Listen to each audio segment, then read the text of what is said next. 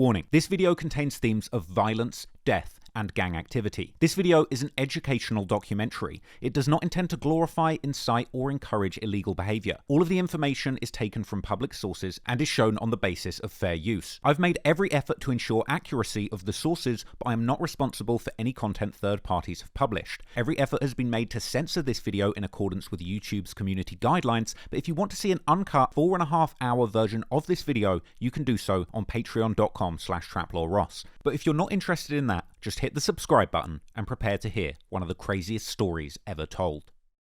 Today, I'm here in Agar Grove, birthplace of one of London's most notorious and dangerous street gangs, Active Gang. And you might recognise the building behind me from the cover art of the album Suspicious Activity by Active Gang member Suspect, recorded whilst he was on the run from 2 murder charges. He was eventually caught in Kenya and extradited back to the UK to face justice. But today, I'll be telling you the full story of Suspect, Active Gang, and one of the bloodiest gang wars ever to touch the streets of London. I've been covering the most famous and dangerous stories from hip-hop history for years now. From the gang-controlled blocks of Chicago's South Side to the bullet-riddled palm trees of Jacksonville in northern Florida. And it seems that no matter the city, if you look hard enough, there's always a crew of hardened gangsters that control the streets and are willing to kill to protect what's theirs. But ever since the 2010s, when Chicago drill emerged, it seems that behind every gang, there soon emerges a gangster rapper. One of those people who had lived the dangerous gang lifestyle and eventually found a way of telling their story through music. Since the emergence of a teenage gang member named Chief Keef from Chicago's O Block, gangster rappers have emerged from all around the world, turning their pain into art and forging a path out of the dangerous lifestyle that so often ends in tragedy. Since Chief Keef, countless names have emerged. Lil Durk, Young Thug, Pop Smoke, just to name a few, artists who made their mark on the music world with their stories of gang life coming out of their respective cities. Each of them has a different sound, style, and cadence, but underneath is the same formula. The DNA of drill music has spread around the world and mutated, with each city establishing its own unique style. I love drill music, from Chirac to Sydney. But there's one question I constantly get asked. Is there anywhere in the UK that gets as active as Chicago?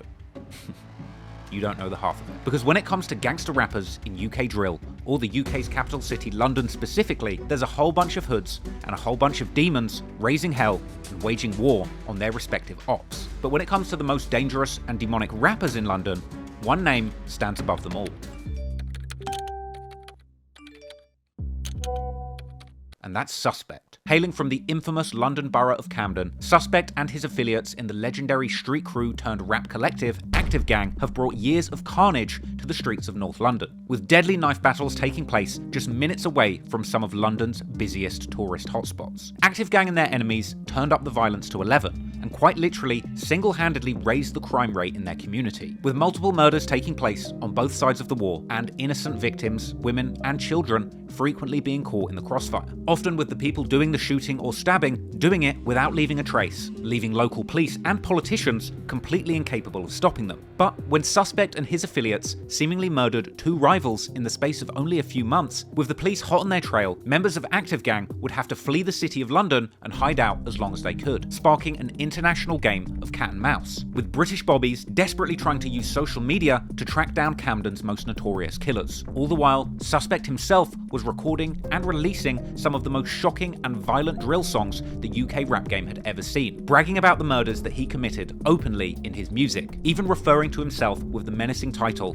the Grim Reaper of Agar Grove, and all while using body doubles and diversion tactics to trick the authorities and rap fans into believing that he was still active and lurking on the streets of London. The story of Suspect, Active Gang, their rivals, and their victims is one of the most wild and tragic stories ever to have been told on the streets of London. But that story has never truly been told in detail from start to finish until now. So prepare yourself to learn once and for all the whole shocking and true story behind London's most gruesome gangster rapper. Agar Grove, if it ain't the A, then you're getting popped, boy. You're live with BBC News, just some breaking news. Breaking news. Breaking news. 2 men have been stabbed to death. Nowhere be at.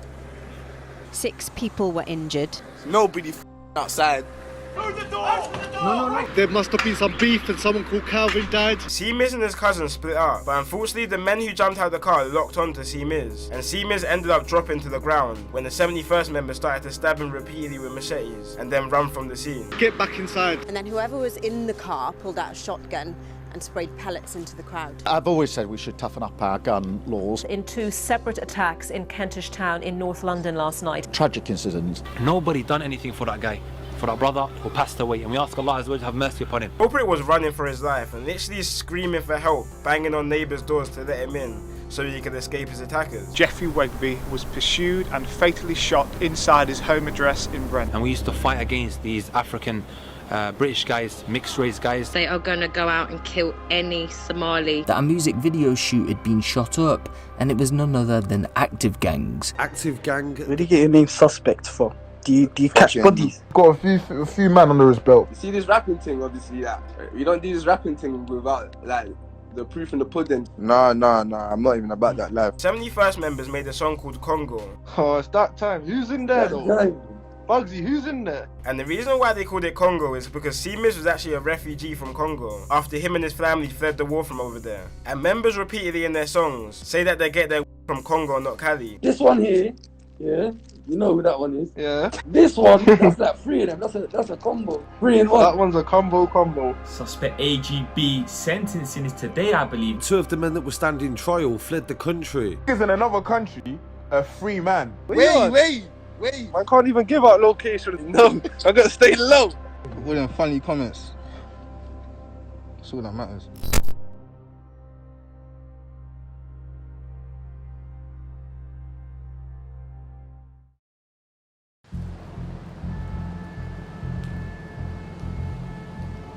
Not to be confused with Camden, New Jersey, which is often ranked as one of the most dangerous cities in America, the London borough of Camden is one of the most famous tourist spots our city has to offer. To the casual visitor, it would be difficult to see how this thriving area, with its bustling markets and high property prices, could be so dangerous beneath the surface. But that's the thing about London. Unlike the sprawling cities of the United States, being such a densely populated area, you might go from standing next to a multi-million-pound property and turn one corner and find yourself in the middle of one of the city's most deprived council estates, or projects as you Americans would probably call it. Camden itself is located in northwest London, and is one of the 32 boroughs, meaning administrative areas, that make up Greater London. The current borough of Camden was created in 1965, when London's administrative area was expanded to incorporate the Greater London, and it includes districts or neighbourhoods, many of which are famous for their ostentatious wealth, such as Hampstead, Kentish Town, Camden Town, Kilburn, Somers Town, King's Cross, St Pancras, Chalk Farm, Haverstock, and Gospel Oak. One of these neighbourhoods you are most likely to be aware of is Camden Town, also often just called Camden, that the borough is named after, and that's where much of the events of this video will take place. Camden Town has been known around the world since the 1960s as the heart of London's art and cultural scene, with it being home to famous music venue The Roundhouse, where acts like Pink Floyd performed in their early years. In later decades, Camden's music venues and bars were scenes where bands like Coldplay and Oasis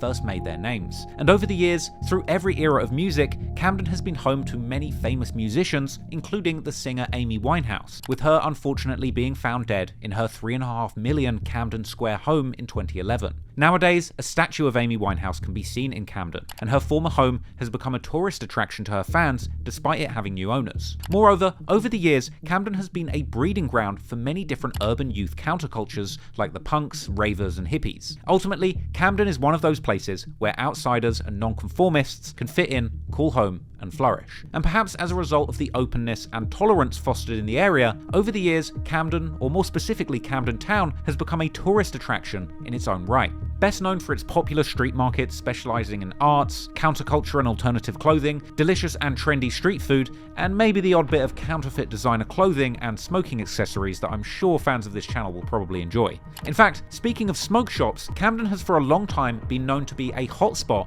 for illegal drug markets, sometimes even being referred to as the Amsterdam of the UK. Despite Camden's countercultural ethos still being somewhat intact, the area has also gained attention in recent years for arguably going through a significant significant gentrification. Similar to many other boroughs of London, which despite the natives struggling with rising costs of living, the push still continues to demolish affordable housing and replace it with multi-million-pound new build developments, often only affordable to the super wealthy, often even being used as investments for overseas investors, meaning that many of these expensive and new homes built in these areas are often left empty, all while wealthy Chinese and Russian investors cash in on the constantly rising property markets in London from the comfort of overseas, without ever even stepping foot in Camden and risking a potential shanking. This gentrification process only tells part of the story, because Camden really is an area with some of the biggest wealth gaps and income equality in the United Kingdom. As I mentioned at the start, many of the poorest estates in London exist literally a block away from multi-million-pound mansions. These are the kind of multi-million-pound mansions you might expect to see in prime spots right next to Camden Square, which is only 6 minutes walk away from the formerly neglected Agar Grove estate. This estate is home to the depressing council block Lulworth House, which was featured prominently on the cover of Suspect's album Suspicious Activity, and is the birthplace of the menacing street crew active gang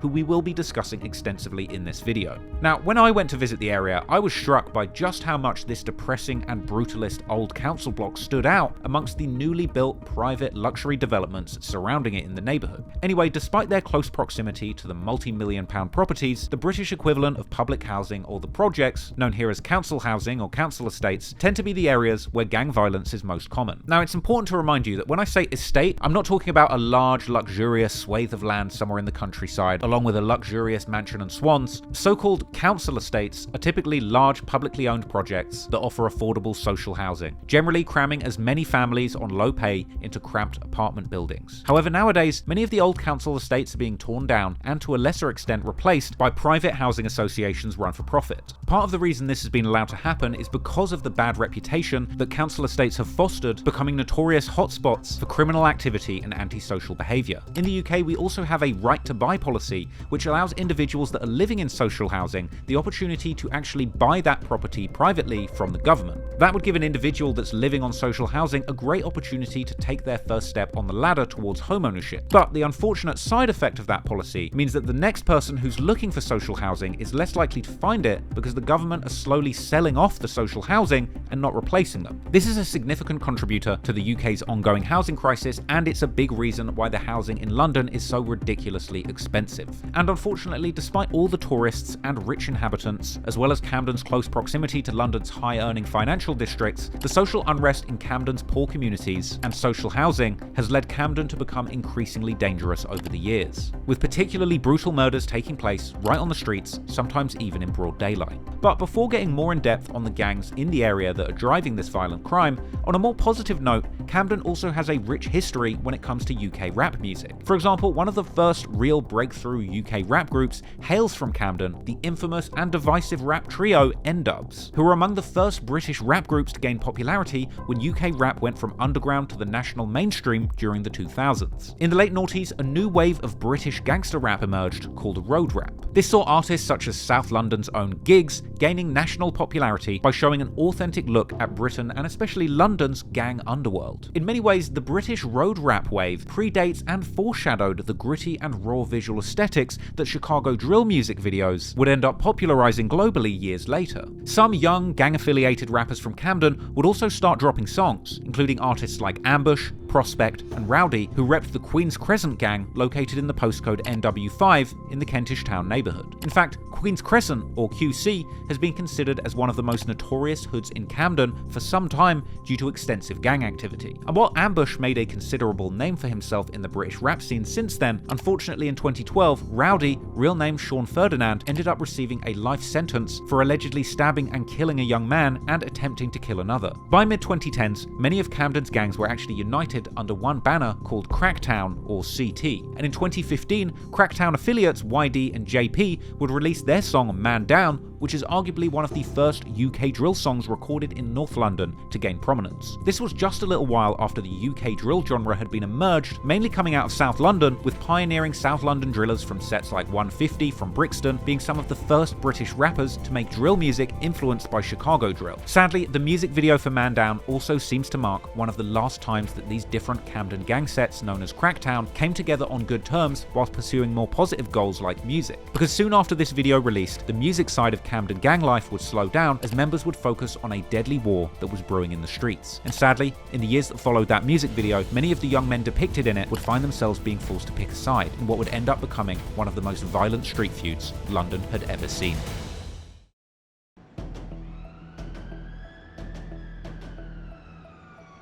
Camden, like other boroughs of London that have significant populations struggling with poverty, has for a long time been affected by gangs. For example, notorious former gangster Marvin Herbert grew up in Camden. He was suspected of up to 24 murders with his Yardie Hit Squad gang, one of many Jamaican Caribbean gangs that operated in London during that period. Herbert, who is now in his 50s and a reformed public speaker, youth worker and YouTuber, has discussed in numerous interviews and videos his upbringing in the rough working class estates in Camden, where his family moved to from Liverpool when he was young. Raised by a drug dealer father who commonly beat up both him and his mother, Herbert fell into the life of crime and gangs since a very young age, until he was apparently shot numerous times in 2008, causing him to lose one of his eyes and eventually making him leave the life of gangs and crime behind. In the 90s, the Camden neighbourhood of Somers Town saw many Caucasian families moving out, with many migrant families of particularly Asian backgrounds migrating to the area and calling it home. Unfortunately, due to racial tensions in the area, this would eventually lead to a race war between the poorest white youths still living there and the Asian youths who had moved in recently. The animosity in the area between these two groups exploded after a 15-year-old white boy, Richard Everett, was stabbed to death by a gang of British Bangladeshi youths who were apparently seeking revenge against another white youth in the area. After this, white youth gangs began patrolling the streets of Somers Town, attacking anyone of Asian background that they came across, even firebombing a halal butcher shop. This was an incredibly violent and volatile time in Camden, and ironically, despite the media attention surrounding the current UK drill scene and the violence it's allegedly responsible for, the homicide rate in the UK actually peaked in the early 2000s. This was reflected in Camden, which was perceived to be particularly out of control at the time, with violent crime and gang clashes leading papers to argue that Camden Town was up there with some of the world's worst murder capitals. Gangs in London around this time were also generally much larger than they are now, with as many as 100 members in each gang. As one former gang member, Omar Sharif, explained in an insider interview, the gangs back then were often unified under large postcode districts and not single estates or blocks. Gang wars can start over the smallest things or the biggest things. Smallest things could be they were at a club or a rave, and from there someone gets stabbed, and then it's a whole, we need to retaliate, we need to send a message, we need to show them who we are. So they round up everyone, and then it's now not just one person versus one person, it's actually a gang versus gang, postcode versus postcode, and now we're talking 50 to 100 people plus.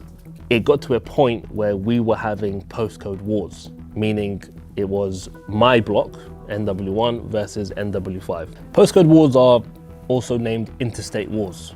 This is something that started even in the 60s, 70s, which areas became smaller or bigger, and it's a way of protecting territory. Now there are things called block wars, estate wars, which are even within the same postcode.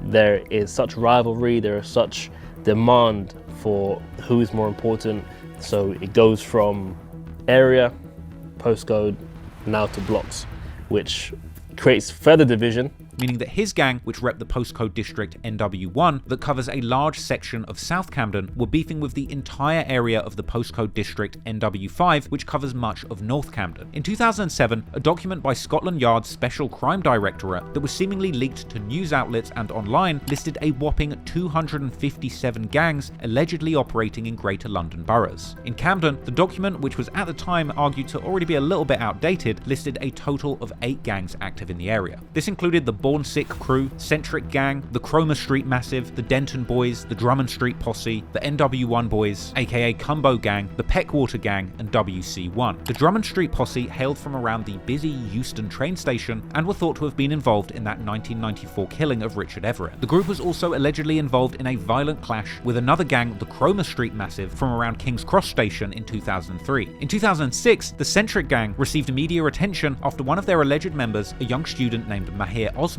also known as Smiley, was brutally stabbed by alleged rival gang members from Tottenham. According to the news article, Centric Gang hailed from the Chalk Farm neighbourhood, where the famous music venue the Roundhouse is. But according to a childhood friend of Smiley, journalist Ismail Inarshe, Centric Gang were a Somali-based gang that had members all over the Camden borough. In 2007, another gang, the Denton Boys, who were from the Denton estate in the Kentish Town neighbourhood, were allegedly terrorising the neighbourhood, committing daily robberies and other violent crimes. In 2008, local news and blogs were reporting of another gang called the Money Squad, or TMS, reportedly another largely Somalian origin gang, who were allegedly selling large amounts of drugs around the Camden street markets. That same year, newspapers would also report of an alleged member of the Money Squad, Sharmak Hassan, being shot to death in what seemed like a gang-related incident. Years later, a reformed gang member and popular Muslim motivational speaker and social media influencer Abu Taymiyyah Jailani would talk about his time in Camden gangs, describing it as postcode wars, but also mentioning how his gang was mostly Somalians and Yemenis from Kentish Town, whereas their ops were African-British guys of a mixed-race heritage. Those who I used to hang around with are mostly like Somalis and Yemenis.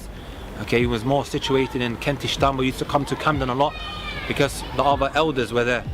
We was trying to, at that time, rep this postcode called NW1, and we used to fight against these African British guys, mixed race guys, all because of a postcode. I have all these scars on my head, on my body. A friend of mine was shot, and this was in Camden, and it was the reason as to why I left the streets. Another example of how race and ethnicity have for the longest time been central in igniting Camden's gang conflicts is a 2009 local news report identifying so-called no-go zones in certain Camden neighbourhoods, including the Peckwater estate, home of the Peckwater gang in Kentish Town. In these no-go zones, patrolling officers were reportedly commonly attacked with rocks by gangs when they tried to enter the estate. Moving into the 2010s, a special task force was set up by the Camden police in an attempt to tackle gang-related violence. This led to numerous arrests of alleged drug gangs in Camden, including in the Queen's Crescent area. By 2011, tensions boiled over between minority youths, many of whom were affiliated with local gangs, and the London police. In the wake of the fatal shooting of alleged gang member Mark Duggan by the police in nearby Tottenham, this brutal use of force on London streets, followed by the Met Police attempting to avoid accountability for the killing, led to days of major protests which escalated into riots all over London, including Camden. Despite the unrest, violent crime in London fell significantly during the first half of the 2010s, bottoming out in 2014 when the homicide rate actually fell below 100 per 100,000 inhabitants, which was largely attributed to the London police's fight against gangs. However, already the following year in 2015, the homicides begun increasing again significantly, with this actually coinciding with the emergence of UK drill music in mainstream London youth culture, as artists such as the 6-7 Crew and Harlem Spartans begun to gain popularity throughout the city, giving the whole world a window into life as a young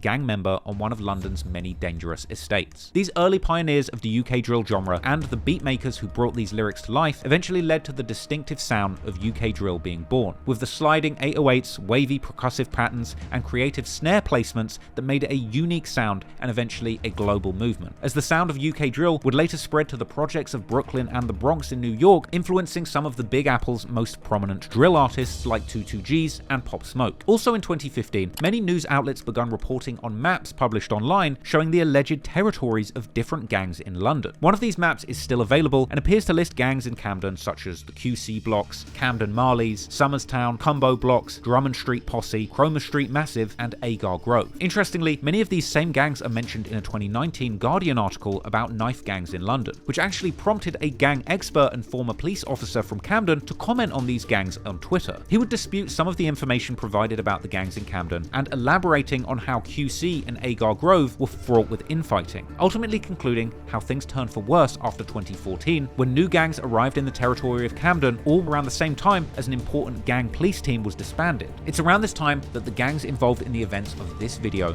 begin truly getting active in the streets of Camden, as young men and teenage boys from the area would get sucked into the local gang politics and their deadly conflicts. In this story, there will be many names of many young men who played a role in the war playing out on the streets, as well as in the recording studios where those battling for dominance on the streets of Camden would boast and brag about their activities on the roads. However, there's one name that stands above all of them when it comes to brutality and notoriety. That's a young man by the name of Tariq Kennedy Mangal Monteiro, who you might know better as Suspect.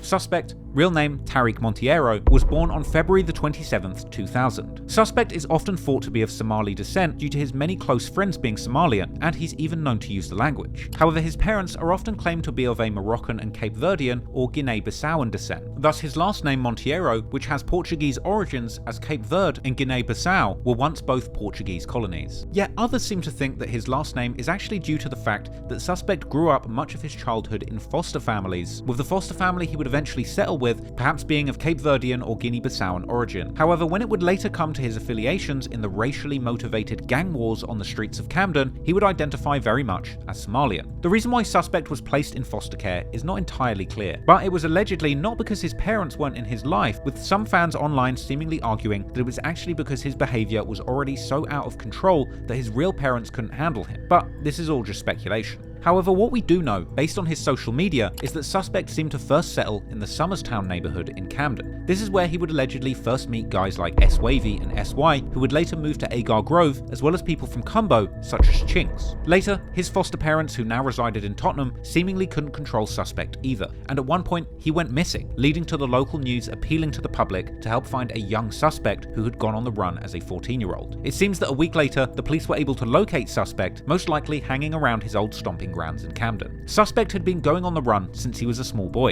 and this perhaps foreshadowed his later infamous actions as a wanted man. To him, just age 14, being a wanted man and ducking the authorities was just an everyday activity. By all accounts, it seems that Suspect's childhood was a challenging one, where personal, family, and friend circle issues all contributed to escalating problematic behaviour, which is also plainly evident on his old Facebook accounts. Due to Suspect's young age at the time, there isn't too much public information about the specifics of his dealings with the law, but later reporting about Suspect's court appearances seem to have revealed that he had an extremely lengthy criminal record even as a child, apparently having received a total of 18 convictions on a total of 41 offences. This includes charges for drug dealing and battery in 2013, an apparent 4 robberies in 2014, and other lesser charges, including assaulting a police officer in 2017. How many times Suspect has been locked up is also unclear, but what we do know is that during some of those incarcerations, he met other youngsters who would turn up and later become highly influential figures in the UK drill scene. This includes Kennington rapper Lowski from the Harlem Spartans, who actually discussed doing time with Suspect in 2016 just as he had released his breakout drill anthem Hazards. Suspect apparently also spent time with members of the 6-7 gang, whose rappers such as LD and Dimsy were some of the first UK drill artists to blow up back in 2014. Once again, here we see a teenage Suspect going to jail and meeting people who are also locked up but enjoying infamy on the streets, all resulting from UK drill songs they had released while they were free. And I would expect that there was a certain level of admiration that Suspect might have had seeing his incarcerated peers making a name for themselves with drill music. And much like the UK rappers that he looked up to,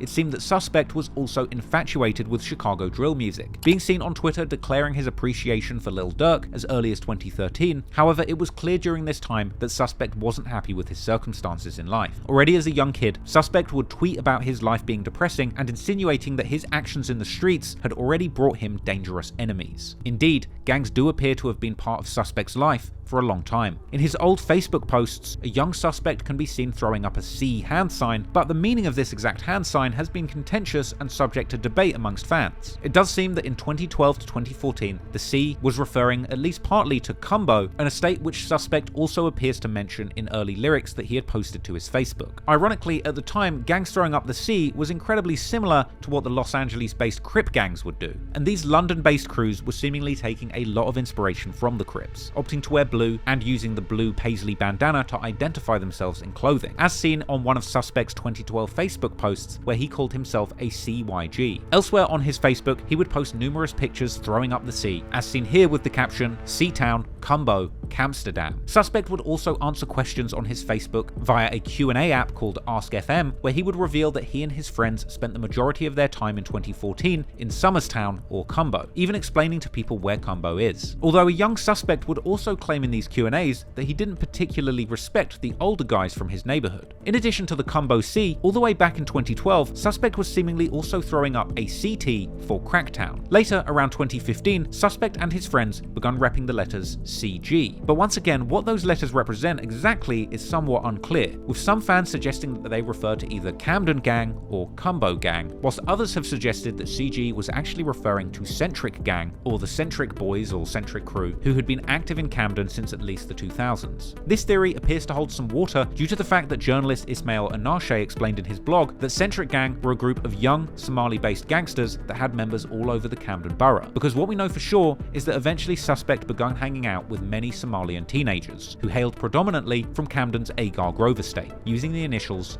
AG. This gang would eventually become known as Active Gang, and through 2013 and 2014, Suspect was extremely active on Facebook, working his way through numerous different accounts. He would post pictures of himself on the block with his gang and continuing to answer Q&As, openly responding to questions from friends and probably anonymous ops, all about the gang life that he was living as a teenager during these years. He would use these Q&As to diss rival gangs from nearby Rowley Way, with people asking him who's more certified in the streets, him or his friend S-Wavy. Suspect would explain how he was banned from Regent's High School in year 8, refusing to say why he got arrested, and explaining that while doing these Q&As that he's 14 and in year 9 at school, even naming and shaming his biggest ops in Camden and saying that he's going to beat up an op named Luke. At one point, he even gets pressed by an older G in his area who says, "Listen carefully, I don't want to hurt you, you're a young buck, but you can't come to my block," with a defiant Suspect telling this old gang member to catch them and taunting them, saying that their estate is scared of him. Other comments would come in dissing Suspect and saying he's not really a bad boy, and people would even mock his gang and their members for being so young. People would reply to Suspect saying that gang beef is pointless, with Suspect replying saying he will never get touched and that it's not really beef if he never gets touched, and that he vows to get his ops, whilst others would reply and claim that Suspect and his gang have actually been touched. Clearly as a teenager, Suspect had gotten himself deeply invested in the gang lifestyle, not just physically as a member, but mentally, and ultimately he would end up surrounded by fellow gang members with the same mindset and background as him. So let's take a closer look at the gang and some of the members who would run the streets with a young Suspect. Before we go any further, I've just got a quick favour to ask you. If you're enjoying this video and my channel in general, please consider subscribing to my Patreon to watch the fully uncut 4.5-hour version of it for just $2. And if you're feeling generous, for $10, you'll be able to get your name in the credits of all of the videos that I drop while you're a member. But most importantly, by becoming a patron, you'd be supporting the long-term survival of my channel. Because even with 1 million subs, I'm still completely independent. I don't have any big company supporting me with these videos. I come up with all the ideas myself, and I put together everything with my current team of just 4 people working full-time. I'm currently trying to take the content to the next level, and that means investing a lot of money into the business. And I'll keep it real with you, I don't always make a profit from these videos. There's a lot of ups and downs with the business, and Patreon is really what helps me ensure that I've got a consistent budget to create bigger and better videos all the time. In this video, you'll see that I actually went and filmed on location, but I think if I had a bigger budget, I'd be able to make this a full-blown Netflix-level production and fly out to other hoods all around the world so I can document the history of rap music there. And also, I know a lot of you hate how long it takes me to make these longer and more detailed videos, so I've also been investing in hiring a lot more editors beyond my current core team.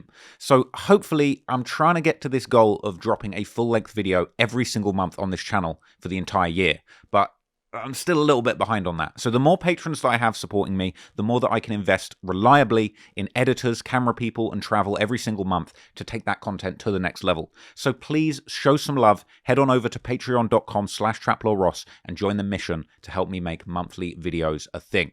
Appreciate you watching, and on with the video.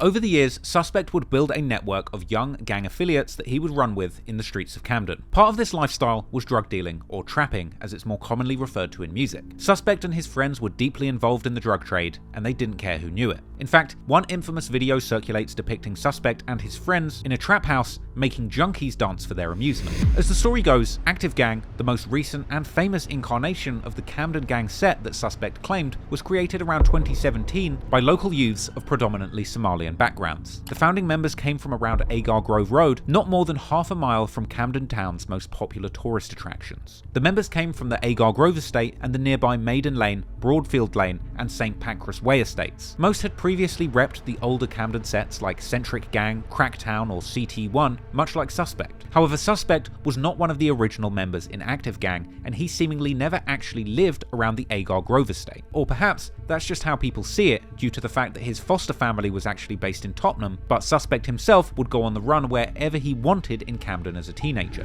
Now, Active Gang is commonly referred to with the initials AGB, with the full name, according to the fans, supposedly being the Active Gang Boys, Active Gang Bandits, or Active Gang Bloods. However, Suspect in the song Caught in the Rain seems to insinuate that the name could also be Active Gang Bloodhounds. But regardless, there's a lot of names and faces that are going to be relevant when it comes to discussing Suspect's side of the war in Camden. One important name in the history of Camden gang beef is Mitch. He's often often considered to be the founding father of the street crew that would eventually go by the name Active Gang, with some claiming that Active Gang was actually started in his honor after he passed away. Then there's his cousin, S45. You also have AK, and then there's SY, aka Stain, Striker, Hitman, and his brother Blitz, Broad Day, aka Broad Day Assassin or BA, S-Wavy, AR, aka Armed Response, who interestingly also like Suspect went missing as a teenager in 2014. There's Reeks, and also 2 Smokey. Now, Active Gang members from Agar Grove would also link up with other sets from the nearby neighborhoods, building alliances against their common enemies. Another street crew from the area that they're allied with is FSG, or Finesse, Stack, and Grind, from the Denton and Ferdinand estates in the Chalk Farm neighborhood, with prominent members like T-Scam, who has made a name for himself as a rapper in recent years, as well as having an extensive connection to street activity. Another area that's connected with the Active Gang crew is NRB, or the North Road Bandits, from the York Way estate and Corporation Street, including members like Yevs and ML, and of course the historic crew with origins from the Cracktown set CT1, hailing from the Kernock, Three Fields, and Bayham Place estates, with members like Traps and Alert. The alliance between these gangs will be known as 71st, based on the N7 and NW1 postcodes that these areas are located in. However,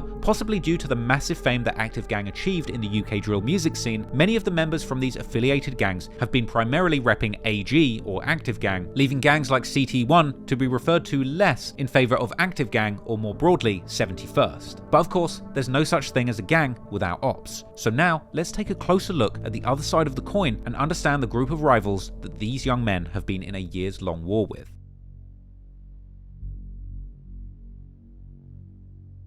Now, before I go any further, I just want to speak on the topic of postcode wars. A postcode, or as Americans might call it, a zip code, is the postage number corresponding to a specific area. In London, the idea of gangs warring over turf, specifically which postcode they're from, is very misunderstood. To many uneducated on gang conflicts, they seem to believe that these groups are quite literally warring over territory based on arbitrary numbers at the end of their mail, with many holier-than-thou folks often arguing in the comments just how stupid it is for these young guys to go to war over areas and buildings that they don't even own. One particularly funny TikTok actually pokes fun at this concept. Yo fam, I've just met you and have no reason to dislike you. I too have just met you and have no reason to dislike you. With that being said, where are you located geographically in London? For me, I'm from E9. E9?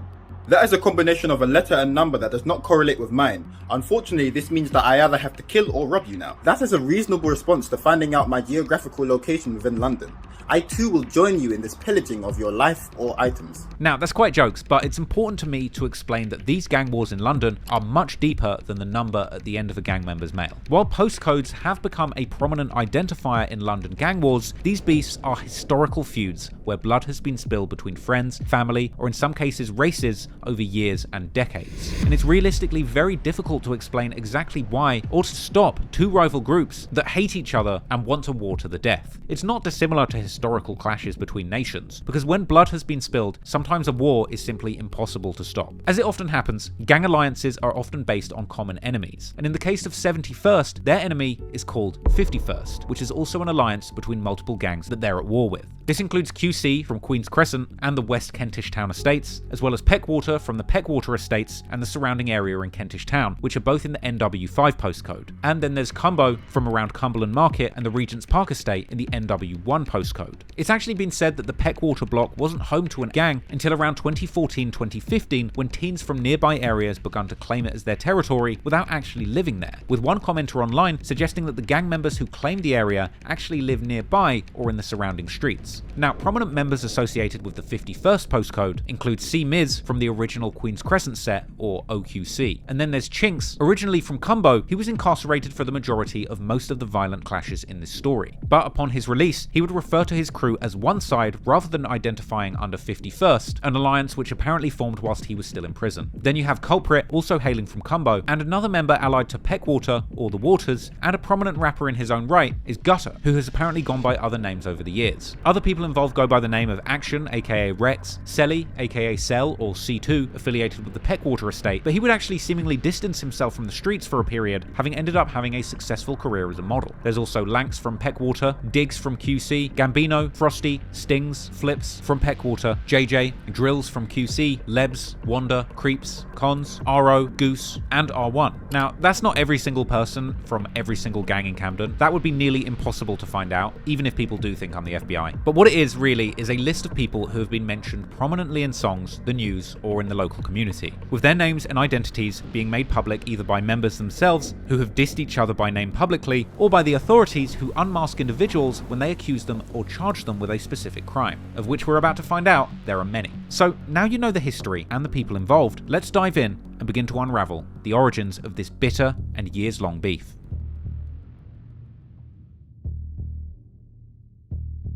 It's often the case in some of the most vicious gang wars that many of the members on each side actually started out as childhood friends. The war in Camden is no exception, and in this case, some of these guys who ended up wanting to kill each other actually started life playing together on the playground. This is something that Suspect actually refers to in very menacing terms in lyrics to his song Dugout, where he raps, "It's crazy how everything played out, because the parks and streets he used to run around and play with his friends in are now the same places that he would be plunging a knife into the chest of one of those friends," and saying that the same streets that he would knock and ask his friends to come and play out on ended up being the same place where he would be hunting for those friends turned ops and asking them to come out so that he could kill them. It's a sad state of affairs, and the self-awareness that Suspect had about these childhood friendships turned deadly beefs is chilling. Other posts on Reddit circulate, backed up by later lyrics, suggesting that many of the people from Agar Grove, Peckwater, and Cumbo all went to the same schools and started life as friends. Chinx would even show love to Suspect and tweeting about wanting to free him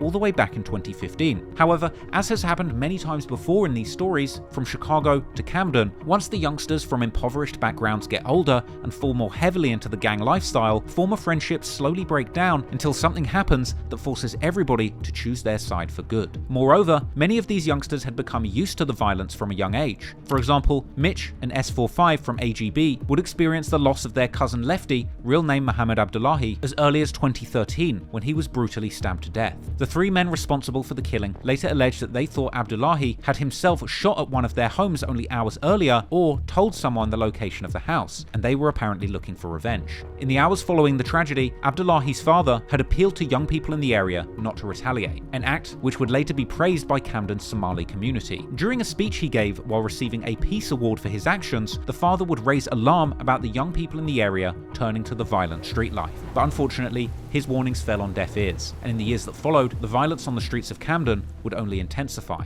In 2015, Mitch would post on his Twitter that he had been out his mind since his cousin Lefty was killed. And then, the following year in 2016, the mother of Dean Winston, one of Lefty's killers, and the person whose house had been shot up before the killing, would give an interview where she revealed that the gang who had been responsible for shooting their house was still harassing and threatening her family. According to one poster on Reddit, who claims to have lived in Camden at the time, knowing the people involved, the murder of Lefty loosely connects all the way to the present-day events in the modern-day Camden gang war. According to this story, Lefty's murder stemmed from a beef between young and old members from around the Peckwater estate, with both Lefty and Dean Winston having indeed lived in the Kentish Town neighbourhood of Camden. Lefty's house was very close to where the Peckwater estate is located, and Lefty was also allegedly not only a cousin of Mitch and S45, but also a Peckwater OG called Wage, who was supposedly a big brother of Mitch and a former member of a gang called TMS, or the Money Squad, which we discussed earlier when looking at the early history of Camden gangs. TMS consisted of mostly Somali youths from Camden in the late 2000s and early 2010s, with one of the latest mentions of TMS being from a blog post in 2011. As suggested by some experts on the topic on Reddit, it's possible that eventually Mitch and other members of AGB, who are predominantly of Somalian background, ended up inheriting some of the existing beefs from older gang members that they were close to, and similar stories continue to circulate on Reddit in the past few years. However, it also seems that during the mid-2010s, gangs in Camden stayed relatively united. Many of the youngsters who would later start beefing were allegedly together in this music video, although it's difficult to confirm them due to many of them wearing masks. However, around 2016, a number of unfortunate events would transpire in the streets, causing friction between these young men. According to one rumor on Reddit, things started after a member from Active Gang stole a watch from another man called Merce Dikanda from Peckwater. In fact, that man whose watch was stolen, Merce, would later be convicted for his involvement in another knife murder incident in Camden,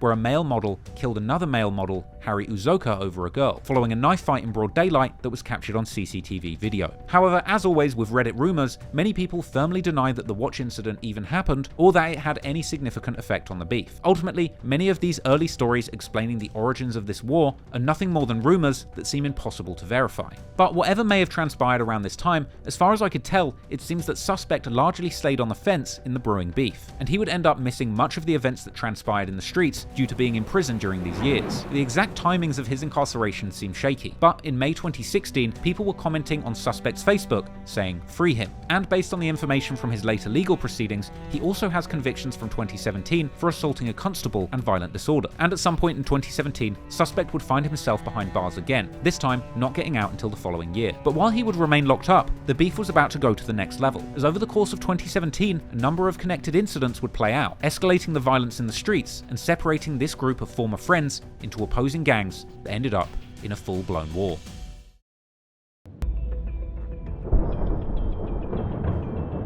Going into 2017, the war in Camden would intensify, and violent acts would play out all over the city, leaving the authorities one step behind, constantly trying to get a grasp of the spiralling violence in their community. On May 5th, 2017, one of the first more well-documented major escalations in the war would take place. At around midnight, Camden police would receive numerous calls about a shooting taking place near Camden Road train station, right at the heart of Camden's tourist district. After arriving at the scene, they failed to locate any suspects, but would soon receive a call from the University College Hospital in South Camden about two shooting victims who were behaving aggressively. One was a 16-year-old boy who initially refused treatment for his bullet wounds and was arrested for assaulting a police officer during the commotion at the hospital. The other, a 21-year-old man who had also sustained bullet wounds, would refuse treatment and attempt to leave the hospital upon finding out the police had been called. Both of them would be arrested on the spot, while a third teen aged 17 would also be arrested in Camden town after a short foot chase by officers. Someone who was present at the incident said, "I saw one armed response vehicle and then another one went screaming past me at 100 miles an hour and I knew something was up.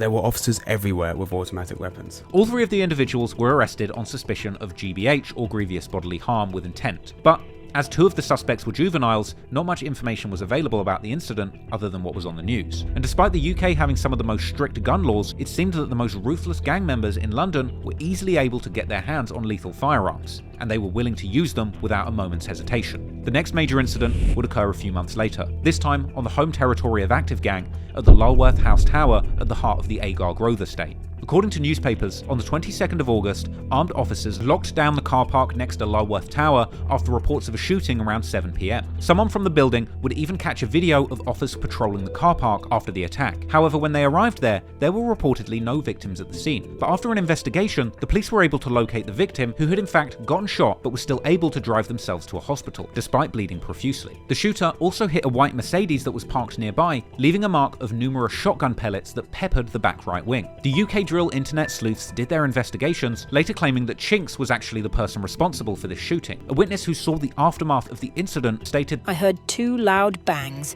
screaming and a screeching of brakes." Also stating, "I looked outside and saw a man had been shot in the head. He was alive, but bleeding like crazy. He then dived in a car with two other young lads and they drove off. It looked like it got him near the eye or the ear. You could just see blood all down his chest." Another resident stated that he first mistook the gunshots for fireworks and called the shooter a bad shot for lacking aim. A witness also told how people were often hanging around in the parking lot of the estate, whilst another witness said that it had actually become a location for drug and gang activity fairly recently, adding that the layout of the car park made it a perfect location for that. The same witness also discussed how the police were known to regularly patrol the area, but there was little that they could do to stop people gathering there. Years later, in 2022, after being released from prison and becoming a prominent drill rapper, Chinx would allegedly reference the shooting in numerous songs. For example, on the track Usual Culprits, where he rapped that he jumps out spraying when he sees his ops, and that Blitz got shot and that people thought it was him who did it, but that he doesn't speak on these matters. Also in the song Secret's Not Safe, Chinx would rap that he'd showed Suspect the same gun that had been used to shoot at Blitz, seemingly implying that Chinx and Suspect were still friendly at the time of this incident, with Chinx even claiming outright on the song Lock and Load that him and Suspect had hung out together immediately after the shooting. Once again, this paints a picture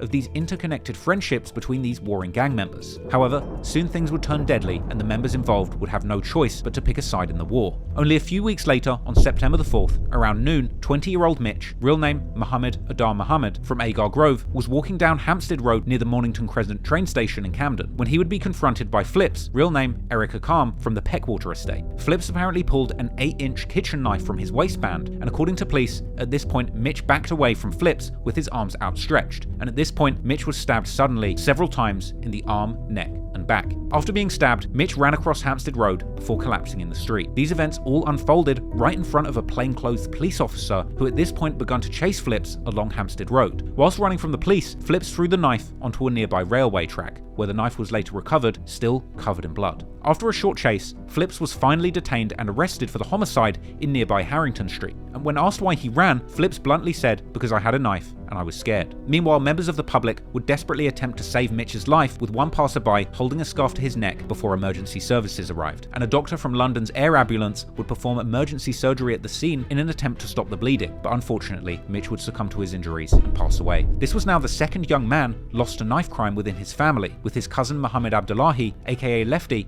having been fatally stabbed in the heart in 2013. These two murders had taken place just a mile away from each other. During the trial, Flips would claim self-defense, arguing that Mitch was rumoured to have previously shot and injured two of Flips's friends. He would also describe how Mitch had behaved threateningly, acting like he was about to pull a weapon from his waistband, which prompted Flips to protect himself. Another 51st affiliate would take the stand, giving testimony that Mitch had shot him just days before the murder, but the judge didn't believe this, stating that it was clear that the witness came to court to lie for Flips. The jury was shown photos of the knife, as well as YouTube videos with lyrics referring to Mitch being got in broad daylight. And so, on December the 21st, 2018, Flips was found guilty of murder and 2 charges of carrying a knife in a public place, with one of those being an incident that took place 3 months earlier, and he was sentenced to a minimum of 17 years in jail. Fans would later find old tweets from Mitch where he would talk about his positive hopes for the future. Ultimately, more blood had been shed in this ongoing gang war, and members were now picking their sides and planning retaliation, and no doubt the authorities were anticipating more of this escalation. Soon after the murder of Mitch in October 2017, police in Camden were on high alert due to the increasing violence in the borough between what they described as drug gangs. And after yet another shooting, the police would then begin to show force in the community, being seen performing a so-called hard stop on a car carrying suspects in the Queen's Crescent neighbourhood, which would be caught on camera. Open the door! Move the door! Open the door! No. Keep your hands up! Open the door now!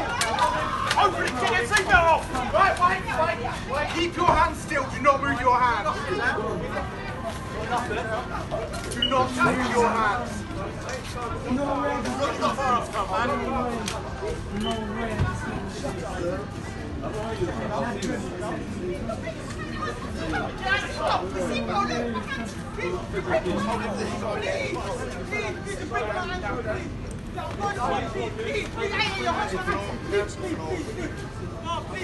Right, shut up.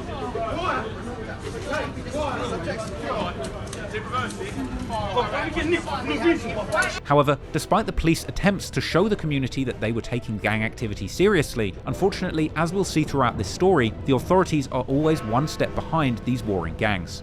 And moving into 2018, the clashes between these groups would get even more deadly, with the police unable to protect the public from the wanton violence that had been unleashed onto the streets of Camden.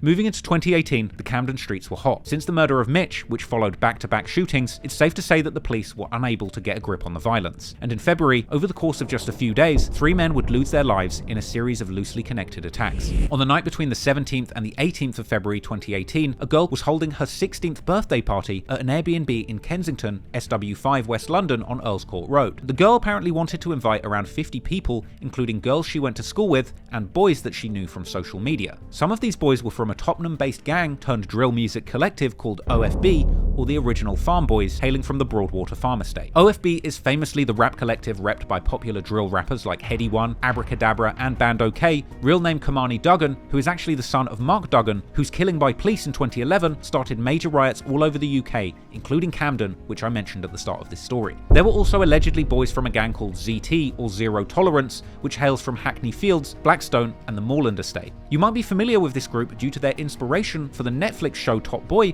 which takes place in Hackney, and also included a gang by the name of ZT, with the show's writer Ronan Bennett, who lives in Hackney, basing some of the characters and events from the show on real-life situations that happened in the area. Later on, the Old Bailey court were told that the girl throwing the party had been particularly careful not to invite any boys from Camden, because apparently she was aware of the history between the boys from Hackney and the boys from Camden. But despite this, the address of the rented flat that was used for the party circulated online, and eventually Lewis Blackman, aka Dots or Dotty, from the Peckwater estate would receive details of the event, making plans to gatecrash the party with a group of around 10 other people from Camden at about 3 AM. Dotty came to the event armed with a large Rambo knife, and one of his friends had a BB gun. Dotty and his group would reportedly arrive to the event and cause havoc, entering the flat brandishing knives and bats, causing damage to the flat, with some partygoers fleeing over a back wall. One defendant, believed to be the rapper Boogie B from OFB, would claim in court that whilst at the party, Dots had grabbed him, snatched his phone and necklace, with the phone apparently being a joint birthday and Christmas present that his mother was still paying for him, and the chain being a crucifix handed to him by his father on the only occasion they had ever met.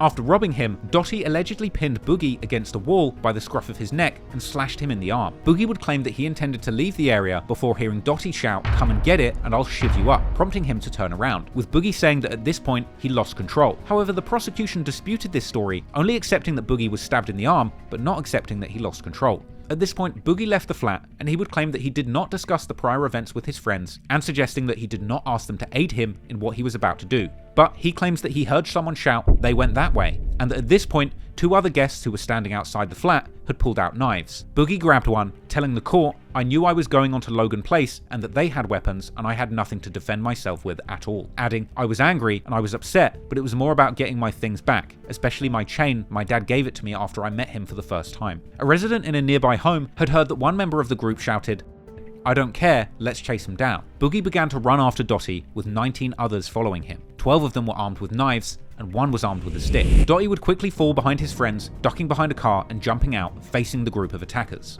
This moment would actually be captured by a nearby CCTV camera, showing the frightening moment when Dots realised he was far outnumbered. He would then turn off and begin to run after a very short standoff. But unfortunately, in a moment that was caught by yet another CCTV camera, the group would soon catch up to Dotty, with Boogie B delivering the first blow, swinging his knife in an arching motion right into Dotty's back. After this blow, Boogie would stop running, but his friends would continue to chase Dotty. Dotty managed to make it another 20 or so paces before falling to the ground on his front. Boogie moved in and delivered the final wound to Dotty, claiming this is when he recovered his stolen goods. Dotty would end up dying as a result of the 2 wounds to his chest. Reports claim that a friend of Dotty ran back towards him as he lay dying, and he was seen to point the BB gun at Boogie and the other OFB members. Following the attack, the group apparently were calm and carefree, walking back to the party house after the murder in what was described as a celebratory mood, and apparently those members were laughing and joking to themselves, with one teen apparently jumping around and waving his feet. The group apparently returned to the party with a triumphant swagger and were visibly excited. Police would discover Dotty at around 3:20 AM after they were called to Logan Place over reports of a large number of vehicles in the area. Officers gave first aid to Dotty, but he was pronounced dead at the scene. After the murder, Boogie would turn up to North Middlesex Hospital to seek treatment for the stab wound he had previously sustained. As the trial came to an end, Boogie B was sentenced to 20 years for his part in the murder, with 2 of his co-defendants, allegedly from ZT, who also delivered blows, being sentenced to 20 years too. And a 4th, who allegedly was from ZT, who was in the pack of attackers but did not actually stab Dots, was also sentenced to 11 years. A shrine would later be erected on the Peckwater estate in honour of Lewis Blackman. And other OFB members have since shouted out Boogie B a number of times in their songs, including lyrics in Heady One's blockbuster collaboration with Drake, the Only You freestyle, where Heady One raps that he still gets jail calls from Boogie B, and saying how his 20-year sentence had moved him. As you're probably wondering now, what does this unfortunate event have to do with the beef between 51st and 71st? Well, on its own, nothing. However, as we'll discuss next, this night put events in motion that would result in another night of horrific revenge attacks that would leave 2 71st affiliated young men dead. With all this happening, despite the fact that Dotty lost his life at the hands of another crew completely unrelated to this beef. Since he was a prominent member of the gangs affiliated with the 51st postcode estates, Dotty's friends would be left grieving, and his enemies would be celebrating, despite not being involved in the murder. But then, days later, on February the 20th, 2018, at around 7 PM, a large group of 51st affiliates, including Gambino, Frosty, and Stings, will be seen at a vigil for Dotty on the Peckwater estate. Then, at about 7:30, they would be seen leaving in a stolen Mercedes van, spray-painted black, and a stolen silver 3 Series BMW. Apparently, 12 to 15 people would get into that van, and 4 people would get into the BMW. The BMW was noticed by an unmarked police car as it left the area, and all 4 occupants appeared to have their faces covered. Then, at 8:14 PM, CCTV captured the BMW in the NW1 postcode. At this time, 2 men would jump out of the car armed with knives, chasing and another man along Aldenham Street, and when they caught up, stabbed in the middle of his back as he tried to hide behind some garbage bins. The 2 attackers would apparently return to the car with a large knife that appeared to be wet with blood. It would require treatment in hospital, but luckily survived the attack. But this gang wasn't done hunting, and soon after, another, more unfortunate attack would occur. 15 minutes later, at around 8:30, CCTV would capture the BMW in the NW5 postcode. The car was following 16-year-old Abdi Karim Hassan, a youth better known on the street as AK, walking on Bartholomew Road. Moments later, he was attacked and stabbed too. He was stabbed in his chest and back, and unfortunately he would die at the scene. While he lay on the ground, the stolen Mercedes van was seen driving past. Now, this murder took place just meters away from the vigil for Dotty, and at this point, one of the attackers was dropped off near his Hackney home. Around 45 minutes later, at 9:15, the Mercedes van was then spotted in the E8 postcode in Hackney. It's believed that these 2 vehicles drove to Hackney and Tottenham in the hopes that they would find the people or gangs directly responsible for the death of Dotty, as they knew Dotty's killers identified as members from OFB or the original Farm Boys from Tottenham and ZT or Zero Tolerance from Hackney. At one point, a group of 7 men armed with knives and machetes jumped out of the van and ran towards a group of men that they spotted in Pembury Circus. They would catch up to one man in that group, punching and kicking him, but were disturbed, perhaps by a witness, before being able to inflict any more harm and ultimately return to their van. Not satisfied with this non-fatal attack, next, the van filled with gang members would travel back towards the Camden area. The Mercedes van would next be seen in the Belsize Park or Chalk Farm area. Just before 10 PM, that van would then stop on North Road, Islington, territory of the 71st affiliated crew NRB or North Road Bandits. 4 masked men would jump out of the Mercedes van and run after 2 young men, one of them being 20-year-old Sadiq Mohammed, also known as S45, and another man. That second man would successfully escape and hide from the attackers in a nearby shop. However, S45 would be less lucky. He would seek refuge in the backseat of a passing car on Malden Road and reportedly pleaded for the driver to take him to safety, shouting, "Go, go, go, drive, drive." But the female driver, assuming that she was being robbed, would get out of the car and flee. The 4 men would converge on the car, and despite S45's best efforts to keep the doors closed, he would be dragged out of the vehicle. He was thrown to the ground and repeatedly stabbed, and unfortunately, he would later die from his injuries at the scene. Following this second murder, in a matter of hours, once again the van was seen driving past the victim with the rear doors open. This killing took place less than a mile from the murder of AK. S45 was now the 3rd member of his family to have been killed in a knife crime attack, as he was Mitch's brother and Lefty's cousin. According to the Mirror, AK's mother recognized his jacket from the police cordon, tried to call her son, and soon realized he was the victim at the scene. And the authorities would identify that this group of gang members had carried out 4 incidents of violence in a span of just 2 hours, with the news describing the tragic outcome of 2 men being left dead within just hours of each other. At this point, a Section 60 notice was also put in place after the incident, which, much like so-called stop and frisk policies in the US, hand police greater powers to search anybody they want beyond probable cause in the aftermath of a serious incident like this. This evening was described later by the judge as an orgy of street violence, and after all of this played out, at around 10:20 PM, that van was driven and parked at the home address of the mother of Ben Drummond, better known as Frosty, from the Peckwater gang. At 7:30 AM the next morning, that van was set alight after 2 men had been seen approaching the vehicles with petrol cans. There was then telephone contact between Frosty and others who were accused of participating, including Stings, with the last of this contact being around 11 PM. Frosty would reportedly also attempt to contact Stings on the morning of the 21st of February, however Frosty would later claim that these calls were related to drug dealing rather than the violent events of the previous evening, and it was later revealed that Stings knew both AK and S45, as he attended his first secondary school, William Ellis, with AK, and his second secondary school, Haverstock, with S45. After the Camden community had been rocked by this horrific wave of violence, the area was described by the local news as being in a state of shock. Police will be seen combing through multiple crime scenes for evidence following the murders, with a forensic tent and cordon seen near the murder location of AK near Bartholomew Road that night, with officers continuing to investigate into the morning, and cops would shut down the road where S45 lost his life after attempting to seek refuge in a car, and making a public appeal to any motorists who might have been driving here the night before to come forward with any information. Mitch and S45's mother would be interviewed by the BBC following the incident, in an emotional segment grieving the loss of 2 sons in a matter of months, and begging the youth in Camden to put down their knives. 5 months and lost 2 sons.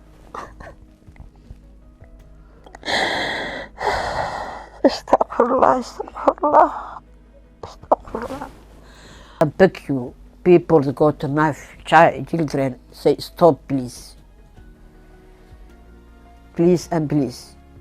Following these tragic incidents reaching the news, the Camden Council leader, representing Holborn and St Pancras areas, which includes the area of Camden where all this happened, Keir Starmer MP, would release a joint statement. The day after the murder, on Wednesday the 21st of February 2018, a public meeting was held at the Queen's Crescent Community Centre, just 500 metres from the scene of S45's death, where Keir Starmer and the Camden Council leader were in attendance, being told of parents in the community fearing for their children's safety. And the uncle of S45 would tell the police that they all know about these attacks before they're going to happen on social media, so why don't the police do anything about it? A little while later, Starmer would go on to make comments to another community meeting in the wake of these Camden murders, where the Somali community would say that they were living in fear, and Keir Starmer would say that he is very worried about cuts to police funding in the area, essentially blaming the police and council cuts for the collapse in safety in the area. The cuts in police funding perhaps go some way to explain why nothing was being done about the rising rates of violent crime in the community, and it seemed that the Somali community there were right to be worried, with so-called race wars between gangs, something that Camden has a history of, threatening the safety of the community once again, with the Somali community in the area having claimed outright that they feel the police have abandoned them. Later that month, 1,000 concerned citizens took to the streets of Camden for a march against violence, demanding action on knife crime. The mother of Mitch and S45, who was leading the charge and the procession, even stopped at the location of the murder, before coming to its end at the location of Mitch's murder. Once again, the Member of Parliament for the area, Keir Starmer, would attend the march and speak to the crowd. And despite the apparent cuts to police funding in the area, while the community were marching, the underfunded police were working to try and find the perpetrators. Eventually, numerous members affiliated with gangs from the 51st postcode group were identified by the police, including Chinx and Frosty, who were charged with both the murders of AK and S45. There was Gambino, who was charged with the murder of S45. Chinx, real name Isaiah Papula, was arrested just after the night of violence, caught on February the 22nd, 2018, after attempting to discard the car key for the BMW used in the crimes, which was found parked in the local area. Apparently, he was caught after throwing the key out of his window, which was later retrieved by police, who then found the car, opened it, and searched it. AK's blood was found on the bonnet and the rear seats of the car, with Sting's DNA being found on a face mask that was in a rucksack in the boot. S45's blood was also found on one of Sting's trainers, and cell site data from the phone which was found in Sting's possession when he was arrested was moving in such a way which implied that he drove the BMW back to his home address. Sting's claimed to have played no part whatsoever in the killing of S45, claiming that he was at the vigil for Dottie until around 8:40 PM when he saw blue lights coming from the scene of AK's murder. However, the police didn't buy this alibi. He was initially charged with 2 counts of murder, grievous bodily harm, and attempted grievous bodily harm on the 25th of February 2018. Sting's would first appear in court on the 28th of February 2018, and he would be found guilty of murder, manslaughter, GBH, and violent disorder on May the 29th, 2019, with his murder charge relating to the death of S45, the manslaughter of AK, as well as the GBH, and a general count of violent disorder. On the 9th of July 2019, Sting's was sentenced to life in prison with a minimum of 28 years for the murder of S45, and he would also get life with a minimum of 9 years for the manslaughter of AK, along with concurrent terms of 42 months and 3 years for the GBH and violent disorder convictions. But on the 27th of May 2021, an appeal hearing for Sting's would be held in regards to the murder sentence, seeking a reduction due to him being aged 18 and 9 months at the time of the offence. During the appeal, the court would be made aware of 2 head injuries sustained by Sting's as a youth, including a blow with a baseball bat in 2015 and a punch to the head in 2016.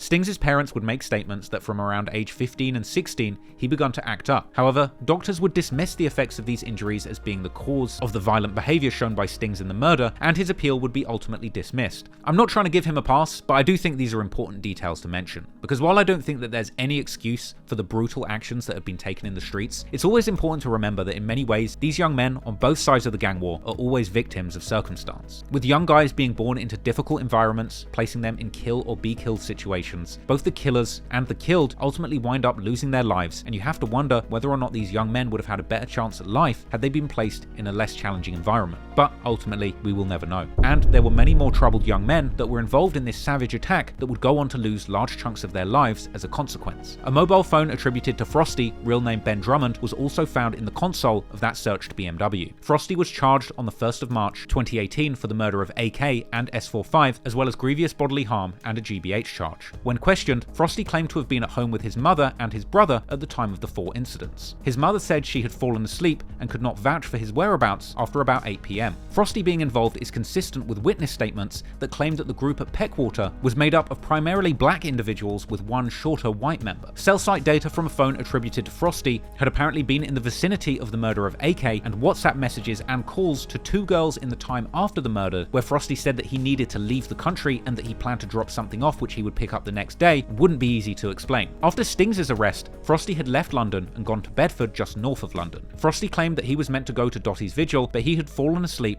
and was asleep when the attacks had happened. But the court didn't buy this, and he was ultimately also jailed for life with a minimum of 23 years served. And while Frosty's plan to flee the UK never materialised, Gambino, real name Godwin Lungi, would successfully flee the country to France. But ultimately, he didn't get far enough out of Europe to evade the authorities, and he was ultimately arrested and brought back to the UK to face trial. He would deny any involvement, but prosecutors would claim that Gambino could be identified on CCTV by a distinctive white scarf or face covering which placed him at the scene of S45's murder. Gambino would first appear in court on the 4th of March 2019, where he would claim that he felt pressure to go and do something after Dottie's death. He also claimed that the atmosphere at the vigil was jumpy and outright stating that a group wanted us to go and look for the boys who killed Dottie. Gambino claimed to have left to go to the shops and gave his coat and scarf to another member of the group before going to his girlfriend's house in Hampstead. The scarf is one of the pieces of evidence the prosecution used in connection with CCTV, as mentioned before. He claimed that members of the group didn't want to go on the mission in their own clothes, so they asked Gambino for his. Gambino also claimed that he went to France after the events of that night, as his mother wanted him to stay away from the violence in the area. However, once again, the court did not buy this alibi, and Gambino would be convicted of the murder of S45 and violent disorder on the 2nd of March 2020. On the 18th of July, he would be sentenced to life in prison with a minimum of 21 years, as well as a 3-year sentence for violent disorder to be served concurrently. At least 3 people were held responsible for the taking of 2 young men's lives before their time. It's believed that these incidents of mass violence is what actually caused the police to start investigating the gang war in Camden more closely, with many members being arrested and jailed over the next year or so for conspiracy, guns, and drugs. And after all the public attention on Camden's out-of-control gang war, it seems that the warring members of 51st and 71st postcode districts decided to lay low for a while. However, a few months later, violence would erupt in the community once more, this time with police surveillance keeping a close eye on events as they transpired. On the 15th of June 2018, active gang affiliate Blitz was stopped by police whilst driving a black Ford Galaxy that had apparently been stolen from a funeral director's about a week earlier on the 7th of June. He was reportedly driving out of the Maiden Lanes estate at approximately 3 PM, when officers from the Violent Crime Task Force in 2 unmarked cars would stop him on York Way, in the N7 postcode, territory of the North Road Bandits. Officers would approach the vehicle and indicate for the occupants to leave. The car would then reverse backwards and then go forwards, endangering officers. Blitz and 3 others who were in the car would end up being detained by police, and following a search of the car, officers would find a 17-inch Rambo with a 12-inch blade between the passenger seat and central console, as well as multiple leaflets in the car from the funeral directors confirming that it had been stolen. The car itself had fake number plates attached to it, but the police checked the VIN number of the vehicle and confirmed the owner was the funeral directors. Now, this all just goes to show you the lengths that these gang members in London will go to, stealing cars from local businesses and obtaining fake plates to try and stay under the radar and lurk on their ops without a trace. But unfortunately, on this rare occasion, the police were one step ahead of the gangs. Blitz had already been convicted of affray, an English common law term referring to public fighting, and was given a 2-year driving ban from March 2016. The DVLA confirmed that Blitz had not applied for any driving license, even a provisional, meaning that when he was stopped in the stolen car, he was still banned from driving any vehicle. And so, on Thursday the 20th of September, Blitz would plead guilty to driving whilst disqualified, driving and taking away a vehicle, and possession of a bladed article at Blackfriars Crown Court, and he would be sentenced to 20 months in prison, and pictures of his mugshot and him in jail would circulate online. Clearly the police and authorities were trying to get a grip on the spiralling violence in their community, and now it was time for the politicians to step in and try and do something too. Later that year, in September the 21st, 2018, Camden Youth Safety Task Force, chaired by local MP Keir Starmer, would release a report recommending how to keep young people safe in Camden. The release event even included the announcement of £500,000 in funding to try and help the council, partners, and the community to act upon the report's recommendations. The report blamed much of the violence on well-established drug markets operating in Camden, as well as identifying that the pattern of exploitation saw younger gang members being groomed and taken advantage of by older members at the top. And to their credit, the task force was told that the lack of opportunities and the desire to make money were the key underlying drivers of serious youth violence in the area, suggesting that better education, training, or employment prospects projects would actually provide protective factors to protect vulnerable young people from being affected by violence in that area. They would also identify that young people believed that the need to defend themselves ultimately outweighed the risks of getting caught with illegal weapons. And let's not forget, just having a knife in the UK in public without a good reason is a crime punishable with a prison sentence. The report even suggested that social media had actually been making the problem with gangs worse, even going as far as to claim toxic masculinity may be responsible, or more sensitively put, there was a lack of positive male role models for the young men in these communities where violence was occurring. The report would speak of the need for robust programs that could be developed to equip young people with the skills to make more positive choices, but it didn't really give too much explanation on these programs. It spoke of a need to identify youths at the highest risk, but ultimately put the onus on schools and parents to do this like they weren't concerned already. The report would speak of the need to support kids with trauma or in trouble at school and promote early help services to give better parenting skills to those struggling in the community. They claimed that they needed to change the local conversation about the drugs trade and foster greater trust between young people, local communities, and the police. The report made for interesting reading, but much of it was very broadly identifying the failings and potential solutions to the gang violence in Camden. But in the end, that £500,000 didn't seem to do anything to really improve the situation in Camden. Now, to be fair, in the year following this report, they actually held a 1-year anniversary event to talk about some of the achievements that had come from this program so far. And at the event, some projects that have been attempting to tackle the problems in the community presented what they had been working on. One was a violence reduction program called Engage Camden that was later rolled out to more areas in London, which attempted to give youngsters violence intervention support when they were arrested into custody in what they describe as reachable moments. And another was a youth violence intervention program called Red Thread, which worked in accident and emergency hospital departments, providing targeted support and intervention for young people who come into the hospital with the sorts of injuries that a young gang member might suffer. This is a charity actively doing good work to actually try and help the situation. I've donated to them, and I actually suggest that you do too if you're interested in these issues. And so, as Keir Starmer stood there at his podium, brandishing his glossy brochure that offered promises on how to fix the problems on Camden's streets, pointing out the problems caused by Camden's lost and neglected youth who fell through the cracks, emerging from the shadows, fresh out of prison, was one of those young men who had been forgotten by the system, left behind by society, and failed by the state who should have protected him. And that young man was suspect. When he did return to the streets of Camden, he did so with a bitter grudge, grieving the loss of his friends who had lost their lives in back-to-back murders that the city had failed to prevent in 2018, and ultimately ready to unleash pain, death, and destruction on the very streets that made him.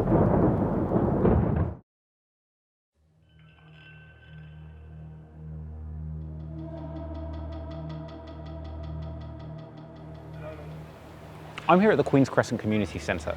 This is the hub for the local community, but also where you'll find the local MP Keir Starmer paying his respects to the community in the midst of any kind of serious knife crime attack. Its association with the ongoing knife crime epidemic is made even more clear by the mural to Camden Begins, aka CeeMiz, who lost his life in April 2019.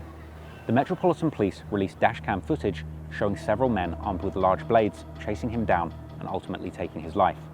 Today, a large mural remains here reading Miz World, which keeps Calvin's memory alive, but also reminds everybody of this shocking murder that took place on a busy London street.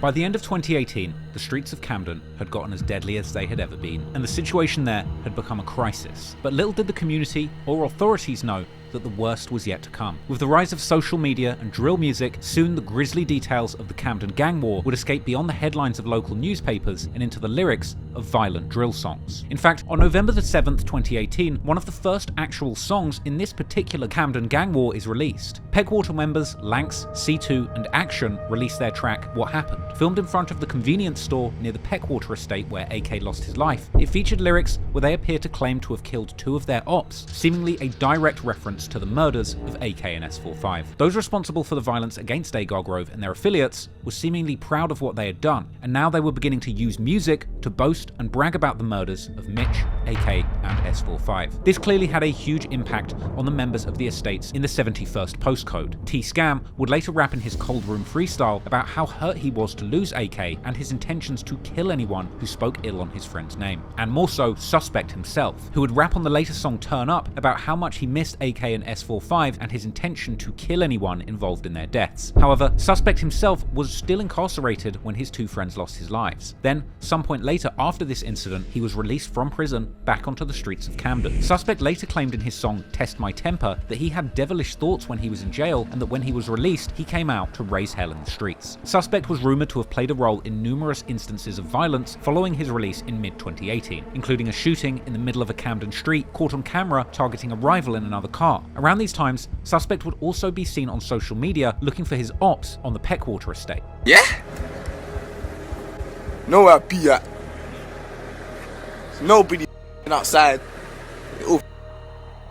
However, one of the most brutal instances of violence that Suspect was allegedly involved in would take place in early 2019, marking the start of an extremely violent year. In 2019, many members who had been locked up were released, and fresh home 71st members from their various estates wanted revenge for the 3 murders of their friends that took place before people went to prison. At around 1 AM on the 15th of February 2019, a 51st affiliate who went by the name Gxng was walking past a Sainsbury's supermarket chain in Cumbo's territory near the Regent's Park. According to a report by London's Evening Standard, he was rammed by an SUV. Then, several 71st members exited the vehicle, attacking him with knives and stabbing him repeatedly in his body and head, leaving him with what the newspaper described as life-changing injuries. Apparently, Suspect was one of these people instigating the attack, and he and other active gang members would taunt G-Squeeze relentlessly in his music and social media going forward, and even boastfully rapping about how many of their ops they've put on the bonnet of their cars and rammed with vehicles. Suspect would even post an Instagram story where he claimed that the video game Call of Duty inspired him to rap, and saying, "Shout out to the Gulag for letting Squeeze out," a reference to the fact that despite this savage attack, Squeeze managed to escape with his life. Clearly, Suspect, active gang, and members affiliated with other estates in the 71st postcode district were proud of their violent activities on the streets of Camden. And with the growing resurgence of UK drill music in 2019, some members were looking to capitalise on their growing notoriety in the streets by making more music about their gangbanging lifestyle. On the 28th of March 2019, Active Gang would release their first music video, a track called Money and Violence, featuring verses from members Suspect, Broad Day, and Hitman.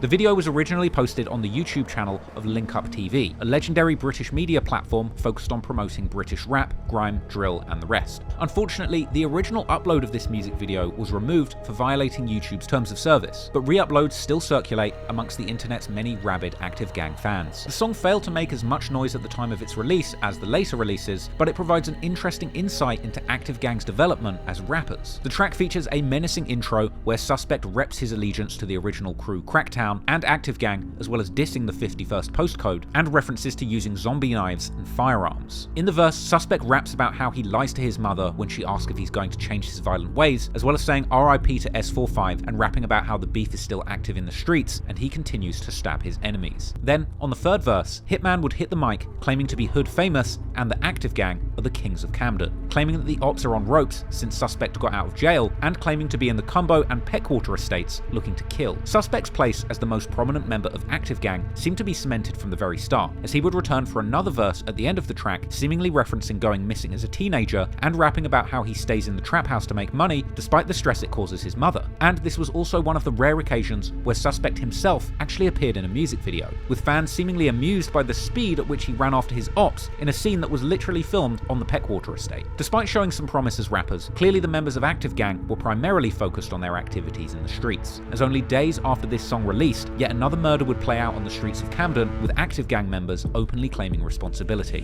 CeeMiz, real name Camden Begins, was a British Congolese young man whose family came to the UK to escape the civil war in Congo and search for a better life. He grew up in relative poverty in the Denton estate in Kentish Town, a social housing project known for its gang activity. Apparently his family made the best of their circumstances, with his mother working as a dinner lady in a nearby school and CeeMiz himself being an enthusiastic football player. Unfortunately, almost a year before CeeMiz would end up losing his life, death, the family was already struck by a tragedy when his father passed away. CeeMiz was allegedly an older member of the original Queen's Crescent Gang, or OQC, a set that was apparently beefing with several other gangs around Camden, including gangs that would later unite under the 71st Alliance. And he had allegedly even been in physical altercations with many members of the Alliance in the months leading up to his death. CeeMiz was allegedly known by another name in the streets, C-Murder, apparently the result of him allegedly being involved in the killing of a young man named Kwasi Anim Bodu, also known as Lavish. Lavish was stabbed to death in April 2018 by unknown assailants, and the homicide remains unsolved to this day, with witnesses in the case refusing to cooperate and identify those responsible. But despite an alleged reputation as a killer in the streets in an unrelated incident, it was ultimately an altercation with members from Active Gang that would end up taking the life of CeeMiz. What exactly happened in the days leading up to his death have been subject to intense debate online, with many rumours being unconfirmed but painting a picture of an ongoing feud that escalated. According to these rumours, CeeMiz was regularly dissing dead members from rival gangs on social media such as Mitch and S45, and not long before his death, he even allegedly had attacked Suspect unsuccessfully, ultimately leading to Active Gang to actively hunt him down in the days that followed. On the 1st of April 2019, CeeMiz had been hanging out with his cousin. According to that cousin, while they were at a chicken shop that day, CeeMiz received a phone call where he got some disturbing news. According to rumours, his friend had called him warning him that members from Agar Grove were outside and looking for him. Then, around 8:30 PM, as CeeMiz and his cousin were getting out of a taxi in the Gospel Oak neighbourhood, he would unfortunately be unaware that at that moment he was indeed being followed by members of Active Gang. And upon getting out of the cab, 4 masked men driving behind got out of a dark Volkswagen Bora that had been stolen 4 days before. The 4 masked men began running towards the pair. One of these men was allegedly Suspect, and another was SY, accompanied by other affiliates from Active Gang. According to his cousin, CeeMiz saw the men coming and said, "Look, run." Due to the recent incidents in the area, it seems that they both knew what was going on, and they both began running in opposite directions. Unfortunately, CeeMiz, the main target, was being chased, and during this foot chase he tripped. CeeMiz would fall to the ground, where he was kicked and stabbed. At least part of the attack was caught on a dash cam of a passing taxi, seemingly showing 2 assailants dressed in black running towards the scene of the homicide, which has been censored by the police. Police would also go on to release CCTV footage of the car speeding away from the scene of the crime, with reporters arriving on the scene, further capturing images. At 9:01 PM, about half an hour after police had been called, CeeMiz was unfortunately pronounced dead at the scene, and his mother reportedly heard the news of her son's stabbing, rushing to the scene, where she was informed by police he'd lost his life, with some later pointing out the tragedy that his family had moved to London to escape war in Congo, and something like this still ended up happening in the UK. Police would set up a cordon at the scene and be seen collecting forensic evidence into the morning, and the police would later track the getaway car's movement through CCTV cameras, eventually finding it burned out at Court Gardens with false number plates still intact. Months later in June, CeeMiz would finally be laid to rest in a large funeral attended by his family, friends, and the larger community.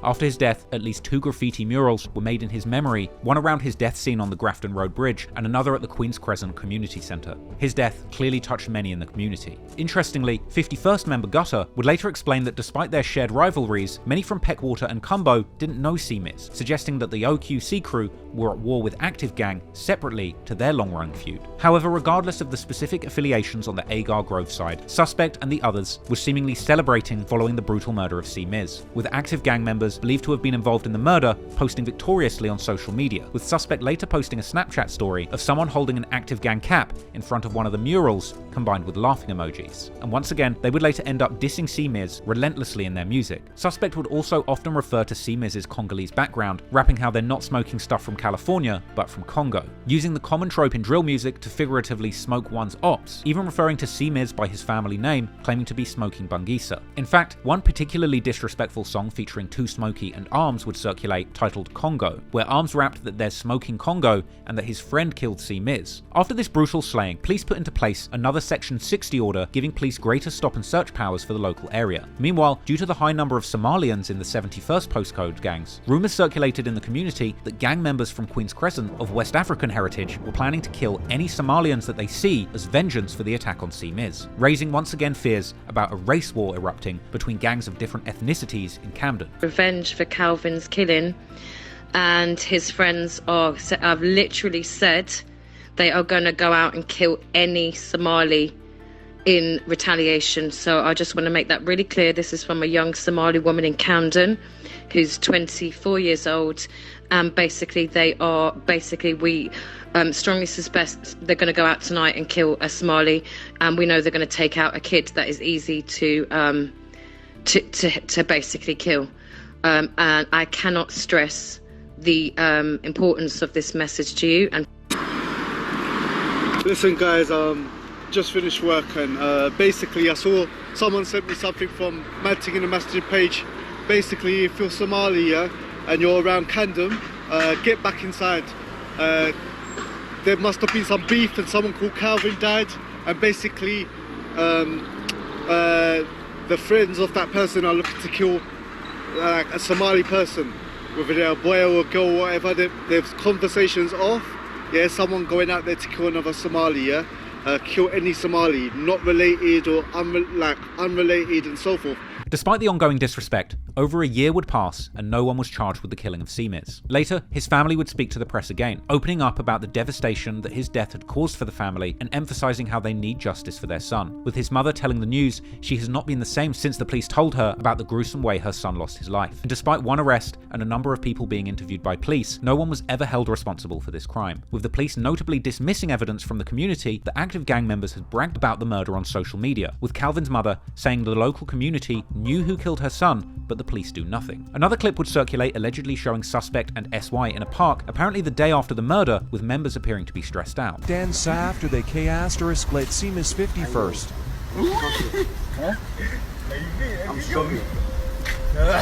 It seemed clear at this point that the police were not truly protecting the Camden community. London's Metropolitan Police unfortunately have a poor reputation for racism, with the force being publicly described as rotten and broken. And in the wake of the murder of CeeMiz, the highest ranking police officer in Camden would rub salt in the wounds, on April the 10th, 2019, telling the community that it was their responsibility to solve the crime, not the police, and admonishing the community for not snitching, telling them that the police were frustrated that people in the room likely knew the killers' names but wouldn't tell them, and saying outright that not talking to the police means no justice will be delivered. Rather than maintaining a safe environment, they blamed the very community torn apart by these crimes for their failure to deliver justice, with audience members clapping back and saying that they know these murders are going to take place and demanding that the police intervene, with the detective even clapping back to the audience, blaming them and refusing to accept that the police had failed to pick up on tensions in the area, blaming the community for not coming to them with intelligence before the murders took place. This made it very clear to the Camden community that their safety was their own responsibility, not the police's, with the leader of the community association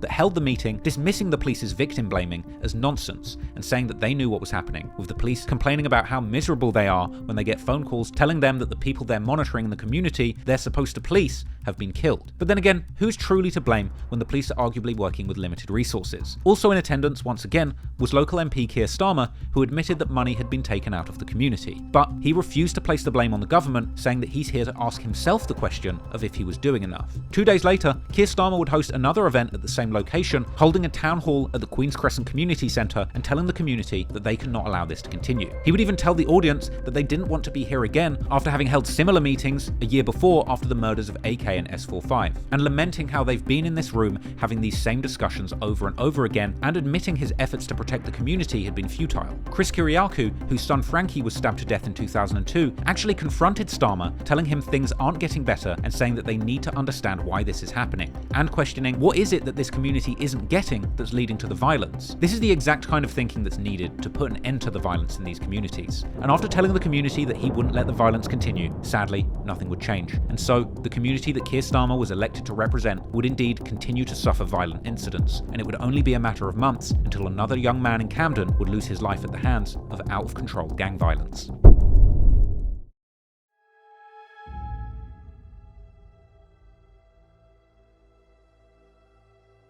I'm here at the spot where Alex Smith, also known as Culprit, unfortunately lost his life at the young age of 16.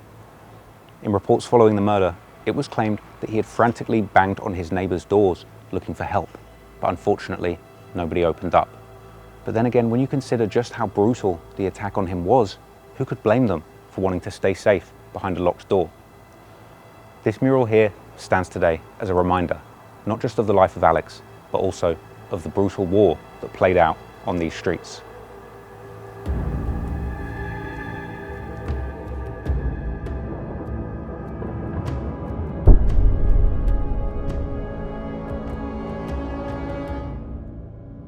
Following the murder of CeeMiz in Queen's Crescent, the Camden community was outraged. The local politicians had promised not to let more violence play out in the community, but sadly, these were just empty promises. And the following month, we would see retaliations between the two warring groups of gangs from the 51st and 71st postcodes. On the night of the 19th of May 2019, police were called to a hospital in North London after a teenager had arrived there with numerous stab wounds, his condition soon after turning critical. This teenager would turn out to be the active gang member AR, or Armed Response, real name Arif Bayomi. After AR's condition got better, he was reportedly interviewed by the police, but refused to give a witness statement about what had happened. However, he did open up about the attack likely resulting from him being a member of the Agar Grove gang, an admission of association that he would probably learn to regret later on. Despite the lack of cooperation by AR, the police would eventually do their jobs and find out the events that had taken place. According to court documents, that night, two members of the Cumbo gang, part of 51st, were driving in a stolen Audi looking for their ops. Eventually, they would spot members of the active gang who were riding in another vehicle, with a vicious attack being launched on the occupants of that car. This left AR with several serious stab wounds to his chest and abdomen, which landed him in the hospital for several weeks. The crime was gang related, and the attack on a prominent member of active gang would later make its way into drill music, with Chinx from the 51st affiliated crew one side later rapping in numerous songs about the incident, mocking AR for coming so close to death. On the song Usual Culprits, he raps that his ops can no longer drive with their windows down since Armed Response got stabbed. And on the song Secrets Not Safe, he raps that Armed Response got splashed because he was lacking. Besides the events of that day eventually becoming notorious to drill music fans, soon the authorities would also catch up to this ongoing street activity. The police would later locate the Audi, finding two sets of fingerprints belonging to Cumbo affiliates RH and RO. However, neither would seemingly be charged with the attack at the time, with the police seemingly not having enough evidence to connect them to the crime. However, unfortunately, street justice would soon play out, and in an effort to exact revenge on those who they believed were responsible for the near-fatal attack on a prominent active gang member, yet another young man connected to Camden's warring gangs would lose his life on those very streets. The next victim would be a teenager named Alex Smith, better known by his peers on the street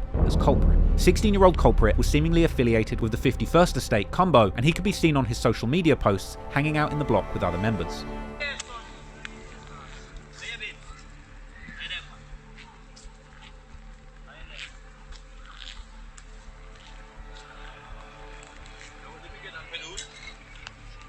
Another clip would circulate online, appearing to show Culprit getting G-checked and threatened with a zombie knife in public. Clips like this really highlight the danger that even younger gang members in Camden were constantly faced with because of the escalating beef in the streets. However, according to some, Culprit himself was involved in the violence and played a prominent role, not just in the streets, but also in drill music where people spoke on the violence. Songs would later circulate depicting Culprit with other members from affiliated estates like Peckwater. On one particular freestyle, he appeared to address that video of him getting G-checked, rapping how he might have been caught lacking, but his op got killed. Even at age 16, Culprit's lyrics were as violent as his older rivals. And that freestyle also had him dissing his dead ops, as well as claiming that he would chase his rivals and stab them if they trip up. Culprit seemed to hate particularly one gang, which surprisingly was an active gang, but another local gang called Cali Road, or the Cali Boys, from the Islington borough that neighbours Camden. Another freestyle by Culprit has circulated online that features a peculiar cover art, depicting another young man's head pasted on a sign stating, "Stop killing the Mandem." The person whose head this is was an alleged affiliate of the Cali Road gang that Culprit was known to have a beef with, a 17-year-old teenager who went by the nickname Neds, real name Nadeem Bilgin. On 7 PM of the 29th of January 2019, Neds was killed on a busy Caledonian road, and although several people were arrested soon after his death, the case remains unsolved to this day. Neds was, according to his friends, a one-in-a-million type personality who was selfless and had a big heart. However, according to his mother, Neds was also seen by the school system as a problem child. He had fallen into the gang life too, and had even gone missing in the months leading up to his death, which led to speculation that he had been groomed by older members of the gang to participate in county lines drug dealing networks. This is a British phenomenon whereby drug dealers in London establish operations in smaller towns elsewhere in the UK to widen the market for the sale of narcotics, protecting the ringleaders from getting caught themselves. Unfortunately, Neds' proximity to the streets would end up claiming his life, and after Neds' death, Culprit clearly had had no sympathy. He would apparently make a song called CRK, or Cali Road Killer, where he seemingly disses Neds, using that cover art that depicted Neds holding the sign saying "Stop killing the man down." Now, it's unclear how true the rumours of Culprit being a killer himself are, as the murder of Neds remains unsolved, but based on the content of his lyrics and social media postings which were preserved, clearly at this point Culprit appeared to be deeply involved in the gang lifestyle, although unfortunately there was another more positive path he nearly followed.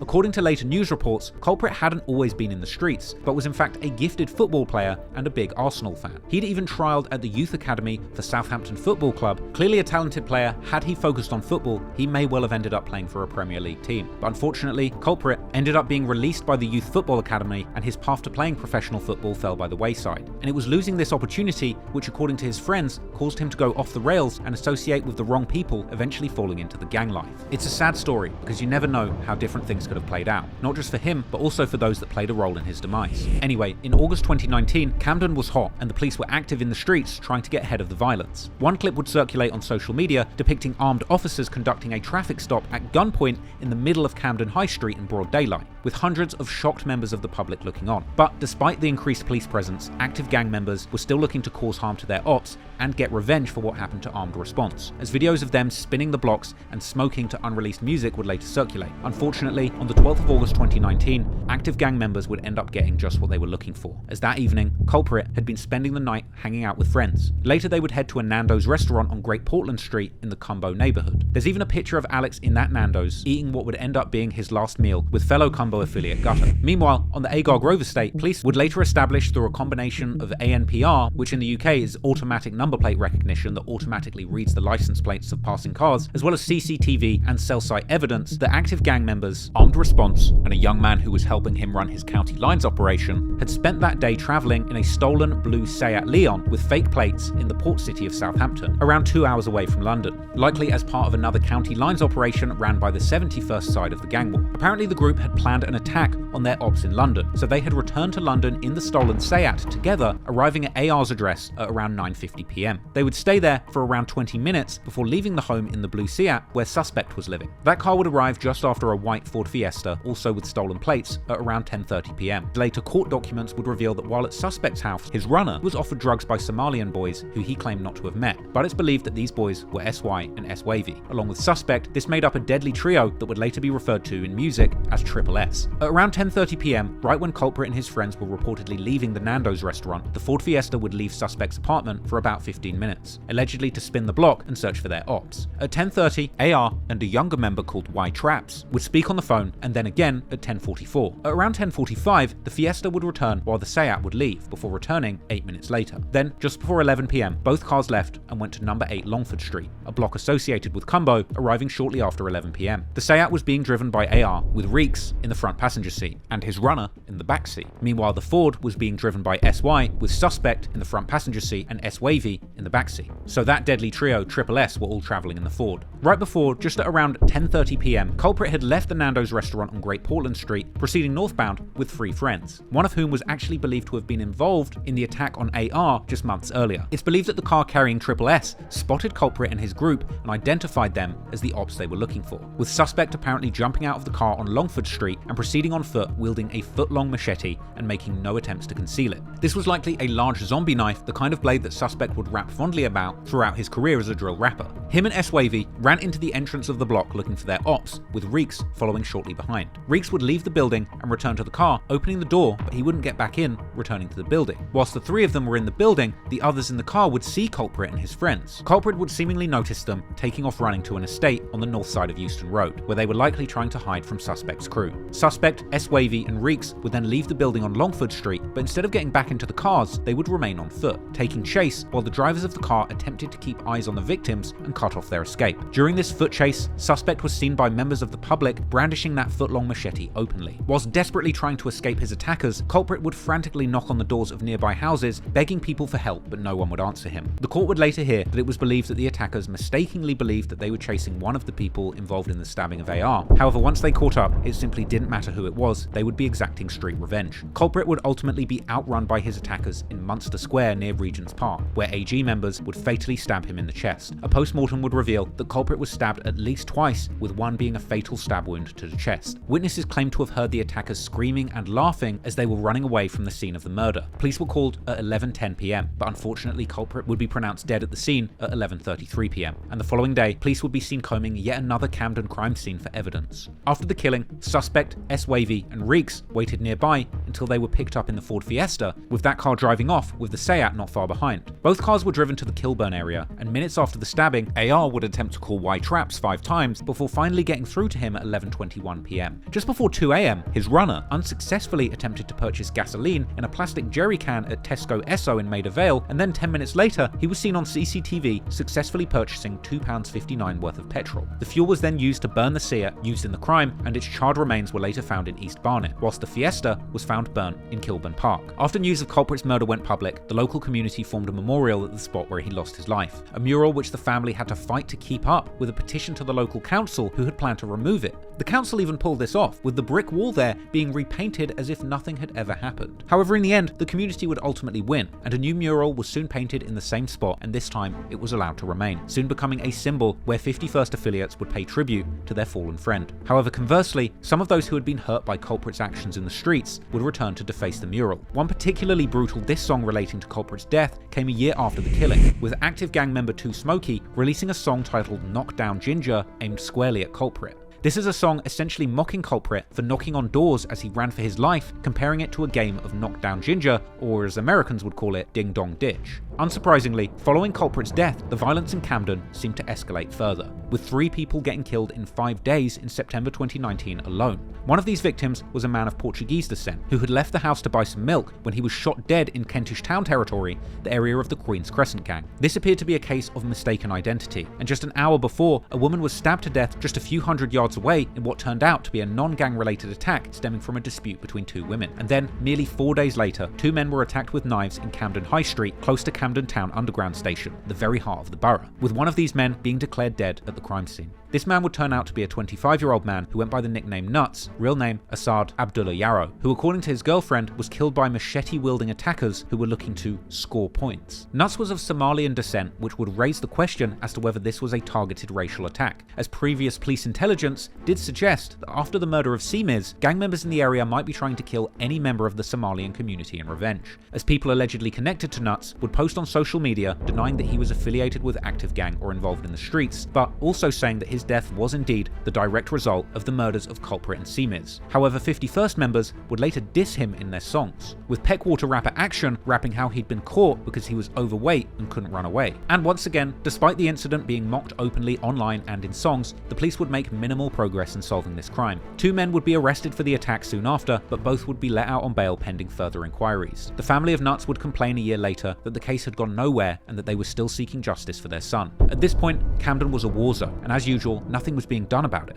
One article would appear in The Guardian describing Camden as a flashpoint for knife gang killings, shining a light on the fearful life of a local mother of 5 whose daily commute for her and her children is on the very path that Culprit lost his life on, with the article outlining the violence being fueled by the booming county lines drug trade. Interestingly, local MP Keir Starmer didn't appear to comment on the death of Culprit directly in the immediate aftermath of the murder. However, in an interview at the end of August, when asked about the topic of knife crime, he would sidestep mentioning Culprit's murder, simply saying that they have a serious problem with knife crime and mentioning the previous killings in his community, AK, S45 and CeeMiz. He would also claim once again that the problem is likely being fueled by budget cuts in community support as well as police services. Ironically, he would later go on to admit in the interview that it was a huge blow for him to have spent 18 months working on the knife crime report and for another fatal stabbing to have occurred. I assume he's referring to the Culprit incident, but he doesn't mention him by name. Keir Starmer would then go on to assure people that despite failings at preventing gruesome knife murders, Camden is still safe. But Camden was not safe, not by a long shot. However, in one area, progress was being made, because while gangs were still running amok in the streets of Camden, this time the police were closing in on Suspect and his accomplices, or so they thought, because while they were gathering evidence to arrest Suspect for the murder of Culprit and building up a tight case to put one of Camden's most prolific killers behind bars, they would soon realise it wouldn't be so easy, because even with all the evidence in the world, if they wanted to arrest Suspect, they would first have to catch him.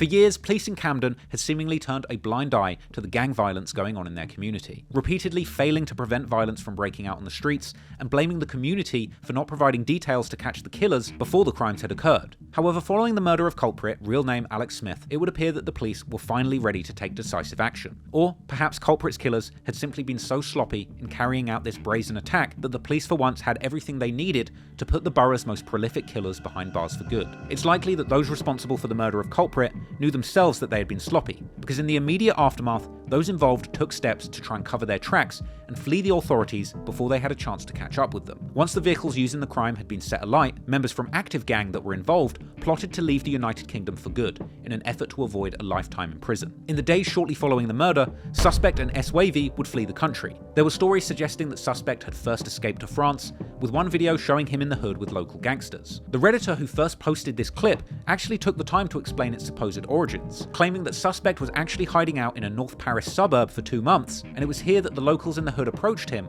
with Suspect revealing his troubles back home. Understandably, they first greeted his story with disbelief. Apparently, it wasn't until years later that they saw a French YouTuber's video covering Suspect's gruesome tale that they realised he was actually telling the truth the whole time, so they dug up the clip from their camera roll and posted it up publicly. However, ultimately, France is only a short journey from the UK, and as we saw with the case of Gambino, it's not difficult for the feds to catch you there. So, Suspect wouldn't remain in France for long. From here, it would seem that Suspect and S-Wavy would make their way further afield to Kenya. Meanwhile, 2 others who were involved, Gxng and SY, would instead flee to Kenya's neighbour, Somalia, later being seen on social media living their best lives armed with AK-47s. And several social media clips of Gxng and SY living the good life in Somalia would continue to circulate online for years to come. Ultimately, those 2 would get away, disappearing from the UK without a trace and never facing justice for their alleged involvement in this murder. However, the 2 other people involved with the murder and an accomplice wouldn't be so lucky. Armed Response would unsuccessfully try and flee the country. He was apparently in the process of trying to secure false paperwork to fly to Egypt, but was stopped at the airport. AR was arrested on the 18th of August 2019, and he would appear in court the next day, maintaining his innocence and refusing to cooperate or give any names. Eventually, he would be sentenced to life for murder on the 12th of March 2020 alongside Y Traps. He had been arrested the day before AR on August the 17th, 2019, and was later found guilty of assisting an offender receiving 2 years and 10 months in prison, specifically for his role in helping destroy the 2 cars used in the crime. As would AR, his runner, who was caught by police back in Southampton where they had their county line operation, ultimately being arrested on the 14th of August 2019 for his involvement with the murder, getting convicted for both murder and for assisting an offender after being filmed buying the gasoline that was used to burn the getaway cars. On March 29th, 2021, he received life in prison, serving a minimum term of 18 years. Interestingly, sentencing was actually delayed a whole year due to alleged drug-induced psychosis that he claimed to be suffering during the trial of his peers. Now, I thought that was another interesting detail to mention. Not to let these young men off the hook for their awful crimes, but when you look back at the likes of Suspect and his friends, clearly taking drugs as teenagers, going missing to working county lines drug dealing operations, likely as vulnerable children being pressured by older gang members, it's hardly surprising that these young men ended up with issues like anger, substance abuse, and ultimately extreme antisocial behaviours that culminated in murder and life in jail. In many ways, these young guys on either side of the knife have been failed by the system, and it could have been just as easily Suspect, SY, S-Wavy, or any of the members of active gang that killed Culprit being on the receiving end of the knife. With another young person like Culprit suffering from the same issues and rumoured violent behaviours that hurt others before he lost his life. There really are no winners here. Even Gxng and SY fleeing to Somalia to evade justice. I mean, it doesn't take a genius to work out that life in the UK is likely a damn sight better than life on the run in Somalia, which is literally considered one of the most dangerous countries in Africa. These aren't rational choices being made by the young men we're discussing in this story, and one does have to wonder, what are the root societal causes that are driving these gang wars? Whether it's poverty, racial tension, or a lack of strong male models preaching positivity, I can't say definitively. But the sad fact is, no matter your circumstances, if you take a life and cause a mother to grieve, you should face consequences. Armed Response, Y Traps, and did. Gxng and SY did not. And for Suspect and S-Wavy, well, for the time being, they had evaded justice. But the clock was ticking. And unlike previous murders, this time the police in Camden were determined to make sure everyone involved, or at least the ones they could catch, would face justice. However, little did they know that the out-of-control gang war on their streets would soon become a global phenomenon.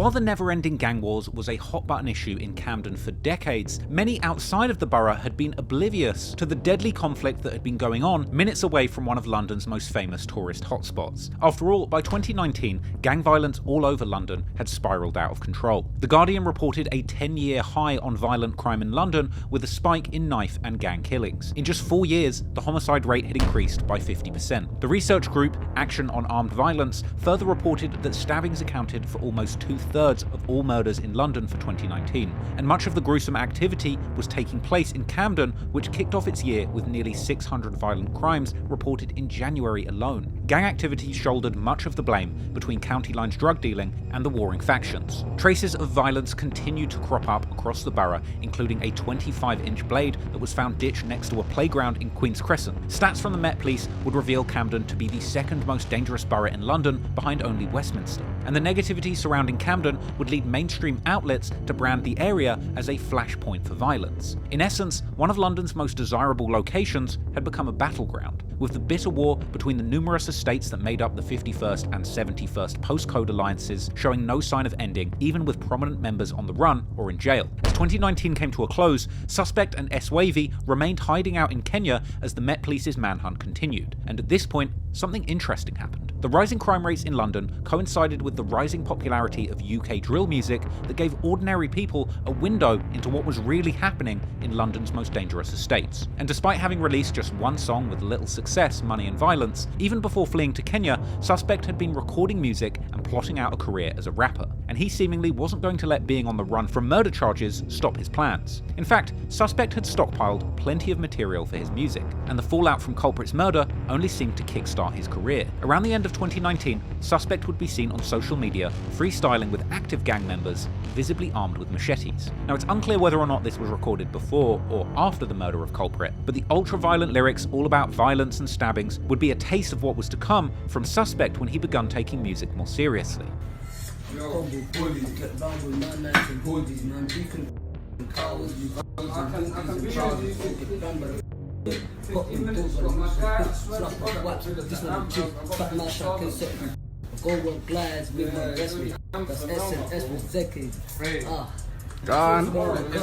morning.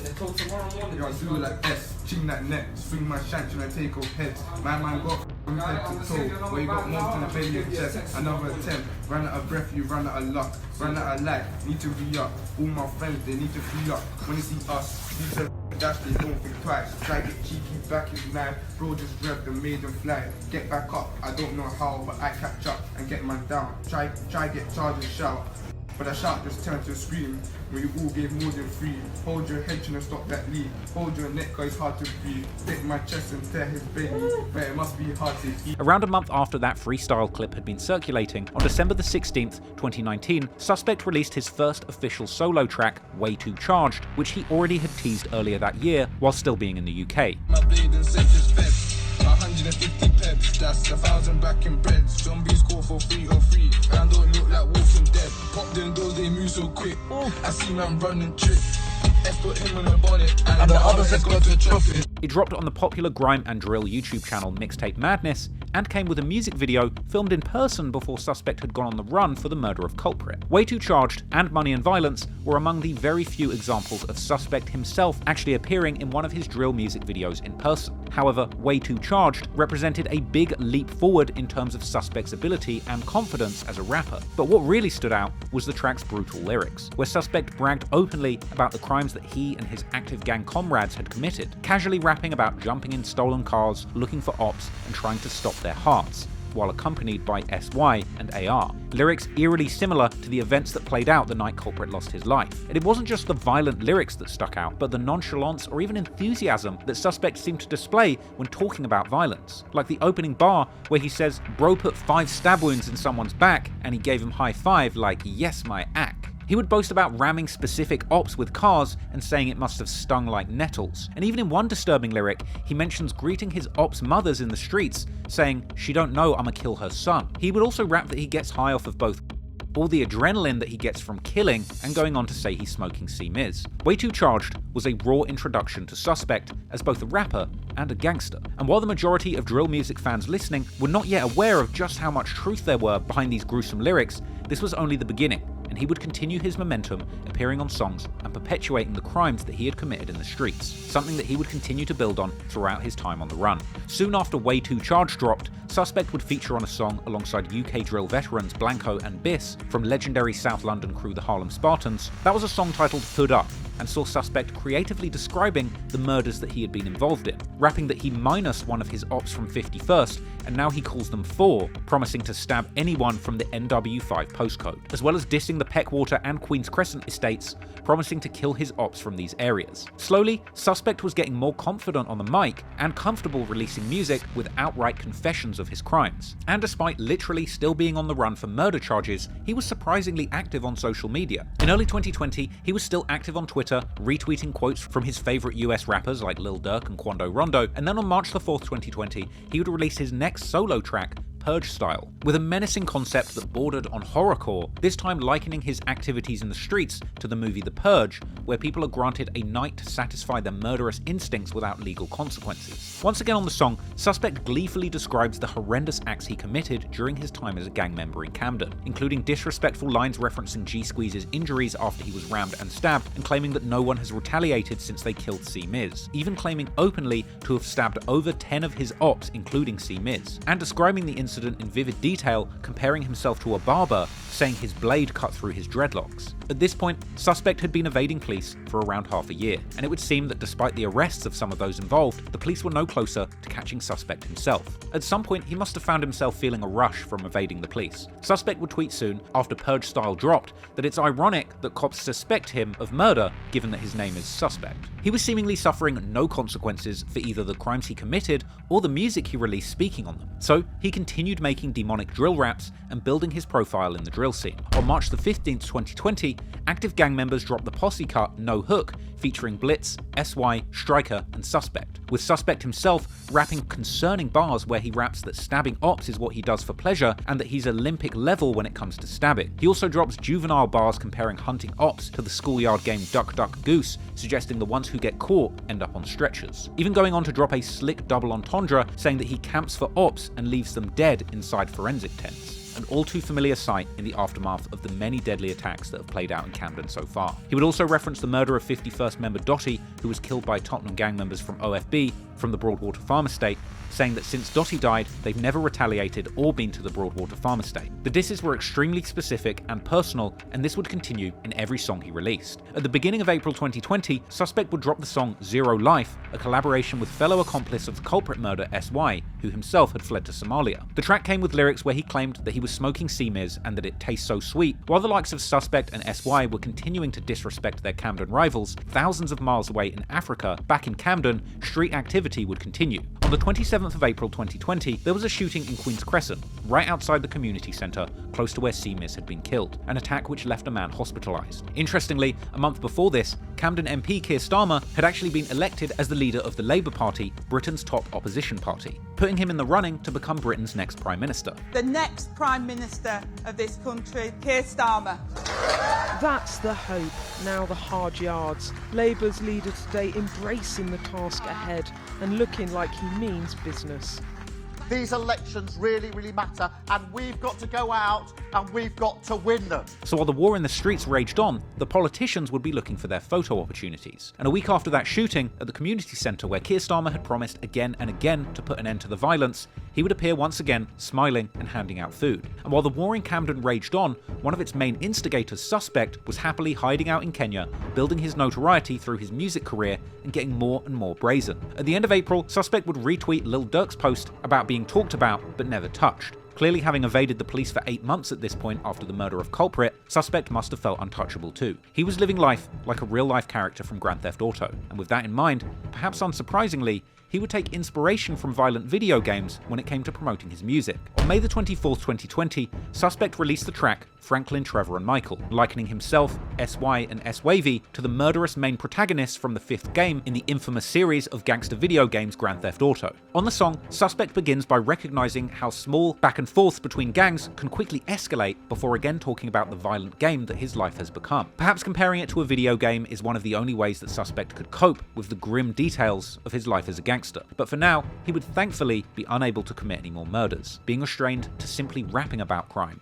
but even from Kenya, he would be eager to go back and forth with his ops, who continued to send verbal shots from Camden. On June the 7th, 2020, Action from Peckwater drops a freestyle dissing Active Gang and their dead members. He starts off by name-dropping Sadiq, aka S45, who was killed in the night of violence after Dottie's vigil, as well as disrespecting Nuts, who was killed soon after Culprit in what some believe is a retaliation attack, as well as Mitch, the OG to many AG members who was murdered back in 2017. This was a pointed response aimed at Active Gang members who were now rappers, an effort to use the mic to tell the world that numerous people from the 71st areas had been killed too. This would result in a musical back and forth. Within a few days later, on June the 12th, 2020, Suspect uploads a freestyle with a mask on in a kitchen, directly responding to Action from Peckwater.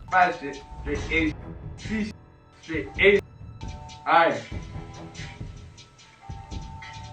About Suspect speed up, where was we can squeeze up, hit my step and beat up. Whack from throwing peas up, Miss got packed from throwing fives up, Cop got packed from throwing C's up. What a mess, call a cleaner, AG step roll up, block creeper. What a mess, what a mess. Got away with Chinx on, don't do legs, don't do legs. Ask me knee how he changed his neck.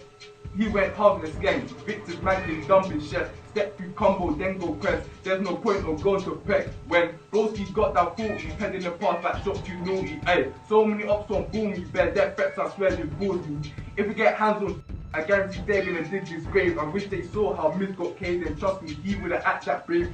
He put his foot on the gas, he nearly got window shaved. One more thing would've got his face, would've been the end of the modelling days. Can't wait till I get that back. They see if that need can run. What these have in common, they've all been done. And what the have in common, they ain't done nothing. Aye, just know for cutting. Get around there, and I do it with no discussion. Aye, if I get a fish from the waters, no, I'm a gutting. Aye, get man. Interestingly, Suspect had seemingly gotten more comfortable showing more of himself online, posting another picture in the same kitchen, holding up 2 fingers, signalling how many people he'd killed, and once again likening his life to a video game with a caption reading, "One more killing and it's a UAV," a reference to popular first-person shooter Call of Duty that awards players a UAV or unmanned aerial vehicle when they achieve a streak of 3 kills without dying themselves. Perhaps to some, it was a funny joke, but it really shows that to Suspect, the murderous life he had lived as a gangster was just like a video game. And at this point, he was still yet to face any consequences for these 2 murders he'd allegedly committed. And as the year went on, he would continue to lean into his new identity as a buzzing drill rapper. His next release was the track Test My Temper on June 22nd, 2020. Suspect would also claim to be the reason that his ops are hiding and that even their mothers are frightened, and ending the track saying that they've got plenty of their ops and have the police stressed because they can't find evidence on them. This was a bold statement, essentially taunting the cops who had yet to locate Suspect at this point. Test My Temper was also one of the rare occasions where the song came with a music video. However, because Suspect had fled the UK at this point, he would now have to rely on body doubles to play him in those videos. The video itself was unusual in some ways. It portrayed Active Gang as a sophisticated criminal organisation running out of their headquarters in Agar Grove, and depicted members gathered at a meeting watching a presentation of the ops on their hit list and debating how threatening each one might be, with one scene even mocking Peckwater member C2 for working as a model, something that's hardly a diss when you consider C2 seemingly had a lot of success in modelling and even once got a shout out from Kanye West on Twitter. But anyway, the music video depicted Active Gang as a well-organised and large gang with a lot of members moving militant, and Suspect was by no means the only one trying to get his music career off the ground. The following month, on July 2020, Active Gang members released the song Straight Facts, which featured Broad Day, Too Smoky, Yevs, and ML. In the second and third verse, Yevs and Too Smoky appear to refer to CeeMiz by his nickname, C-Murder, saying that they put red rum in a box, i.e. they killed him, and rapping that now he's dead, they're smoking murder and putting him in the air. Despite the ruthless lyrics, it was clear Active Gang members, beyond Suspect, were beginning to develop as rappers and make a name for themselves in drill music. However, as is often the case, unfortunately a lot of these guys are so deep in the streets, even when it becomes clear that they have a talent for music, it can be hard to leave dangerous habits in the past. And once it was a full year on from the murder of Culprit, the streets of Camden would become extremely deadly, and drill music would provide the soundtrack for yet another violent summer. By the summer of 2020, the many gang conflicts that had plagued the streets of Camden and beyond were as heated as ever, and over time, new alliances were being forged in the streets and in music. This would soon see the violence broadening beyond Camden's borders, with new gangs and sets being brought into the conflict. Two warring gangs that had a historical hatred for each other are SSK, based in the South Kilburn estate in Brent, northwest London, a borough bordering Camden, and HRB, or the Harrow Road Boys, named after Harrow Road, a long stretch of road based in the historic city of Westminster that borders both Camden and Brent. But the gang itself is primarily based around the Mozart estate, which sits in the W9 postcode. This is the estate famously repped by one of the biggest rappers coming out of West London, Fredo. HRB and SSK have historically maintained beef with each other over the span of 3 decades. There's enough history between these two crews to make an entire video, and maybe one day I will. But for now, all you need to know is that these are yet 2 more London neighbourhoods in a perpetual war. And in the summer of 2020, that war would be driven into overdrive when a HRB affiliate by the name of Billy the Kid was shot in the back twice on July the 16th, 2020, losing his life allegedly as a result of a shootout initiated by his own side. And in a heartbreaking turn of events, his own friends would end up being found culpable for his death due to the police presenting evidence that they were the ones who started shooting. This is a sad situation, and yet another example of the many tragic and unintended consequences that can result from living the gang lifestyle. Following this incident, the tension between these two warring gangs went to another level, and behind the scenes, it was rumoured that members of HRB had become friendly with members of Active Gang, with it being suggested that Active Gang may have even had close friendships with Billy, the HRB member who lost his life in that shootout. With that in mind, on the 1-year anniversary of the murder of Culprit, yet another brutal slaying would occur on the streets of London, this time concerning an affiliate of South Kilburn. According to reports, on August the 12th at 12:20 AM, a silver Jaguar XF estate circled the block at Hansel Road, eventually spotting SSK affiliate Gucci, real name Jeffrey Wegby, outside of his house. 2 gunmen jumped out of the vehicle and fired 10 shots. He managed to make it inside, but he'd been shot 4 times in the chest with 2 different guns. Eyewitnesses that were at the scene reported that the shooters didn't seem in a hurry as they leisurely re-entered the Jaguar and left the scene in what seemed like a professional hit job. After this went down, police responded to reports of a shooting at Hansel Road, and when they arrived, they found Gucci in his home with gunshot wounds to the chest, and he was pronounced dead at the scene. Following the discovery of the body, a forensic team was seen collecting evidence throughout the day, and initially there were no leads, and later the police would appeal for more information on the murder, ultimately releasing CCTV footage of the Jaguar and even offering a £20,000 reward for information. Once news broke of this early morning assassination, the papers would then begin reporting on the backstory of the man who lost his life. Gucci had apparently picked up that name due to it being his favourite brand of clothing. He was apparently a churchgoer, with his family being religious and his brother being a schoolteacher. Gucci was apparently a respected member of his community, and his slaying had surprised many of those who were unaware of his apparent ties to the streets in South Kilburn. However, when he was young, he had reportedly sold his passport for extra cash, and according to the news, his family knew that he was into some dodgy stuff, but never pressed him on it. Alleged affiliates of the South Kilburn street gang will be seen posting next to his grave after the funeral. Gucci was mourned by his community and friends who posted it to social media following the shooting. There also appeared to be a connection between Gucci and another famous drill rapper, Digga D, who also has a bitter grudge against Fredo from HRB, with Digga posting Gucci rapping up on his Snap story and later even shouting him out in the ruthless HRB diss track Blue Woo 2, which also included numerous lines going at Active Gang and Broad Day Assassin specifically. A prominent member of HRB by the name of Lil Dots would release a collaboration track with Broad Day from Active Gang just a month after the murder, a disrespectful diss song called Roll Up. Roll Up had a bold chorus where Dots rapped that they put people on the news, rapping that Harrow Road and Active Gang kill and stab their ops together, and that they ride with 2 guns, shoot and drive back to the Mozart estate to smoke Gooch, with the line about rolling with 2 guns being particularly brazen considering the fact that the forensics in the Gucci murder proved that 2 different guns were used to kill him. The following month, on November the 1st, 2020, he drops the song No Hook, not to be confused with the Active Gang track No Hook from March 2020. This new song was a collaboration between Broad Day and Suspect, along with Absav, Workrate and 60, members from another collective known as 156. Later in the song, Suspect would grab the mic and rap a disturbing verse, saying that he can't ask Culprit how the chest shot that he gave him feels, and reminiscing on the murder he committed, rapping that he remembers that day and it gives him chills and makes him laugh when he smokes and thinks about it. Even going on to say that he would do it all again because he loves that feeling. Talking about the dirt you did to your ops is one thing, but the way that Suspect elaborates on the pleasure that murder gives him is truly twisted. And Suspect would also reference his Islamic faith in the verse, rapping that fellow AG member SY is a savage, and despite not being a member of the Islamic militant organization Al-Shabaab, he's still trying to kill kuffars or non-believers, and saying that he hasn't been doing his 5 daily prayers of Salah because he's been in a car with a gun on his lap. Suspect goes on to drop a highly incriminating lyric, rapping that it was at night when Culprit got killed and that the cops still want the suspect for that, essentially taunting the Camden police,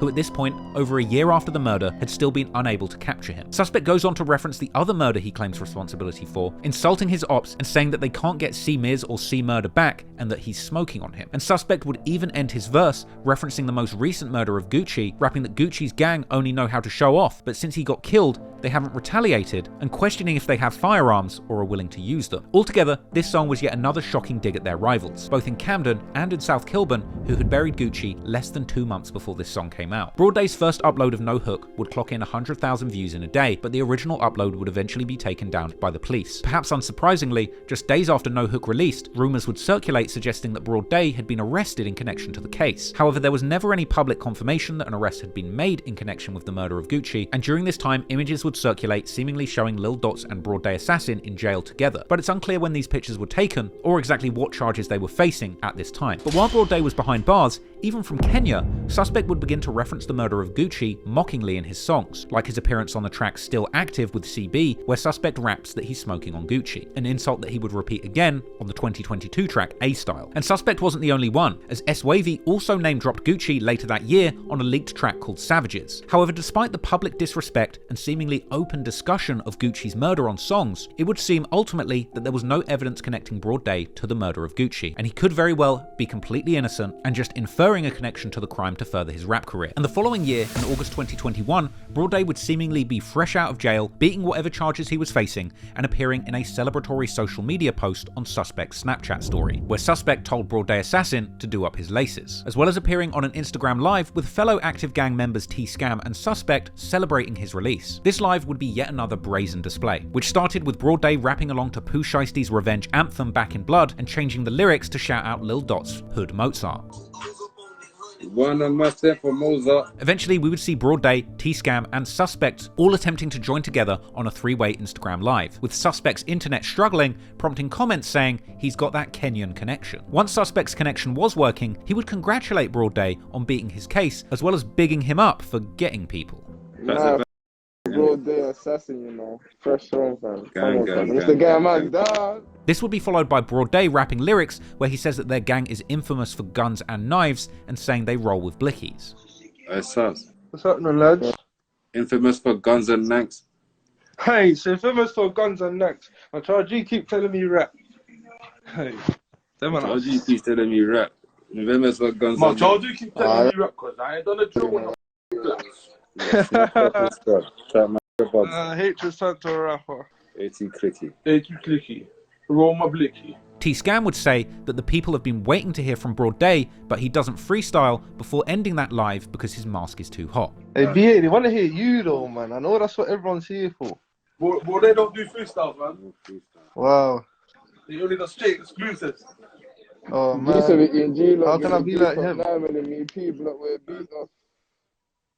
That's a luck of thing. I can't even breathe behind this mask, bro. I feel like I'm dying, bro. This would be followed by social media footage appearing to show Broad Day in the Jewelers treating himself to a welcome home gift, an iced out AP watch. And Broad Day would go on to release numerous songs. But despite him being free, the following month, London police would announce 2 unnamed people had been arrested in connection to the murder. But these charges would seemingly fail to stick too, and by February 2022, the BBC News reported that despite the offer of £20,000 for any information on the case, Gxng's murder remained unsolved and the killers were still on the streets. Perhaps we'll never know who was truly responsible for this brazen assassination, but what is clear is that Active Gang and its members were eager to use their music to paint a picture of themselves as being responsible for all the deadly acts going on around them. And unfortunately, after a violent summer in 2020, with the police once again stumped and unable to stop the street revenge from playing out, soon Active Gang's rival would make a move in an effort to avenge the loss of Culprit the year before.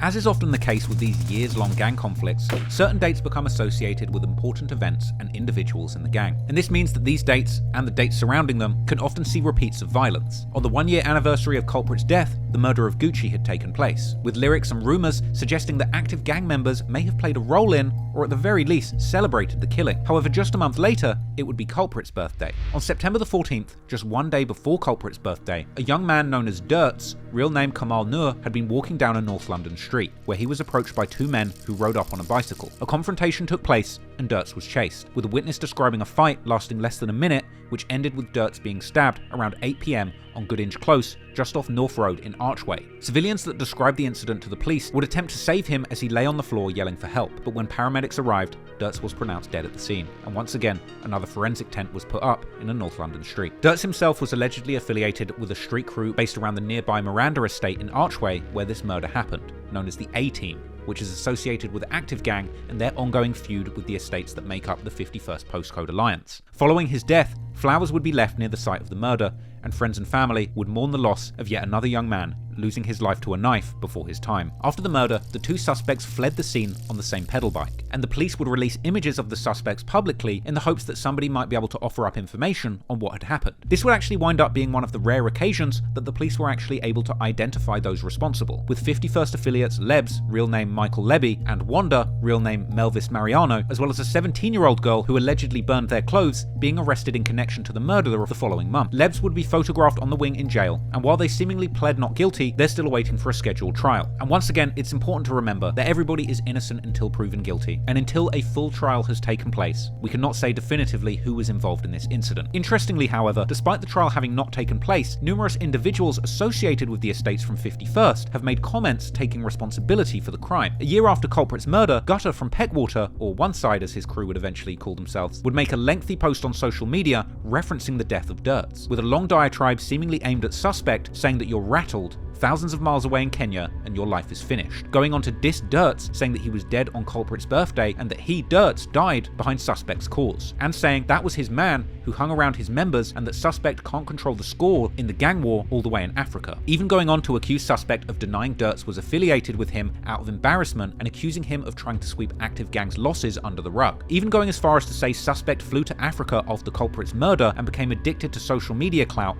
calling him Vlad TV, even ending by saying that he reps a block that he wasn't even ever from. Prominent 51st or One Side member Chinx would also echo these sentiments in a tribute song to Culprit titled Usual Culprits, where he rapped that somebody got murdered and it could have been W or L in reference to Ones or Lebs, going on to say, we got that W, they suffered a L, they lie and cover it well. Another reference to Suspect supposedly denying association with Dirts after the murder. Clearly the killing of Dirts on Culprit's birthday was an emotional topic for both sides. A couple of years after the murder, on March the 20th, 2022, Gutter from Peckwater drops the song Straight Facts, with lyrics that said outright that they felt Dirts' murder was direct revenge for culprits. He would rap that his ops talk about Culprit and that he can talk about getbacks that were sent by One Side, as well as claiming that they got revenge and killed an op at the same location where Active Gang members filmed their music video for an earlier song with the same title, Straight Facts, with the location Dirts was killed being Gxng Close, only 2 minutes walk from Corporation Street, with the sign visibly being seen in the background of the original version of Straight Facts. As far as the estates from 51st saw it, they had got back for Culprit and avenged their friend who had been so brutally killed by Suspect and his Active Gang conspirators. However, as far as the fans were concerned, Suspect's star as a rapper was still rising. Word was only just beginning to spread about the violent acts that he had carried out on the streets, and his ability to evade the authorities in an international game of cat and mouse had been going on for a year at this point. So regardless of these supposed get-back, from here, Suspect would continue to work on his music and commentate on the gang war from a distance. And through to the end of 2020 and into 2021, he would go on an untouchable run as a rapper, rapidly building a fan base as the mystique around this on-the-run, double-murdering rapper who cannot be caught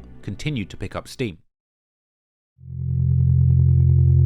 On October the 4th, 2020, Suspect and T-Scam, along with the help of prolific UK drill video creator Pac-Man TV, teamed up to release the video for their breakout track, The Hotspot. It came with a menacing music video where Suspect, played by a body double, rapped into a mic surrounded by Active Gang goons. This time, they were all adorning red bandanas, seemingly now identifying themselves as Bloods. Despite there not seemingly being a long heritage of affiliation with a blood gang, perhaps this was a stylistic choice made in order to have a clear distinction between their rivals from 51st estates like Cumbo that had traditionally worn blue and identified as Crip, way back in the day from when Suspect was still affiliated with that group. However, some people have actually suggested online that factions actually split into Bloods and Crips all the way back in 2007 and 8 when the Cumbo boys and the QC blocks came into conflict. Regardless, now active gang members were making Blood Gang iconography a central part of their aesthetic, as well as beginning to use the traditional LA Blood chant Su Woo as an ad-lib on songs. This would further widen their appeal to an international audience who perhaps didn't understand the nuance of London's warring postcode gangs, but were already familiar with the Blood and Crip rivalries all over America. But outside from the blooded out music video, the song The Hotspot was loaded with derogatory lines aimed straight at active gangs' rivals. Suspect would claim to be smoking 3 deceased ops, Culprit, CeeMiz and Gucci, and he would paint a vivid picture of attacking his ops with any weapons he could find, rapping that his crew do shootings, stabbings, and even resort to swinging cans full of tuna in a sock if they need to produce a makeshift weapon whilst fighting ops in jail, and describing running his ops down until they're out of breath and blood, putting them in the mud, and thinking about who he killed when he's smoking, as well as dissing CeeMiz once again with a reference to Smoke from Congo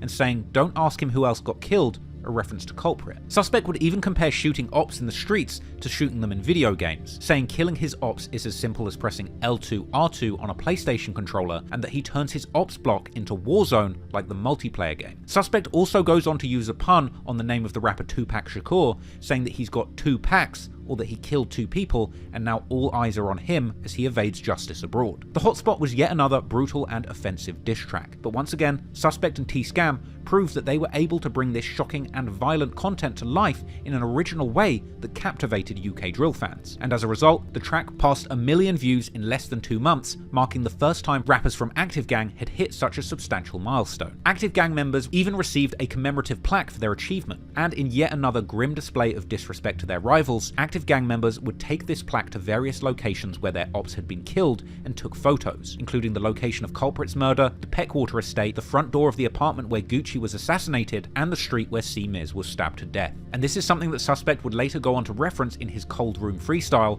rapping the brutal bar, "The same place where he got packed is the same place we flex our plaques." Naturally, with this sort of brazen and offensive activity going on, it didn't take long for the authorities to catch wind, and the official upload of the Hotspot music video was eventually taken down, most likely as part of the Metropolitan Police's shady campaign titled Operation Domain, a monitoring operation intending to remove music from YouTube which they claim incites violence, perpetuates and fuels the gang wars in London. This strategy has been criticised as the Met Police essentially suppressing the young black men who have been neglected by the government and are trying to escape their situation through making music. And I guess when you can't stop the crime and blaming the community for not snitching doesn't work, you might as well just go after the music too. In my opinion, the music has nothing to do with it. The music is simply a reflection of what's really going on in the streets. But regardless of whether or not you think it's right for the police to be able to have free reign to censor drill music with zero oversight, they ultimately did not have any effect when it came to slowing the momentum of active gang members' rising notoriety on social media. The month after the Hotspot music video dropped, Suspect's name was buzzing on social media. On November the 8th, 2020, Suspect would even go live on Instagram holding a talent show for his fans. Seemingly with an audience from all over the world, Suspect would even have American fans showing up,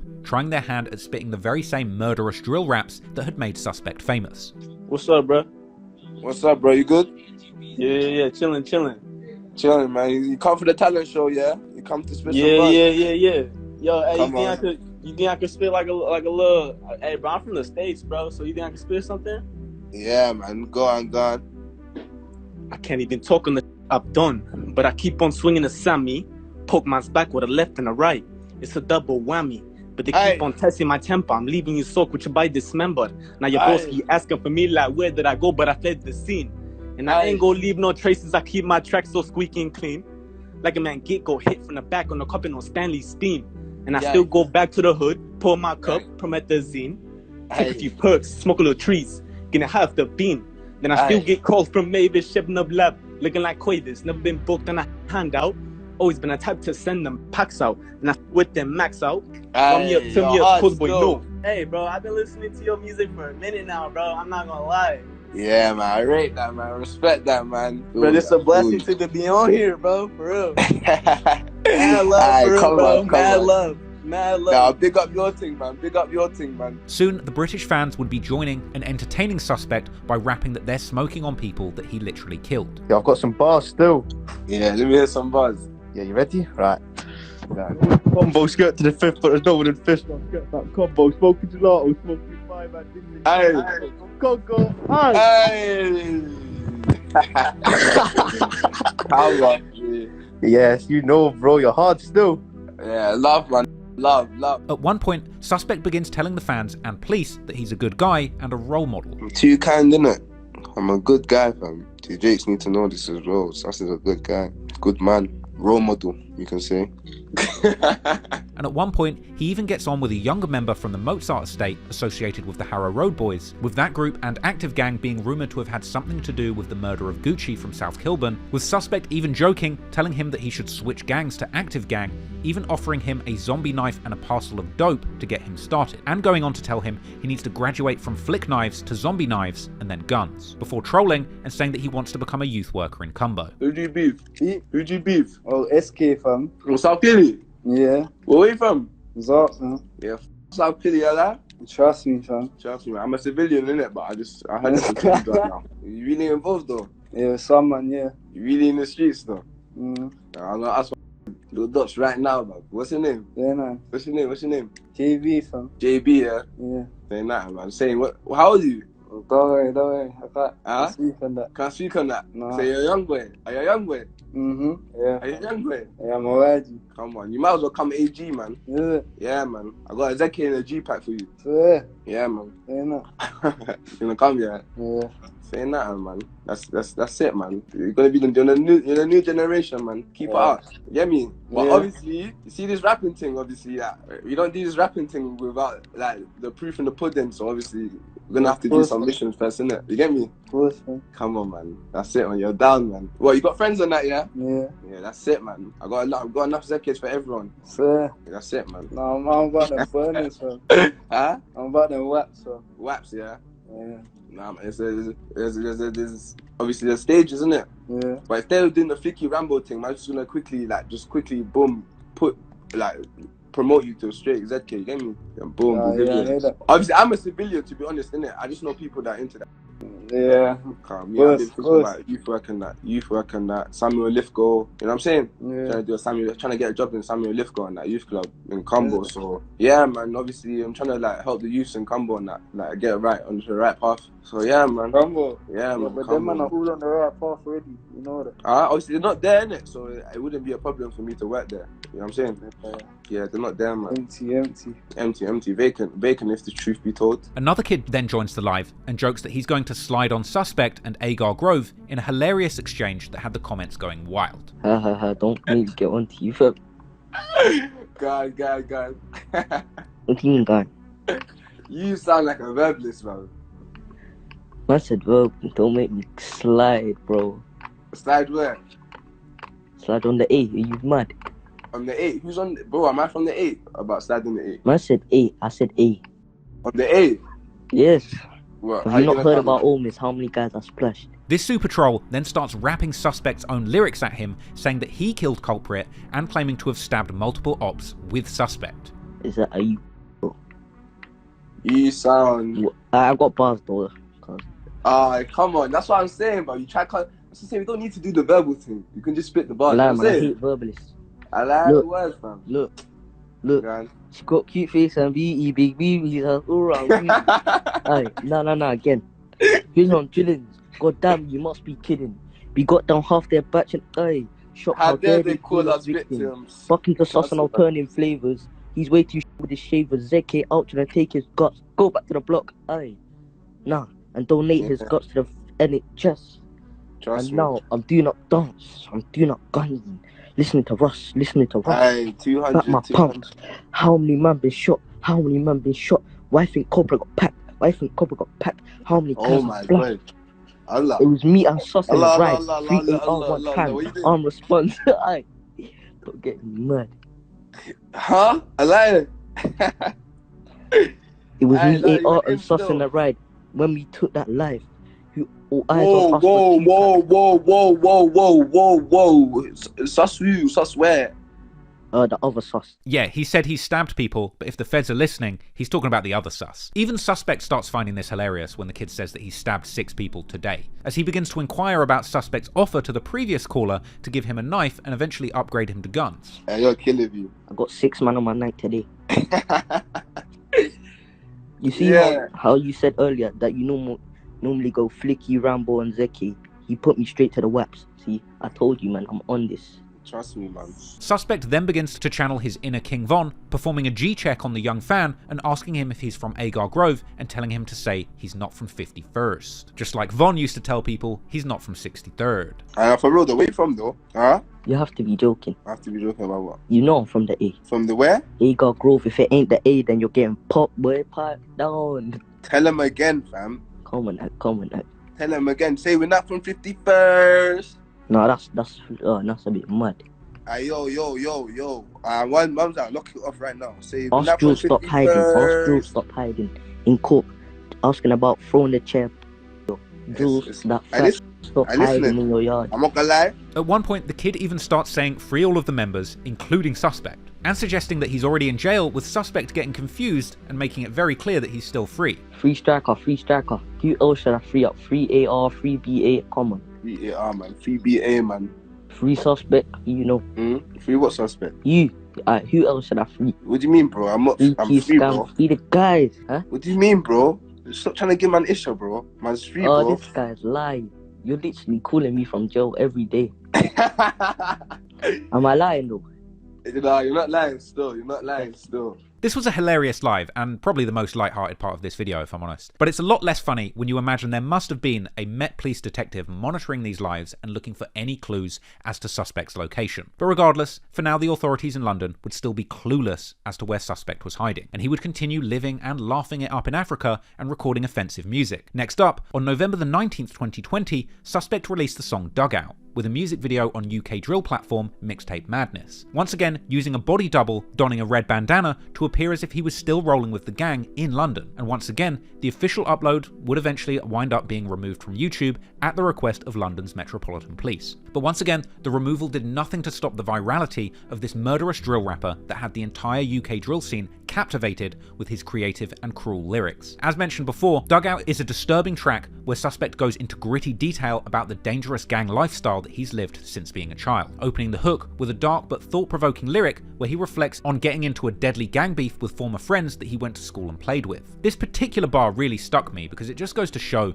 the sad state of this young man's life, where he found himself quite literally trying to kill his schoolyard friends. When you reflect on them, these lyrics are truly sad and are an insightful snapshot of gang life anywhere in the world. Whether it's the council blocks of Agar Grove or the public housing of O Block and 63rd, young men from all over the world grow up as innocent kids playing, but as years pass by, they're unfortunate enough to be trapped in an environment plagued by the gangbanging mentality. There's a high chance that they're going to grow up and be groomed into that lifestyle. A lifestyle that unfortunately encourages them to kill or be killed by those same people that they were playing with in the sandbox and the schoolyard. And that's a tragedy, and it's nothing to be glorified, and something needs to be done to stop this happening over and over. Suspect was clearly no saint in the streets, and his mentality clearly contributed to him doing terrible things to people from his community. However, the self-awareness he displayed in some of these songs are remarkably rare for a UK drill rapper. So regardless of the bad things Suspect did and brags about, his words at the very least give us an insight into the corrupt mindset that leads people to commit these violent crimes. However, don't get it twisted. This golden moment of self-reflection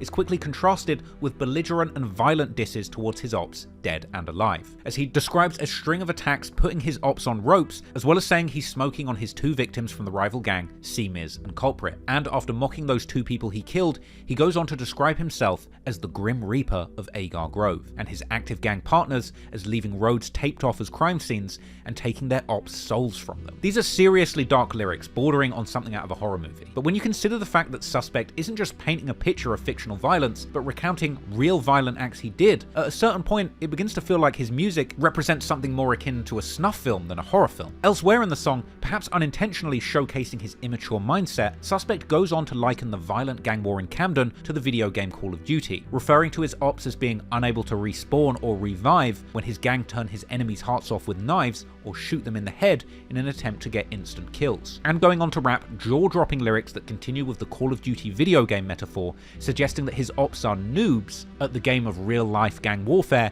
and suggesting that they start beef with him, get stabbed, and regret their injuries. With Suspect going on to say outright he's living modern warfare, but his life isn't a game like Call of Duty, and referencing the 2 murders that he had seemingly gotten away with at this point, rapping that his ops want to stop his kill streak, and that if he commits a 3rd murder, he'll unlock a UAV like in Call of Duty. Another reference to the reward for carrying out a 3 kill streak in the game. Along with these lines, the music video also featured sound effects and animations straight out of the game Call of Duty, further trivializing the real life violence that he's recounting. These are dark, twisted lyrics, but you have to admit, at the very least, Suspect does have a talent for metaphors, which would be respectable if he wasn't bragging about real-life, gruesome murders. Off the back of this line, Suspect then goes on to deliver another impressive lyrical arrangement, proceeding to use the rest of his verse describing things in his life that relate to numbers, counting from 1 to 10. 1 more murder and he's got a UAV, Sus rolls with 2 zombie knives along with S-Wavy and SY, making it 3 savages in an SUV. He asks his fellow driller to pass him the 4.4 pistol. He says he's now in the 5 or 51st territory with 6 bullets in his gun. He says he rides with members from the 7 or his own gang 71st. He shouts out Blitz, calling him a legend with the Tray 8 or 3.8 pistol. He wants his ops not to get hit with a bullet from the 9mm pistol, and ending the verse by bragging that a 10-person jury couldn't unanimously agree to convict him, so he walked free. Once again, Suspect used this song to prove to the world that he's not your average drill rapper. His lyrical ability was a cut above the usual standard for drill rap, and combining that with the sad fact that Suspect's lyrics about committing violent acts were 100% true, and the fact that he was literally on the run for murder while these songs were being released, made Suspect's music a hot topic amongst UK drill fans. By November the 25th, Suspect had amassed 100,000 monthly listeners on Spotify, and going into December, he would continue giving the fans exactly what they came for: more violent but thought-provoking drill lyrics, all the while ducking the authorities. In December 2020, Suspect would post a video saying that he's smoking CeeMiz on social media. Oh, you didn't know? Calvin comes in as well. CeeMiz.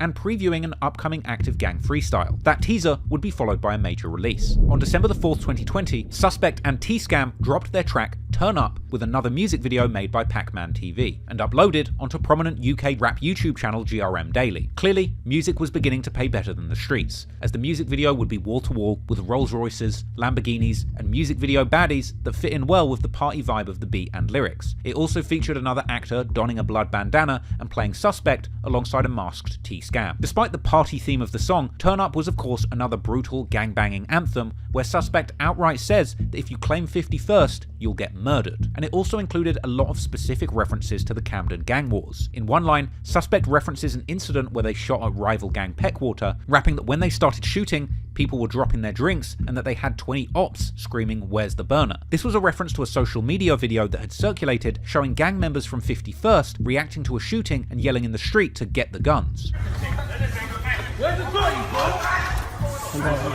As well as saying that he misses his fallen members AK and S45, and that because of this loss, he won't stop beefing until all of his ops are dead. In the next verse, T-Scam would openly reference the Murder of Culprit once more and use more sound effects from Call of Duty in the background. Unsurprisingly, due to all of the violent content, once again, the official upload of this song was taken down by the police. But this didn't discourage Suspect, and Turn Up would be followed on the 24th of December 2020 by his previously teased appearance alongside 2 Smokey from Active Gang on the famous rap freestyle platform Plugged In with Fumes the Engineer. This track featured some of the most savage lyrics Suspect had rapped to date, opening his verse with the jaw-dropping bar asking the listener if they've ever heard someone's last words, and rapping that when his ops are dying, trying to say those last words, he tells them, "Shush you nerd, go gulag and ride your bird," a British phrase meaning to serve your sentence in prison, and another reference to the video game Call of Duty Warzone, referring to the gulag, the place in the game where eliminated players go after they die to compete in a one-on-one fight for the chance to respawn back into the main game. When you know the deadly reality behind some of these lyrics, it's really crazy hearing somebody trivialize a real murder like this. But from here, he goes on to drop shocking but skillfully phrased lyrics that paint a vivid picture of his violent life as a driller, rapping that he opens his ops' chests like there's treasure inside, and ending his verse with another interesting lyrical technique where he describes his routine hunting for ops using each letter of the alphabet. He says he's trying to get from A to B, doing laps in the C, which is his op block Cumbo. His gear is in D, so his car is in drive while he's looking for his ops, until his tank of petrol or gas is on E, or empty. He doesn't give an F He says he will kill any G from a rival gang. He shouts out Hitman or H from Active Gang and says that he stabs ops like I or himself, basically saying that when it comes to stabbings, he can only compare to himself as no one is as active as him. He says that he got blood on his Jordans or J's the night he caught a body, and then fellow Active Gang rapper Too Smoky would continue this technique in his own verse. This time starting from A and going all the way to T, and then when Suspect jumps in with another verse, he goes from K all the way to Z, using most of these letters to openly describe him and his gang committing murders, specifically saying in 2019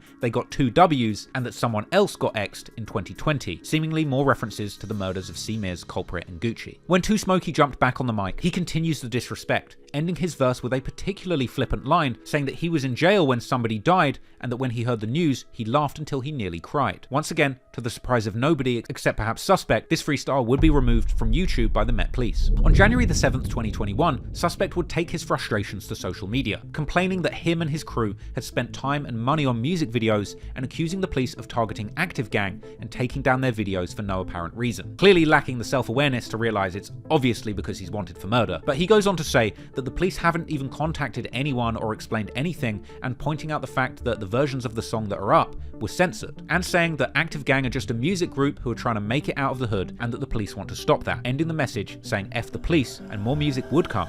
On January the 20th, 2021, in the form of the Active Gang posse cut Who's Bad, featuring S-Wavy, Yevs, Too Smoky, and Suspect himself. It came with another Blood Gang themed music video filmed around Agar Grove with members rapping kitted out in designer drip. In Suspect's verse, he claimed that somebody in his gang has 2 bodies and that if he kills another one, it'll render him a serial killer. This is another smart lyric as he uses the double meaning of the word cereal, referencing the breakfast cereal Special K, saying that his third killing or K will be special because it will make him a serial killer. And if you watch my King Von video, you'll know that in order to be a serial killer, you need to kill 3 or more people in different locations with more than a month between them. Even rapping in one bar that they're getting more attention from women now because everybody knows they're killers. Yevs would end his verse saying outright that he has bodies, and in Too Smoky's verse, he compares hunting ops to the kids' game of hide and seek, promising to shoot his ops on sight. It's a throwaway lyric to some, but to me it's yet another example showing me that to these guys, gang violence is as normal as a schoolyard game. Of course, this song didn't stay up for long on YouTube either, and neither did Suspect's next song, the collab track Block Heroes with Nino Uptown, released on February the 14th, which once again was taken down from YouTube by the authorities. But the police's attempts to suppress Suspect's voice were futile. In fact,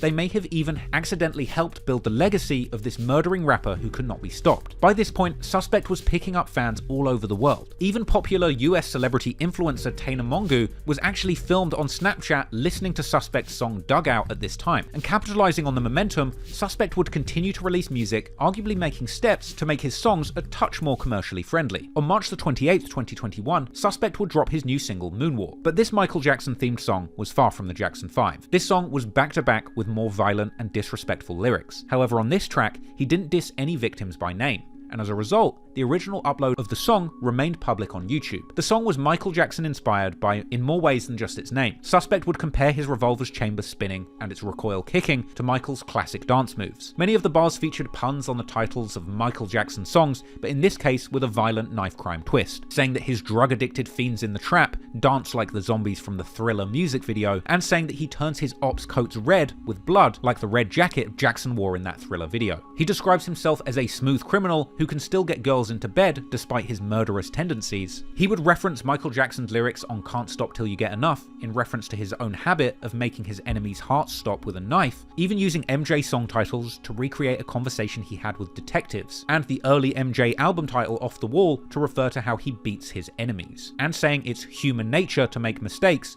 warning his ops not to make a fatal mistake in calling his bluff. The song also delivers a creepy chorus where he compares swinging a knife at his ops' heads like playing Fruit Ninja on the iPad, and saying that he can kill it laying pipe in the bedroom with as much skill as he kills his ops in the streets. In the second verse, Suspect compares himself to Michael Jackson being the king of pop, crowning himself the king of drill because he actually does his drills, as well as seemingly hinting at having gotten away with murder twice, rapping that he could have got life, so he thanks God twice. He would end his verse with a number of lyrics which were censored in the music video, including a bar where he appears to say that he's smoking Culprit and CeeMiz and that they died at the scene, along with another censored bar that saw Suspect threatening to kill any op in the 5 or 51st. Once again, rapping using kids' nursery rhymes here, likening the killings he does in the streets to schoolyard games. And let's be honest, rapping drill nursery rhymes is obviously going to appeal to children, and these kind of techniques make this violent content accessible to kids. Moonwalk was a resounding success for Suspect, running up over 200,000 views in its first few days, 500,000 views in less than a month after its upload, and more importantly, being one of the few professional grade songs that he created while on the run not to have been taken down by YouTube. Suspect was on a roll and developing his rap skills to a whole new level. But let's remember, this is nothing to glamorize. Despite his emerging skill as a wordsmith, realistically, the question has always lingered. Would Suspect have this much success had he not killed 2 people before starting his rap career? There's no denying over the 1 year plus that he spent on the run in Kenya that he became a talented writer and rapper. But the real talent behind the music was one for violence, destruction, and murder. Perhaps the music listened public didn't quite know the true sentiments behind these songs, or perhaps they did, and that's what made him so successful. Drill music over the years has cultivated an interesting position in the overlap between gangster rap and non-fiction true crime, and Suspect was seemingly able to capitalize on this culture that was celebrating murder like no one else from the UK ever had. But little did he know, the clock would be ticking, and the authorities were doing more than just taking his songs down. They were keeping a close eye on his activities and social media, building up a picture of exactly what he was doing. But before they could swoop in and deliver justice, the war going on back in Camden would continue to rage on.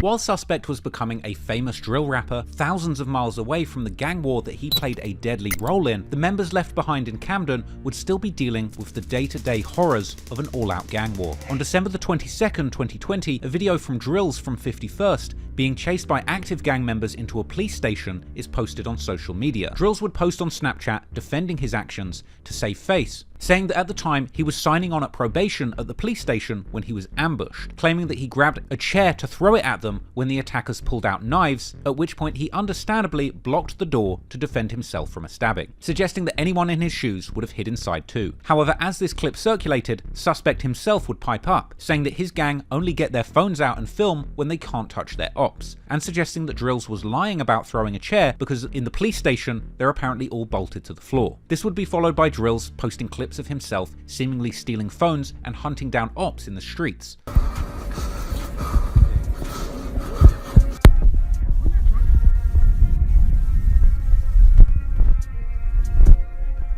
Drills would also post a clip that appeared to show him spinning blocks in 71st that very night looking for retaliation.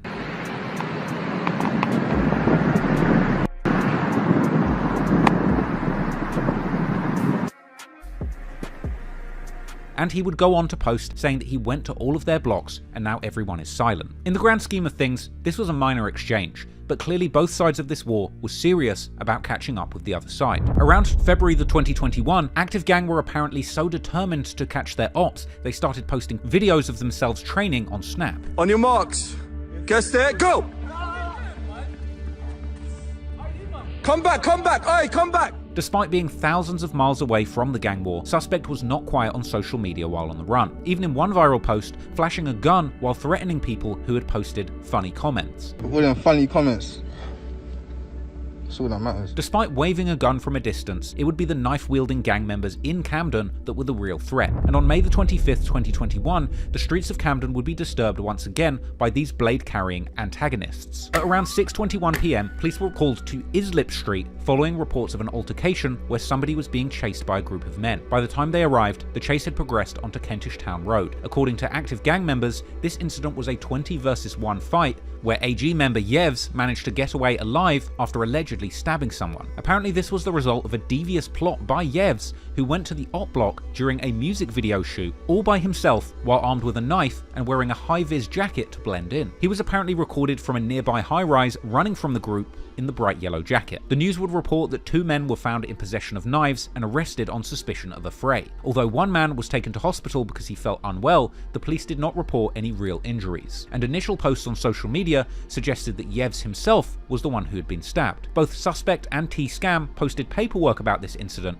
describing it as a 20 versus 1 fight and claiming that the ops were snitching and that Yevs wasn't the one who got stabbed, with the police report stating that forensic analysis on the machete that Yevs was caught with had blood on it that was not his. Soon after the incident, he was picked up by police, arrested on suspicion of GBH, and Yevs would ultimately plead guilty to lesser charges of a fray and possession of a knife in public, being sentenced to 22 months in prison, along with 2 other rival gang members that were involved in the armed chase. Clearly, Yevs was a fearless knife man in the streets, with Suspect later rapping the rather incriminating lyric saying that if he told you who Yevs had stabbed, it would be a very long list. Yevs would appear to refer to this incident in a freestyle actually recorded in his prison cell in January the following year, calling the fight a 20 versus 1 and confirming that he stabbed someone.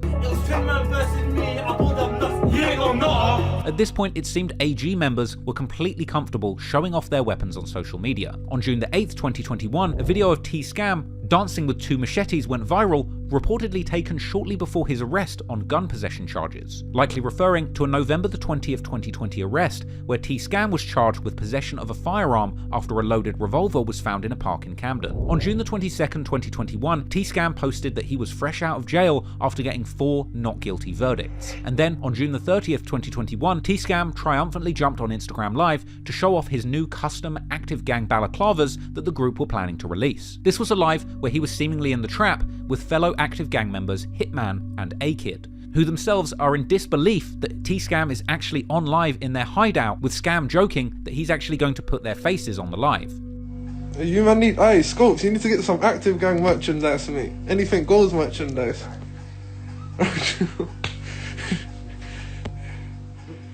You man need to get some, go get your Anything Goes merchandise. This valley's cold. See the hat? Well, everything coming soon, you're gonna be able to buy these, you can buy these already, and these. This valley is neat, bro, look at me. Do you not like the new valleys? They're coming soon. This one here, this one's my one. I'll show your face. Yeah. You, man. Who's that though? Instagram Live. Don't be silly, check the... Hey, do you lot wanna see Hitman? I'll show you him. And A-Kid, do you lot wanna see Hitman and A-Kid? Mom's off, I am. I am, man. Look, I can't show you, look, bro. Oh, he is, bro. What's wrong with this youth, fam? You lot now. Someone send me 5 bags, I'll show you A-Kid right now. Someone send me 5 bags, I'll show you A-Kid and Hitman right now. Fake face, right now.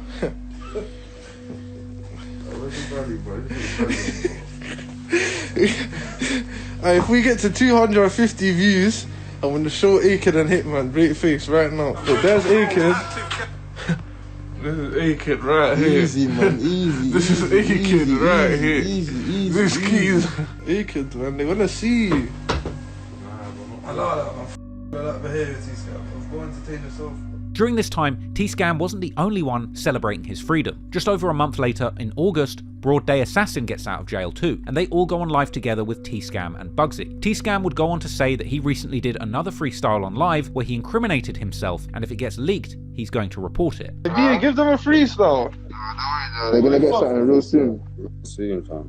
Real soon, cuz. Yeah. These scums are funny. All jokes aside though, man, if that live gets leaked, bro, man, we have to report it to the max. You think I'm joking, bro? I'll be done out here. Just found that L, man. Found that L, smoke it, I'll take it out. Get the chat, make it back. He would also go on to say that if anyone posts a video of him slipping up and revealing himself, he would never release music again. Oh, bro, you lot get over it, bro. Big man thing. If anyone try post a slip up video, Active Gang's never gonna release music again. The man has spoken. Big man thing. If anyone posts that video where I slipped up, Active Gang are never gonna do music again. Retired.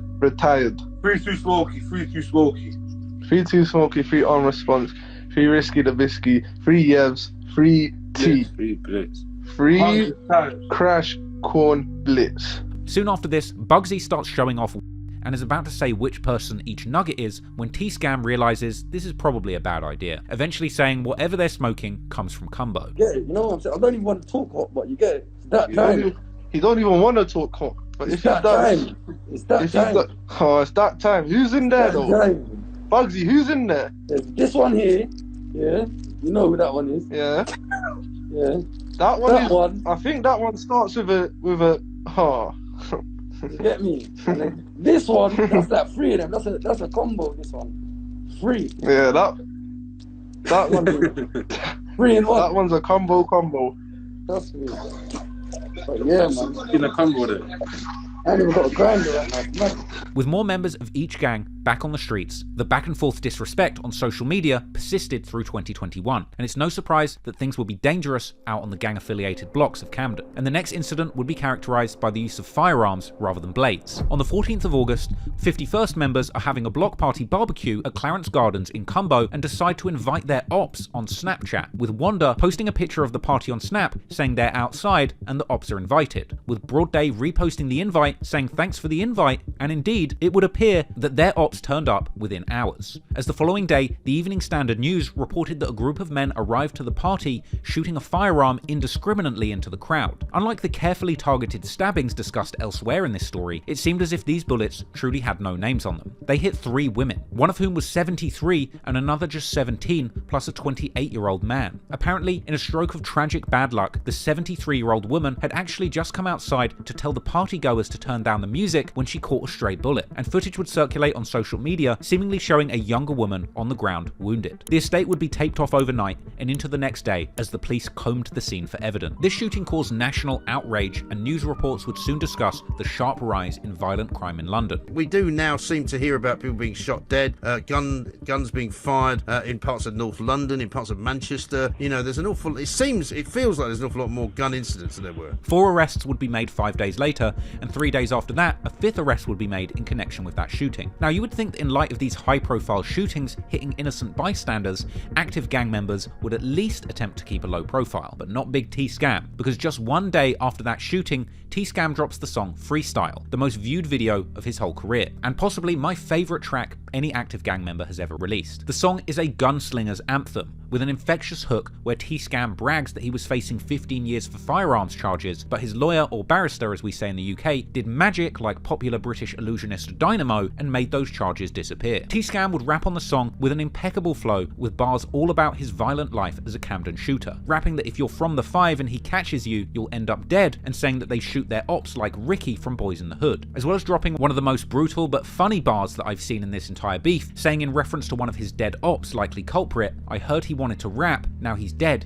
he can spit bars with Biggie and Tupac." This was an extremely brazen song to release, quite literally after a mass shooting on your ops block party. But the song was a certified hit, and in my opinion it cemented T-Scam's place alongside Suspect as a top-level rapper coming out of the UK drill scene. And T-Scam would go on to reference this shooting in other songs, like his appearance on the season finale of Plugged In with Fumes the Engineer, releasing on Christmas Day 2021, where he rapped that the unknown shooters went insane when his ops sent them an invite, a reference to the earlier Snapchat post. Clearly, active gang members were claiming responsibility for this incident.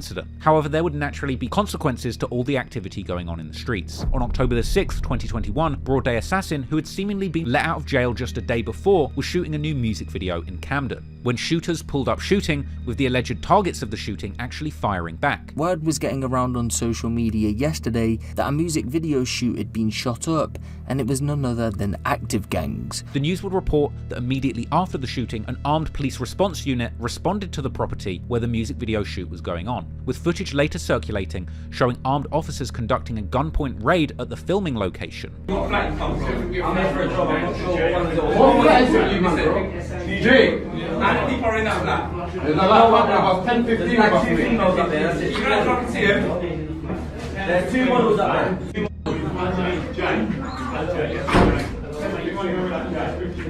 You in black lights, take your left hand out of your pocket. I ain't got my left hand in my pocket, my left hand is here, bro. You don't need to be. What, can we come down? I'm gonna stick it on you, I can't. Keep your hands so I can see him. You can see him. I'm trying to. There's about 10 of us, mate. And what flat are we coming from? Jay, mate. Yeah, how are we going to work this out one by one? Jails. Why would you do it? And it seemed that the film crew themselves were completely clueless as to what they'd gotten themselves into with this gang-affiliated drill shoot, with the cops even appearing to arrest a model who was working on the shoot. However, not discouraged by the pressure of the ops or the cops, Broad Day proceeded to release his new song Honorably just 5 days later. And while Broad Day had previously had success on his collaborative tracks with Lil Dots from HRB, this was his debut solo track and cemented him as the next big rapper to watch from Active Gang after Suspect and T-Scam. However, the music video had been made amid a backdrop of violence and spells in and out of prison. Clearly, the authorities were watching Active Gang very closely, and soon Suspect would end up having a breakthrough, landing a major guest spot on a song that would score him his first entry on the official UK singles chart. However, unfortunately for Suspect, amid his rising fame, with thousands of eyes watching his every move, soon the authorities would have a breakthrough too. Throughout 2021, Suspect from Active Gang was having success after success with his music, and he was using these high-profile opportunities to promote and glorify his violent lifestyle as a Camden gang member. On June the 24th, 2021, Suspect has the opening verse and a second verse on the huge plugged-in cypher with Fumes the Engineer. In his lyrics, he rapped about the murder of a rival from 51st, Lewis Blackman, aka Dotty, the Peckwater teen who gatecrashed the ops party and ended up being killed by members of Tottenham gang OFB, with Suspect rapping that they dropped him, so I can't complain, and shouting out his locked up friends. In the song, he raps that he has 2 G's in his blunt, a metaphor for the 2 gang members, CeeMiz and Culprit, that he personally claims responsibility for killing. And he rapped in vivid detail about chest shots making his ops lie down, seemingly another reference to Culprit, who suffered this very fate. And Suspect continues referencing his ops in Peckwater, 51st, who wear blue, with a slick lyric saying that he turns blue into purple when he sees red, a reference to the colour made when the blue bandanas of his ops mix with their red blood, and tying it all together with a Suwoo ad-lib proudly declaring his status as a Blood Gang member. These kinds of violent but intricate lyrics made Suspect a favourite amongst fans of extreme drill music, and all of this attention had Suspect's fame reaching new heights. During an IG Live in June 2021, T-Scam also tells a fan that Suspect is still in the same local area, and so is SY, and someone in the background says that they're chilling with Jason Bourne. Hey T-Scam. Yo, brother. Where's Suspect? Suspect, he's local. He's local. He went to the shop. He's coming back soon. No one is. Hey. Yo, when he comes back, I'm gonna show him. Inshallah. Where's SY? He's with Sus. He's with Jason Bourne. Now, despite what T-Scam and Suspect would have you believe, he was not in the local area. He was 6,000 miles away, hiding out in Kenya, but nobody knew it yet. Seemingly hadn't gotten away with murder, slowly Suspect was getting more and more eager to soak up the limelight, having generally kept his face covered most of his career and relying on body doubles in music videos. On July the 19th, 2021, Suspect would begin to get sloppy, accidentally revealing his face on live, teasing a new song with T-Scam. These Instagram live sessions would become a fixture amongst Active Gang members who were looking to make a name for themselves on the internet. On July the 31st, 2021, T-Scam hops on Instagram Live to let random kids rap, with T-Scam trolling them. Yo, yes, yeah. You good, yeah? Yeah, what are you saying? You said you got bars though, you gonna rap? Yeah, man got bars still, do you wanna hear it? Yeah, go on. Listen. Yo, look at my face, I like it. Look at my face, I like it. I like it. Yo, hey yo! I like it. I get him out! Hey yo! I get him out! Hey, S Wavy, join the thing. My man started singing.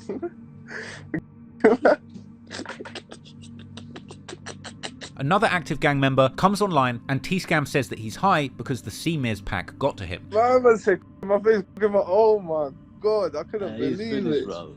He's never coming back in here ever again.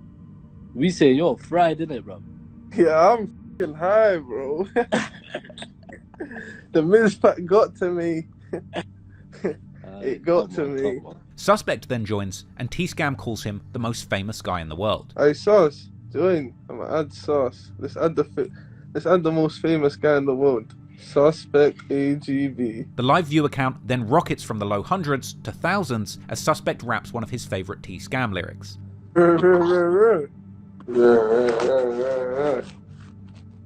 Oh, now the views are about to go through the roof.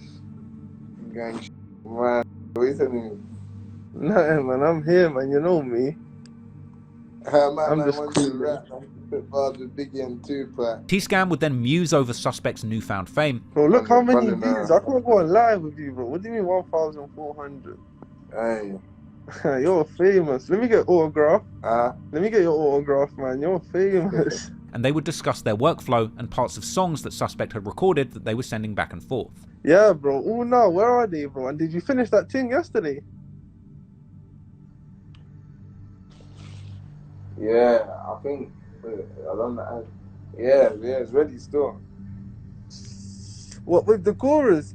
It's ready still. I just have to go back and get it sent in it.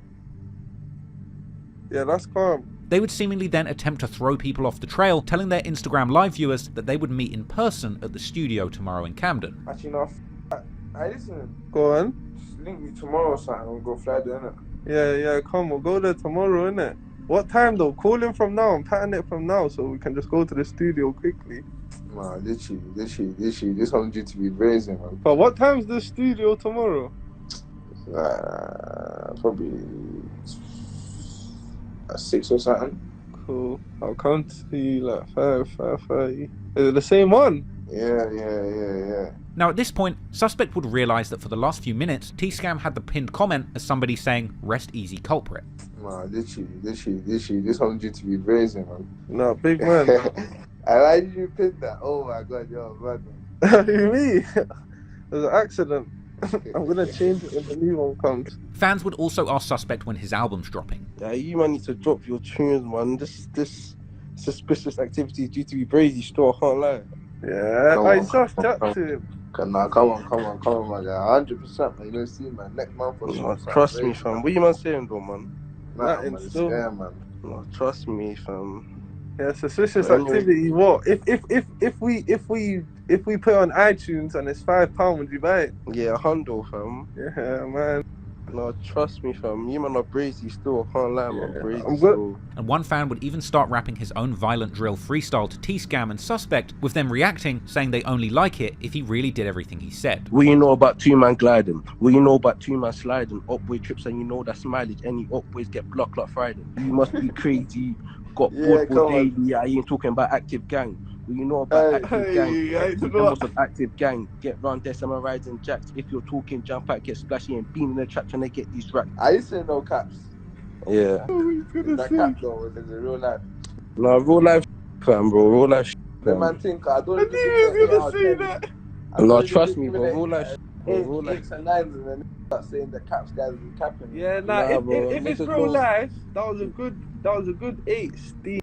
That was real life, bro. No need to cap, man. Good options, real life. No, fam. Suspect, and to a lesser extent T-Scam, were becoming household names in the UK drill scene with their social media antics. And with all of this going on, perhaps Suspect felt that the sky was truly the limit when it came to his career. At the height of Suspect's fame, he clearly had big ideas for high-profile collabs, musing on Twitter that he will bring his punchline A-game to a collab with Dave one day. And then, on August the 6th, 2021, Suspect would get the opportunity he'd been waiting for, when West London drill legend Fredo, affiliated with the Harrow Road Boys on the Mozart estate, dropped his new album Independence Day, including a song called Double Tap featuring Suspect. The song was an instant hit and ended up becoming Suspect's second most streamed song to date, at the time of writing having over 15 million spins on Spotify. The track would go on to land at number 73 on the UK singles charts, landing Suspect his first and only charting song. Double Tap was a surprising entry on the mainstream music charts, considering the violent content and chorus mainly concerned with firearms. But it was also a display of Suspect's top-level wordplay, using double entendres to describe his grisly life in the streets in a way that really made you think, like this line, where he describes having 2 hands on a 12-gauge shotgun, as well as 2 hands being at 12, describing the position of a clock at midnight, as well as using complex football or soccer metaphors like the line, "You don't want to see AM like Ozil," referring to both Turkish football player Mesut Ozil, who commonly plays as a centre-attacking midfielder or CAM, as well as AM referring to the charge of attempted murder, which Suspect doesn't want to see because he wants to get away with his crimes, as well as another amusing and historically accurate bar where he describes his gang using a rusty old gun from World War II, a common occurrence in the UK where firearms are hard to come by, with Suspect rapping that the rusty gun he's using to drill could well have been used to kill a Nazi in World War II, and describing the gun as so old that it's been around since Winston Churchill. It's these kind of clever and creative ways of talking about violence that garnered Suspect his cult following, and despite the horrific acts of violence he'd carried out, he clearly had a talent for music to paint a picture of these awful things that he had done. And he did this with striking honesty, which grabbed the attention of UK drill fans all over the UK, and now the official UK singles chart, making him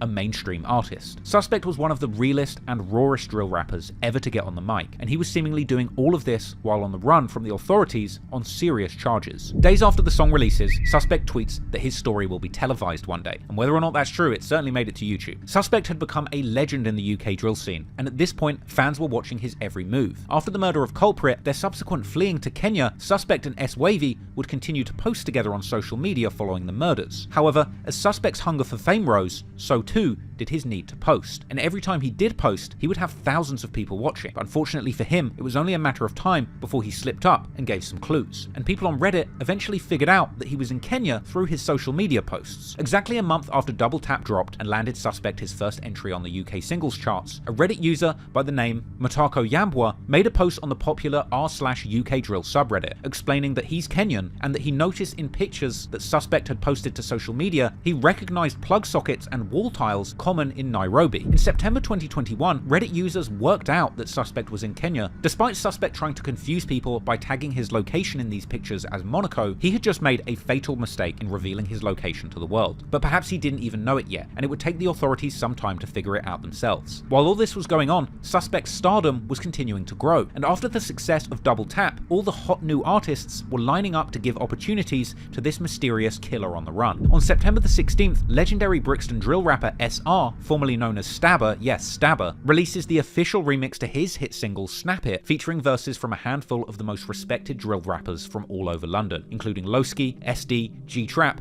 and of course Active Gang's very own Suspect, with an Agar Grove Street sign displayed prominently on the album cover to make his affiliations clear. Suspect would once again appear in the big budget music video via the use of an actor, and whilst this song was allowed to remain on YouTube, the comments were turned off. And this time, Suspect managed not to insult any rival gangsters by name in his verse, but he would end his appearance once again using the Tupac metaphor to say that he stabbed 2 people to death and put them on the news. This would be followed up a week later by another guest appearance on South London drill legend Lowski's album, with Suspect contributing a verse on the booming track Whoosh and Push, another violent drill anthem that saw Suspect comparing himself to Camden's Vladimir Putin, and describing his gang AGB as being as deadly as the Russian KGB. While Suspect was continuing to have success in the industry, his diehard fans on Reddit, who had now uncovered his location, were beginning to turn on him. In October, on the UK drill subreddit, a poll appeared asking if Suspect was in the wrong for acting like he's still in the UK, beefing people who are thousands of miles away when he knows he's never coming back. A few days later, Suspect would be singing along to a music video on his TV, seemingly yet another layered reference to his dead ops. But by this point, Suspect being in Kenya had become a running joke within the Reddit community, as people would crack jokes in the comments saying that the air looks Kenya, saying that the TV stand and hardwood is clearly sourced from Kenya, and that now he would have to do his drills with a spear. It was clear that Suspect was getting more and more comfortable showcasing himself and his surroundings on social media despite being located. He would post clips in a music studio previewing his music and tweeting once again that he needs a movie about his life one day, and appearing to even broadcast from the car on the way to and from the studio. Suspect clearly didn't let the fact that people had his location stop him from releasing music either. On October the 17th, 2021, Suspect released his new song, Encore,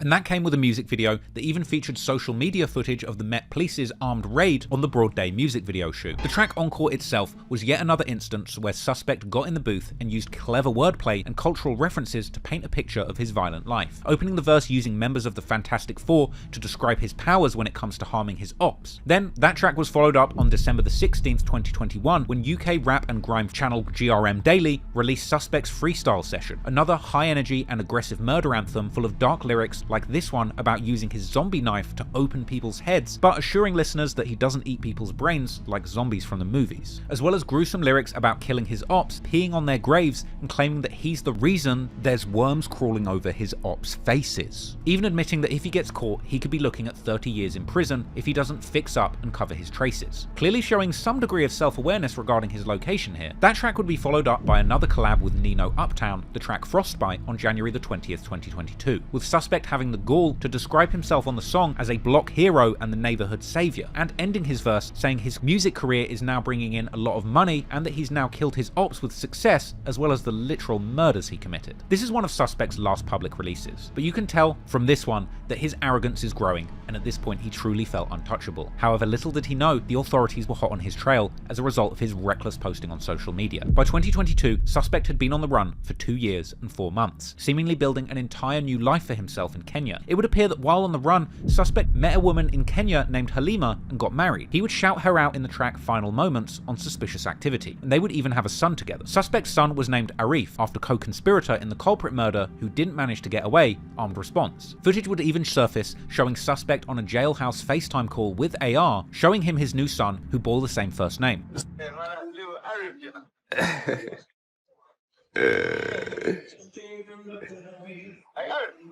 Other pictures would circulate, appearing to show Suspect with his face fully on show, wearing an Active Gang hat, with fans calling this the stupidest thing they'd ever seen, with others analysing the scenery in the picture and working out that he was in Mombasa, Kenya. Mombasa is a coastal city in southeastern Kenya with a population of 900,000 people, a popular travel destination for its beautiful beaches. It would appear that Suspect was living a normal life and literally taking beach vacations within Kenya. Rather than living like he was on the run and keeping moving in the face of the authorities and Reddit detectives' attempts to locate him, even once the internet had worked out he was in Kenya, Suspect must have thought no one was looking for him 2 years after the crime. Or perhaps he was simply unaware of the extradition treaty between the UK and Kenya. Extradition is the formal process where one country asks another to return a person in order for them to stand trial and serve a sentence. And the UK has such treaties with over 100 countries around the world, including Kenya. Notably missing from that list is Somalia. It still baffles me to this day why Suspect didn't choose Somalia along with SY and Reeks, who to this day have still never been caught. But perhaps that was the plan before Suspect met his wife and had a son in Kenya. Or perhaps he just liked Kenya better and he never believed that the Camden police would ever bother coming to find him. Suspect had built a life for himself and settled down in Kenya, but this would ultimately be his downfall. 2022 was supposed to be Suspect's year. In January, he's tweeting prolifically, teasing his upcoming debut album Suspicious Activity, and taking an abrupt break from Twitter after January the 21st with a final motivational tweet reading, "Everything you need is out there, go get it." Perhaps the Metropolitan Police themselves had read that tweet, because only 5 days later, after an astounding 898 days after the murder of Culprit, on the 26th of January 2022, both Suspect and S-Wavy were arrested in the early hours of the morning in Nairobi, Kenya, the country's capital. They were charged with the murder of Alex Smith, aka Culprit, after an international arrest warrant had been issued and executed. They were arrested by the transnational and organised crime detectives with the help of local detectives from the Directorate of Criminal Investigations, aka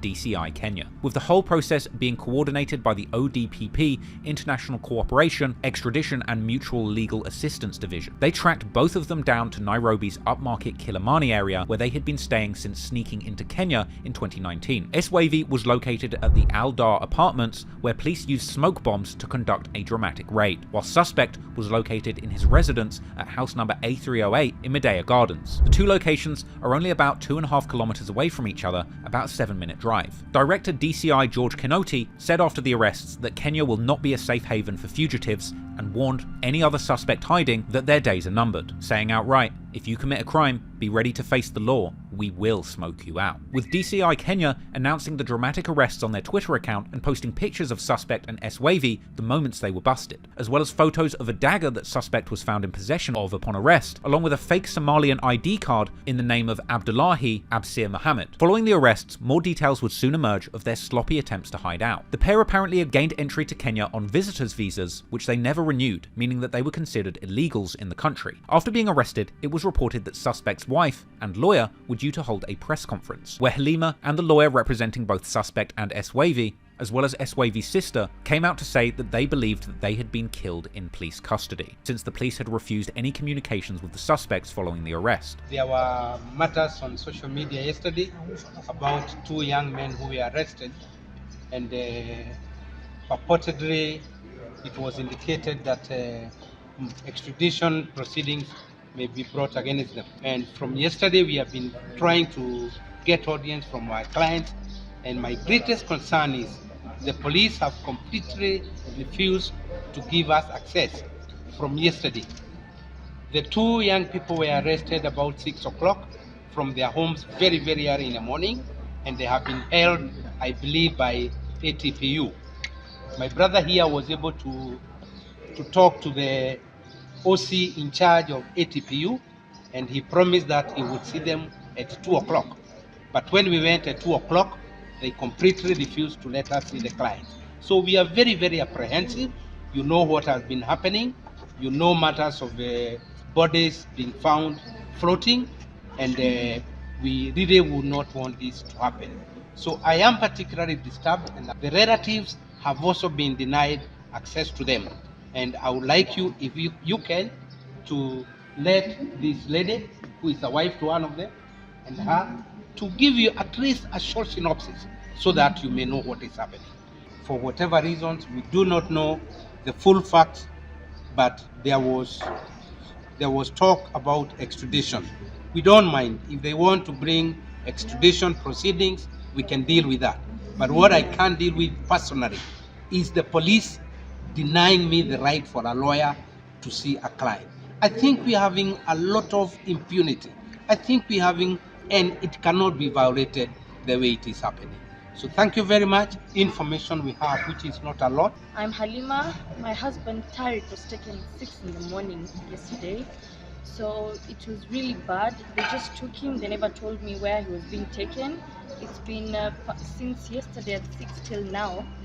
We haven't seen them or anything. So we went with the lawyers. We tried up, down. They lied to us. They're in DCI. Again, we came here. So it's been a rough moment for us. We really need to see. We really need to see them. We want to see them because we are really concerned. Each of them, there were 1 British and 8. They said they're coming. They were from Interpol. In the morning, they banged our door. When my help opened the door, they just entered with force, telling everyone to sit down. So they never showed ID. They never did anything. They picked them. Until now, they can't be found anywhere. Yeah. Brother Siad Abdul Hakim Mahmoud was arrested in the early mornings yesterday around 7 a.m. It's been over 35 hours. We have no proof of life. We don't know if he's alive. We have been refused to see him.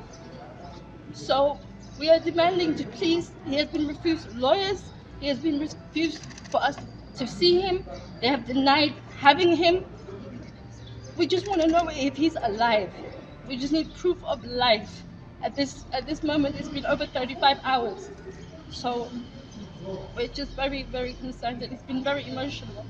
Thank you. While numerous pictures of suspect had circulated which Reddit commenters suggested had located him to the country of Kenya, this particular picture is actually the one that some say led Kenyan police to their exact location. This was a photo showing both suspect and S-Wavy in the basement of a popular shopping mall only 15 minutes away of where they were caught. This is the AdLife Plaza in the heart of Kilimani in Nairobi, with comments suggesting that the pair would have looked completely out of place in Kenya wearing Trapstar and Nike Tech tracksuits, popular amongst London gang members. One commenter even claimed to have spoken to the mall security who recognized the pair and said that they stood out and that he thought that they were American gangsters, even going on to claim that this particular mall is extremely secure with only 1 entrance and a strict search policy with 2 security guards, while others suggested that suspect and S-Wavy had actually been out partying in nightclubs regularly and telling people who they were. This is likely the Club Gemini that's literally located at the top of this very shopping mall. Ultimately, the chase was finally over and suspect would now be in police custody. No more nightclubs, no more studio, and no more IG lives. Or so you'd think, as despite being denied communication with both his wife and his lawyer, suspect would seemingly still manage to access a phone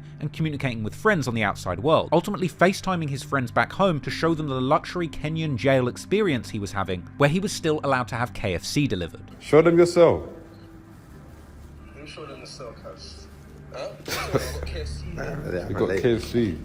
However, the finger-licking high life of the Kenyan prison system sadly wouldn't last, and soon after, photos would emerge depicting suspect during the extradition process. On Sunday, the 30th of January 2022, the pair would be brought back to the UK, and updated mugshots for both would be released, and they would appear at Westminster Magistrates Crown Court on Monday the 31st of January, being remanded in custody, set to appear at prominent British court the Old Bailey on Wednesday the 2nd of February in connection to the murder of Culprit. On the 2nd of February, S-Wavy would appear in court at the Old Bailey via video link from Wandsworth Prison, while suspect did not attend due to illness. Judge Alexi Duran set a plea hearing for the 20th of April and remanded the defendants into custody. However, it would seem that even in the face of his capture, extradition, and charges, suspect had no plans to put his music career on hold. In a since-deleted Instagram post put up around this time, suspect's management confirmed that they had been given access to his social media accounts. In a bold-faced post stating, due to unforeseen circumstances, unfortunately suspect has been arrested. As we all know, suspect is innocent and will be back in due time. This post was ultimately an announcement that his debut album would be releasing on February the 6th, 2022. And when the 6th came, fans would receive a 12-track album titled Suspicious Activity. The project came with features from fellow AG members Broad Day, as well as his co-defendant S-Wavy, and suspect himself even promoted the album in a call from jail. Suspect AGB Get me? Suspicious activity out now on all platforms. The album was an impressive body of work, despite its brutal content. It would open in cinematic fashion with an intro track that had a narrator describing the dog-eat-dog environment in the streets of Camden that Suspect hailed from. In the verse, Suspect once again references kids' nursery rhymes, comparing his murdered ops to Humpty Dumpty.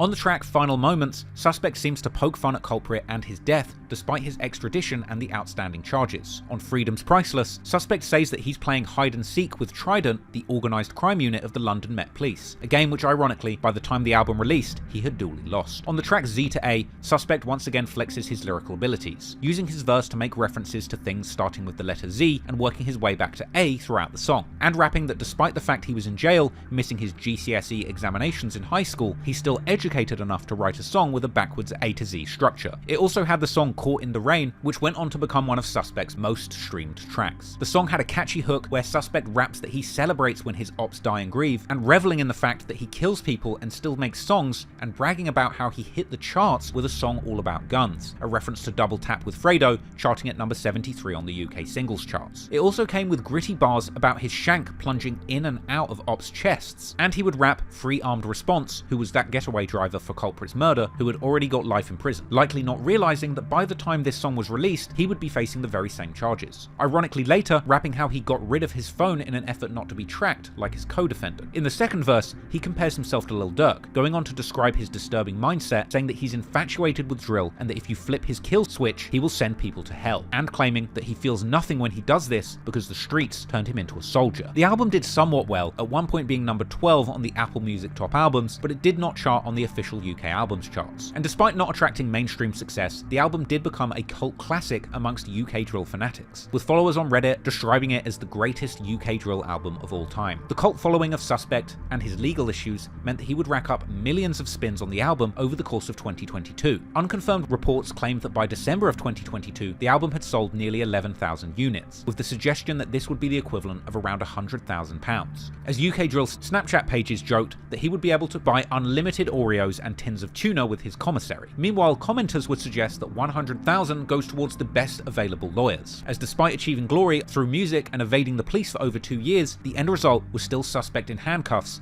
sitting in jail and awaiting trial for the murder of Culprit. And considering the fact that he had spent the last 2 years believing that he would never be caught, rapping recklessly about how he was responsible for 2 murders, these charges would prove impossible to beat. However, Suspect would end up sitting in jail, awaiting trial for over a year, and in the meantime, other members of Gxng would continue to wage war in the streets, and racking up serious charges.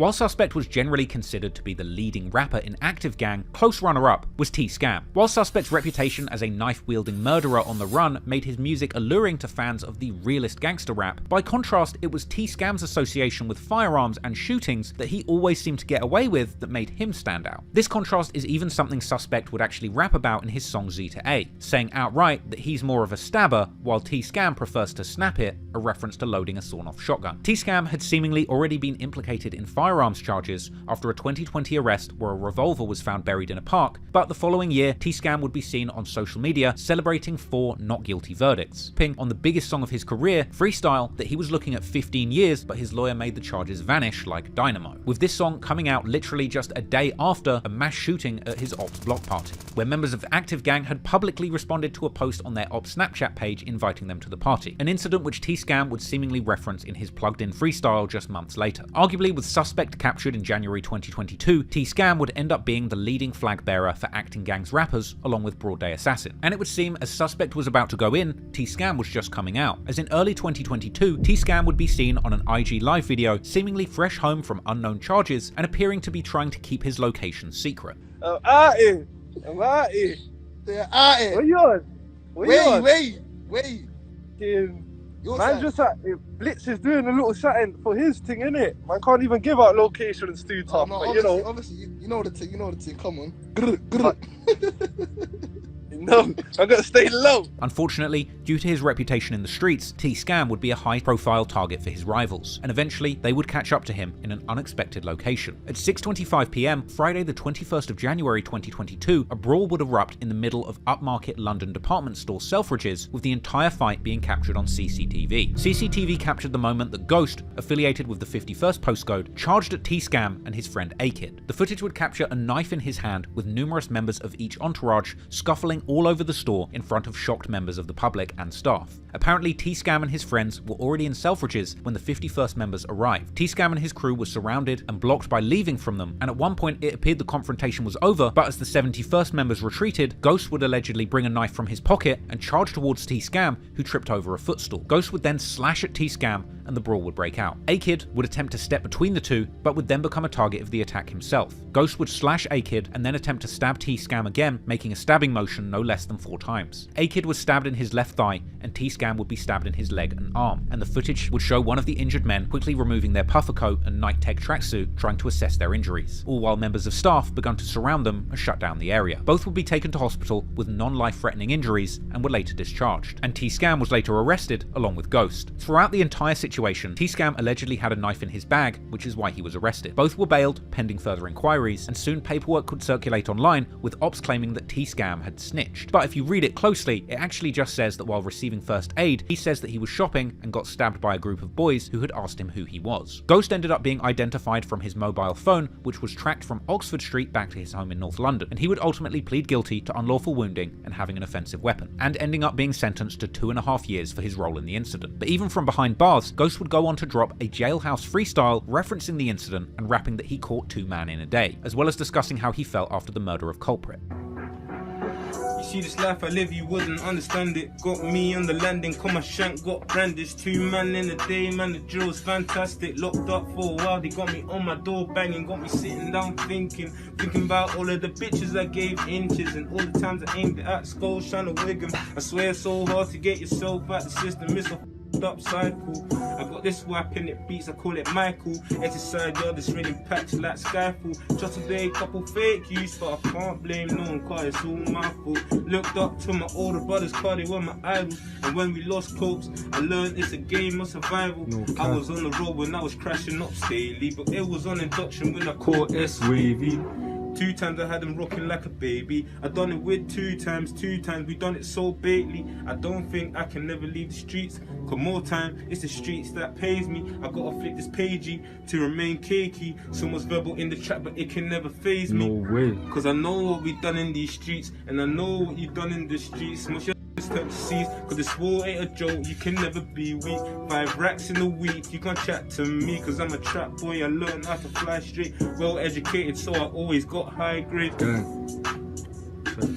Even with Active Gang's most famous rapper Suspect now incarcerated, T-Scam and Broadday were carrying the flag for the blocks in the 71st postcode. Meanwhile, the estates from 51st hadn't had a prominent rapper get mainstream attention for several years, ultimately leaving the beef from a music point of view fairly one-sided. However, that would all change in January 2022 when Chinx would return to the music scene after a 4-year stint in jail. He had been caught with a firearm, a loaded Walther P38 with intent to endanger life, and jailed for 8 years in 2017, allegedly receiving the heavy sentence after previous convictions for robbery and assault. His sentence was even extended by 4 months after he absconded from jail to see his family, fleeing from an open prison that he was transferred to 3 years into his sentence. Funnily enough, Chinx actually returned to prison the next day, admitting to law enforcement that he had succumbed to depression and made a big mistake. He would be shipped back to a higher security prison to serve out the remainder of his sentence, plus an additional 4 months. But eventually his time would be served, with Chinx reportedly being released on license in October 2021, and he would appear on social media in January 2022, showcasing a fresh home freestyle that would later form part of his Mad About Bars freestyle with Kenny Allstar. It wouldn't take long for beef to ignite between Active Gang members and Chinx from 51st, or One Side, or OS as he would now refer to his hood as. On the 6th of January 2022, Chinx releases a new song and music video, Secrets Not Safe, on YouTube, as well as teasing it on Instagram and Facebook. The song is an aggressive diss track aimed squarely at members of Active Gang. On the song, he calls out a handful of Active Gang members who he had apparently shot at, He says that the same gun he used to show Suspect is the same one that was used to shoot and hit Blitz, and claiming that Suspect still met up with him after the two 71st members were killed, AK and S45, while Suspect was in prison. Even claiming that Sus had turned to Chinx for help when he got out of jail years before their beef, even in spite of the murders of AK and S45. And Chinx would also deny rumours that he had been stabbed in the chest. This song was a brutal diss track, but much like Suspect and T-Scam's music, it saw Chinx rapping with an incredibly aggressive flow over a booming UK drill beat produced to a high standard with an infectious sample. Despite the high standard of art on display, ultimately it was still a violent song that dissed rivals and areas by name. And unsurprisingly, once again, the music video was taken down from YouTube like so many before it, with YouTube citing a breach of its policy on harassment and bullying. But it wasn't just this song. Chinx would later claim that Instagram had censored both the song and deleted his account without warning after this release. But the song had already gotten out, and members from Active Gang would begin to respond, with Suspect tweeting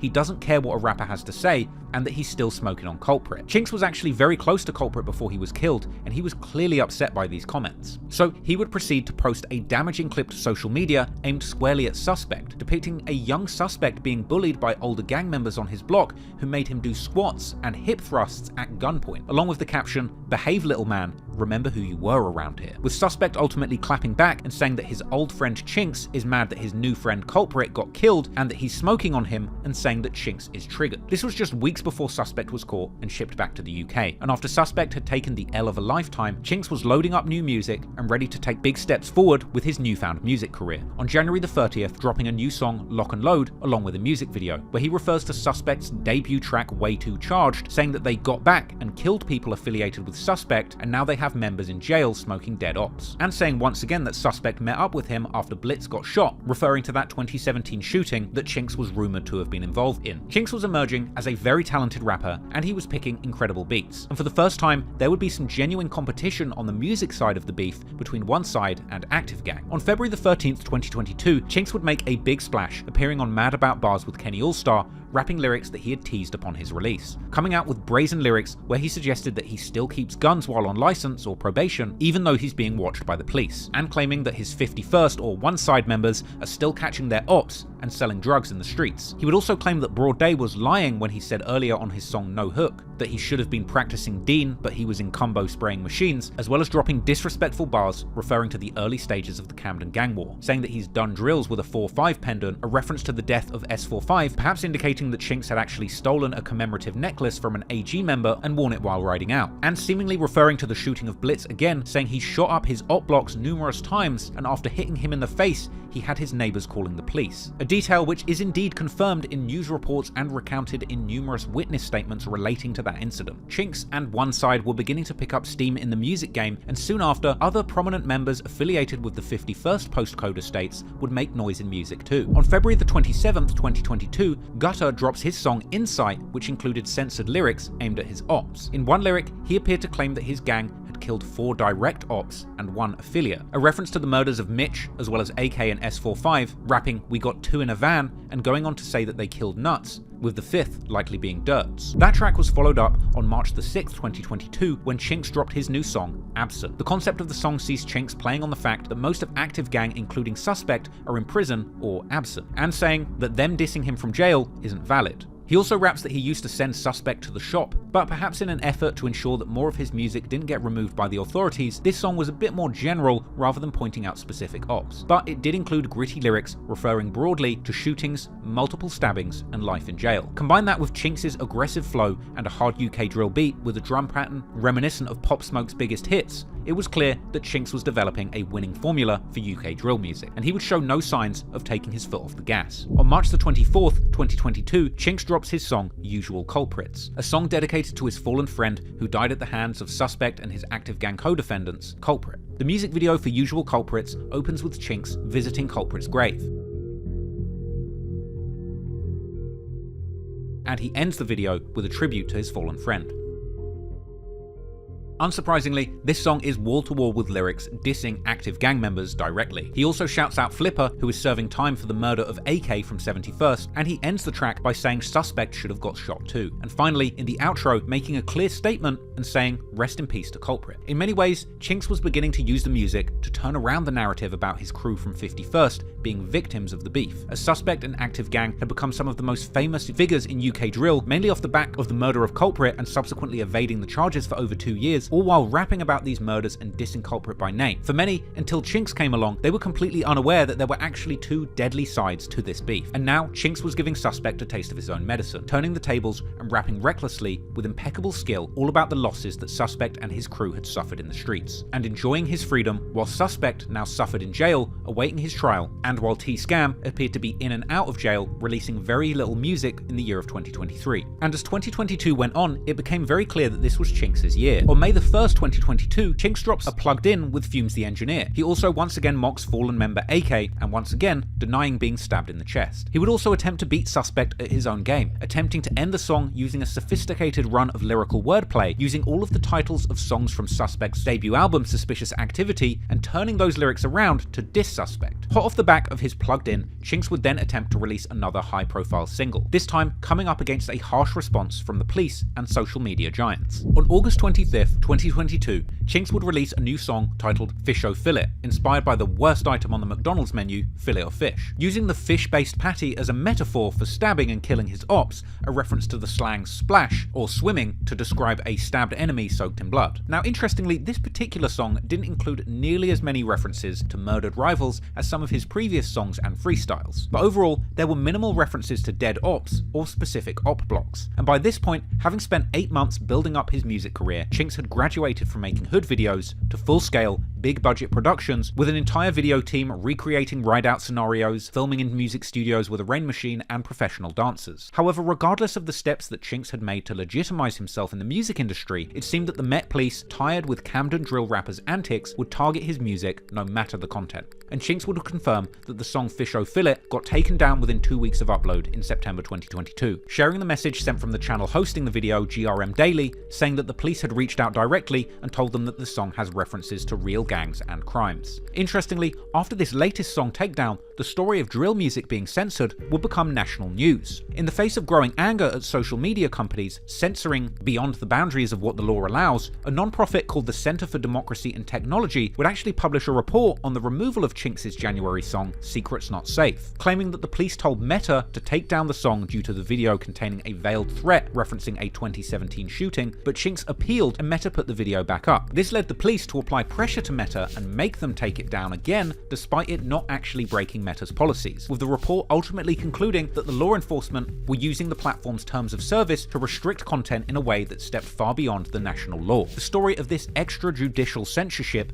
would soon become big news, and in response, Meta launched an internal investigation to determine if the police in this case had actually overstepped their powers, with Meta later revealing that they had removed 52 posts, including Chinx's song manually, and another 112 posts relating to his music, which were removed by automated systems. Meta would eventually escalate the decision to their own oversight board, and in the end, Meta's oversight board would overturn the decision and reinstate the video against the wishes of the police, saying that the removals were a mistake, as the post did not violate Meta's community guidelines and that they were essentially allowing a police operation to censor free speech. Interestingly, Meta's investigation into the issue found that the Met Police in this campaign of systemic oppression of freedom of speech had actually had 255 music videos removed, all of which were drill music. Ironically, the hype around the heavy-handed enforcement of these takedowns soon became national news and led to numerous media organizations profiling Chinx, only boosting his exposure and legitimizing him in the mainstream media, with one particularly high-production mini-documentary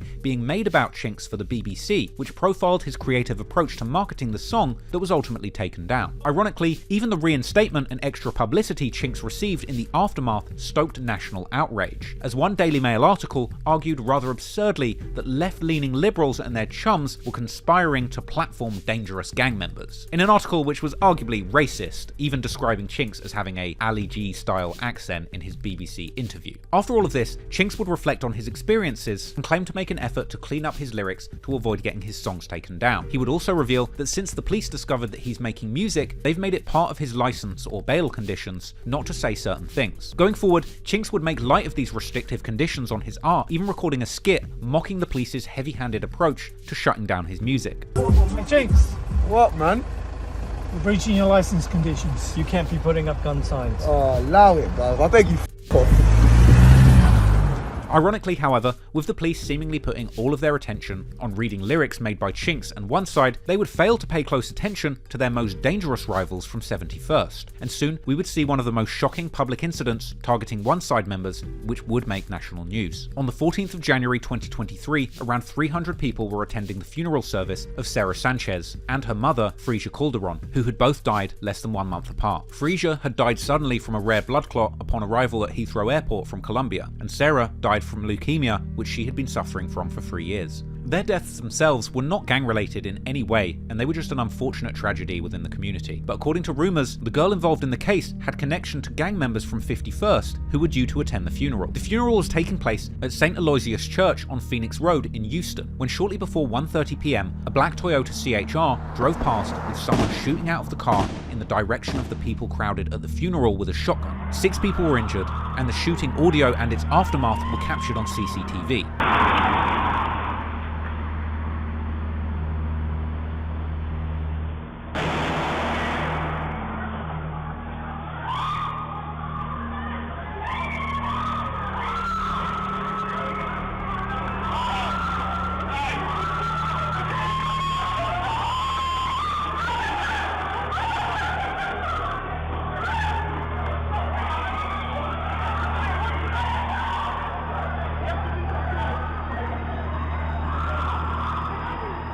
As was mobile phone footage captured from inside the church, showing panic unfolding after this drive-by mass shooting had taken place.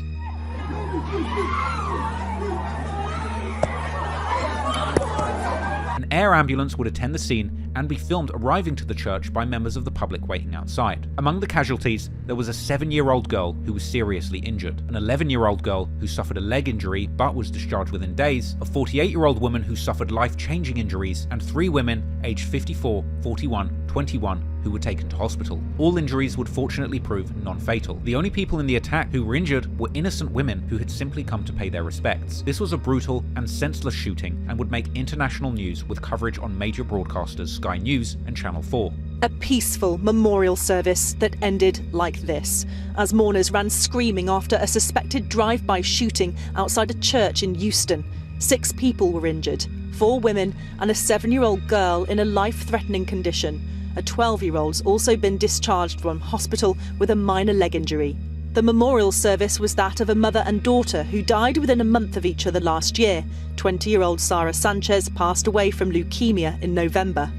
As behind the police cordon, forensic officers assessed the scene and looked for evidence, an appeal for information went out to the community to help bring justice to those responsible. So far, the Met Police have told journalists that shots were fired from a moving vehicle. They've identified the model of the car and the type of gun used.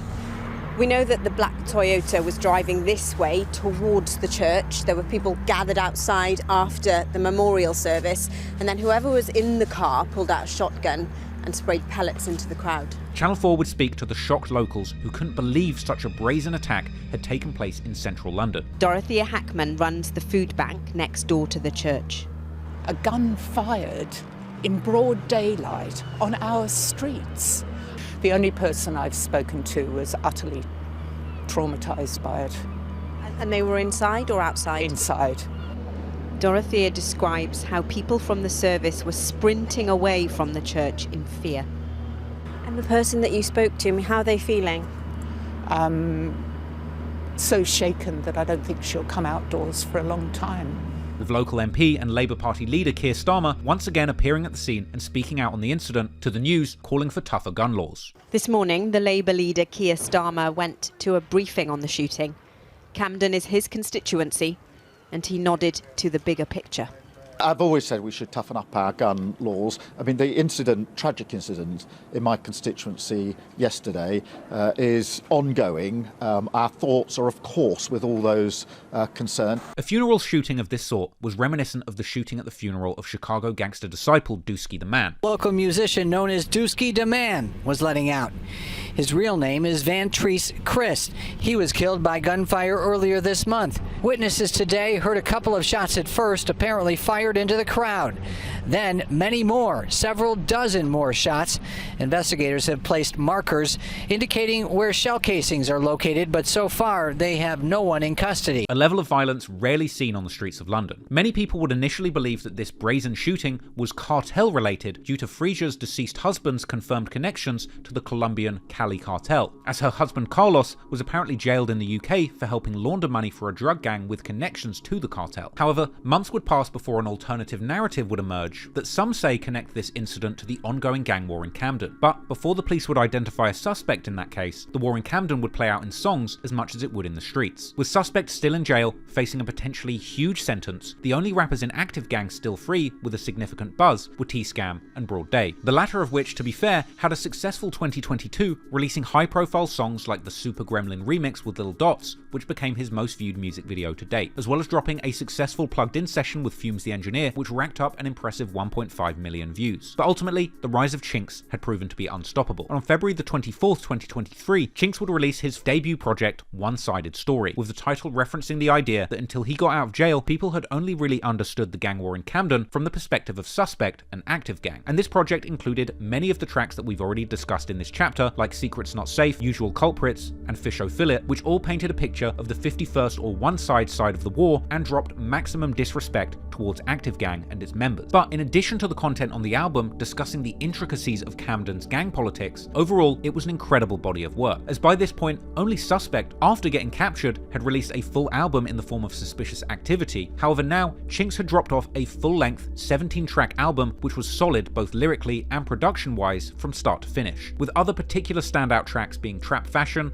and Levels, which are personal favourites of mine. However, despite dropping off this full-length and high-quality body of work, and the following month Chinx would return to the booth, releasing more music that seemed to acknowledge the funeral shooting that was rumoured to be targeting One Side members. On March the 5th, 2023, Chinx drops a Daily Duppy freestyle where he seemingly calls this incident a failed mission, admonishing his ops and saying that they only hit kids and girls. And Chinx would go on to mock Suspect following his latest release, taking to Snapchat days later, saying that he used to send Suspect to the shops and let him keep the change. That same month, on March the 15th, 2023, T-Scam drops a fresh plugged-in freestyle with Fumes the Engineer, dissing Chinx and referencing his area and album title One-Sided Story, and saying his one-sided story will have a sad ending, and going on to say when he's in one side, he shoots on sight, even claiming that Chinx must be sour because when he was fresh home from jail, he had to lay flowers at Culprit's grave because Active Gang members killed him, with this being a direct reference to the music video Chinx had made for his track Usual Culprits, where he laid flowers on Culprit's grave, as well as rapping Free Yevs, who had earlier gone to that music video shoot in 51st and stabbed someone. T-Scam would end the verse saying that he stabbed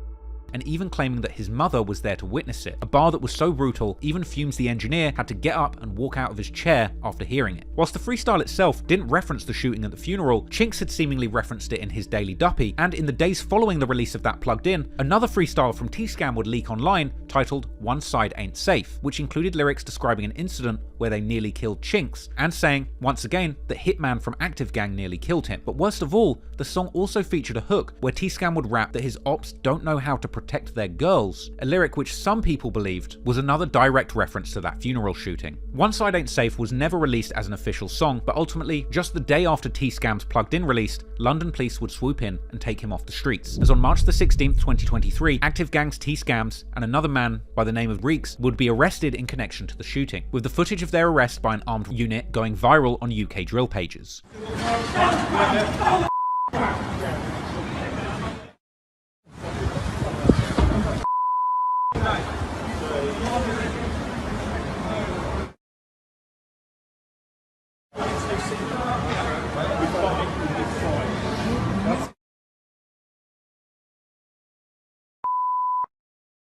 It's believed 3 men were accused of playing a role in the funeral shooting, one of them being T-Scam. Each of them were charged with 6 counts of Section 18 wounding with intent. One of those co-defendants appears at Willesden Magistrate Courts on March the 15th, 2023, charged with possession of a shotgun with intent to endanger life and 6 counts of conspiracy to wound with intent. T-Scam and Reeks, however, would fail to appear at this court date, later appearing at Harrow Crown Court for a plea hearing alongside the co-defendant. A provisional trial date was set for late 2023, and the prosecutors say that they plan on using 4 key strands of evidence: gang activity, CCTV, cell site, and car data as forensic evidence. Someone had posted to Reddit that T-Scam had actually made an application for bail for the offence, but as it currently stands, it appears that he is still incarcerated, and due to Harrow Crown Court currently being closed due to unsafe concrete being found in the building, it's unclear whether this trial will be taking place anytime soon. At the time of writing this, it's still unclear what the outcome of that case is going to be, and once again, it's important to remember, at this stage, these are only allegations. T-Scam and his co-defendants are innocent until proven guilty, and it's highly possible that they may have evidence that proves they had nothing to do with the crimes they're being accused of. But what we do know, however, is the outcome of Suspect's trial. After being captured in 2022 and left in jail for over a year to await trial, in March 2023, Active Gang's most prominent member, who had evaded the police for 2 years, all while bragging about the murders that he did to an audience of millions, would finally face justice. And sadly for him, he would indeed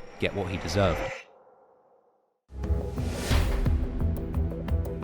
After playing an active role in the murders of his gang rivals CeeMiz and Culprit, Suspect and S-Wavy of Active Gang had fled to Kenya, and Suspect managed to go on the musical run of a lifetime, spending about 2 years and 4 months recording music, openly bragging about the murders he'd committed in gruesome detail, all the while evading and taunting the police who were desperately trying to solve this case. Meanwhile, prominent Active Gang member Armed Response, or AR, failed to get out of the country before the police could find him, ultimately getting convicted and sentenced to life in prison. By the time Suspect had been caught and extradited back to the UK, it seemed like AR had settled into his incarceration. He would go live seemingly from inside his cell on June the 4th, 2022, smiling as commenters bring up the deaths of CeeMiz and Culprit. He was surrounded by goons bumping Youngboy's song Forgiato, where he claimed to have killed over 7 people. What's your name? What's your name? AR from the AGB Act.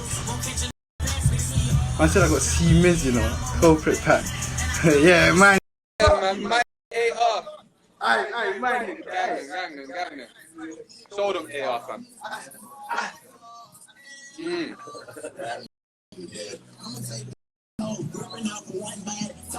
This was the fate that Suspect was potentially facing, and after his extradition in January, 6 months later, around the time of AR's live, Suspect would seemingly also get access to the internet, beginning to post to Twitter again in June and August of 2022, tweeting boastfully about how his ops still mentioned his name after the murders he committed, tweeting Free Double S in reference to himself and S-Wavy, who along with SY, who was still on the run in Somalia at this point, previously made up the deadly trio Triple S. Suspect would seemingly reflect on some of the clout-chasing slip-ups that landed him in jail, tweeting, "God forgive me for getting lost in the sauce," and social media blurring too many lines, as well as tweets indicating he feels like his life has been a movie, as well as another optimistic post suggesting that he believes he'll be free by 2023. Later, he would go on a series of tweets suggesting that he's having dark thoughts that he cannot say out loud or he'll be sectioned under the Mental Health Act, as well as bigging himself up, saying he's really that guy, just wait and see, perhaps another indication that he thought he might be able to beat these charges. Perhaps that explains his next tweet, appearing to suggest that he's not really a killer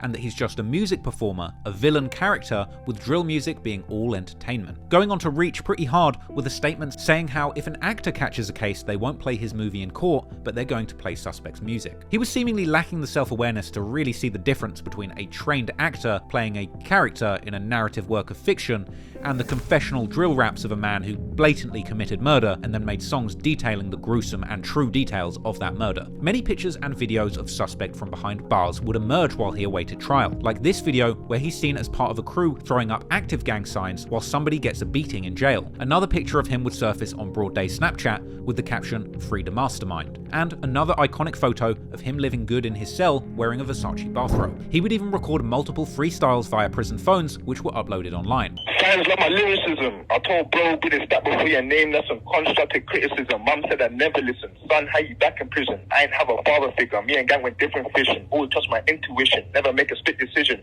Follow first, forgot the second. Third is learn from your lessons. Alhamdulillah, count my blessings. Gotta count the ammunition.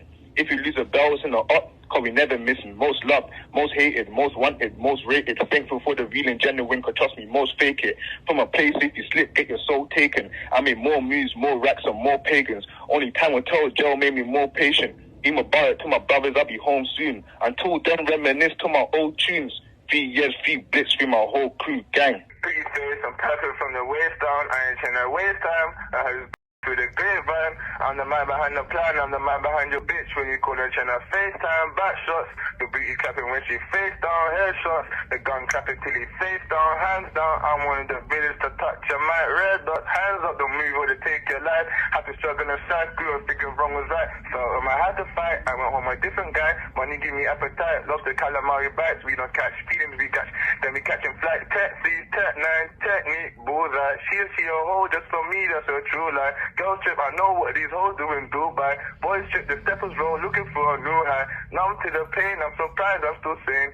Country on chain, now with SVR range. It was not nice, used to trap in the rain. Mom, there's no win in this game. However, Peckwater member C2, who Suspect had previously mocked in a music video for working as a model, would post multiple times alluding to Suspect being jumped and beaten up in prison, saying that he's having a tough time in jail, and that there had been suspicious activity on D-Wing. Seemingly in response, Suspect would post mocking C2, posting a picture of him in a wig and saying that he likes to feel like a little lady, and congratulating him on trying to find himself and acting like a bad boy this year. C2, apparently in jail too during this time, would end up making his own jailhouse freestyle, named after Suspect's hit song Caught in the Rain, dissing dead ops from Gxng. Despite the daily struggles of being the most wanted member of a prominent gang in jail, Suspect appeared to be optimistic while in prison, posting Instagram replies that he would be at Wireless Festival the next year and that he would even be home soon. In November, Suspect would freestyle for his fellow inmates as they gathered around and cheered him on. No cap, got blowback, laugh when I see F1 cross roadback.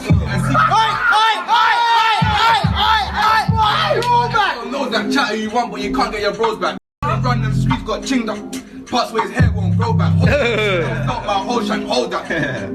Grew up toast at Joe 5 times, got feds like CeeMiz eyes. I don't wanna roll back. Bro said Mendig is done.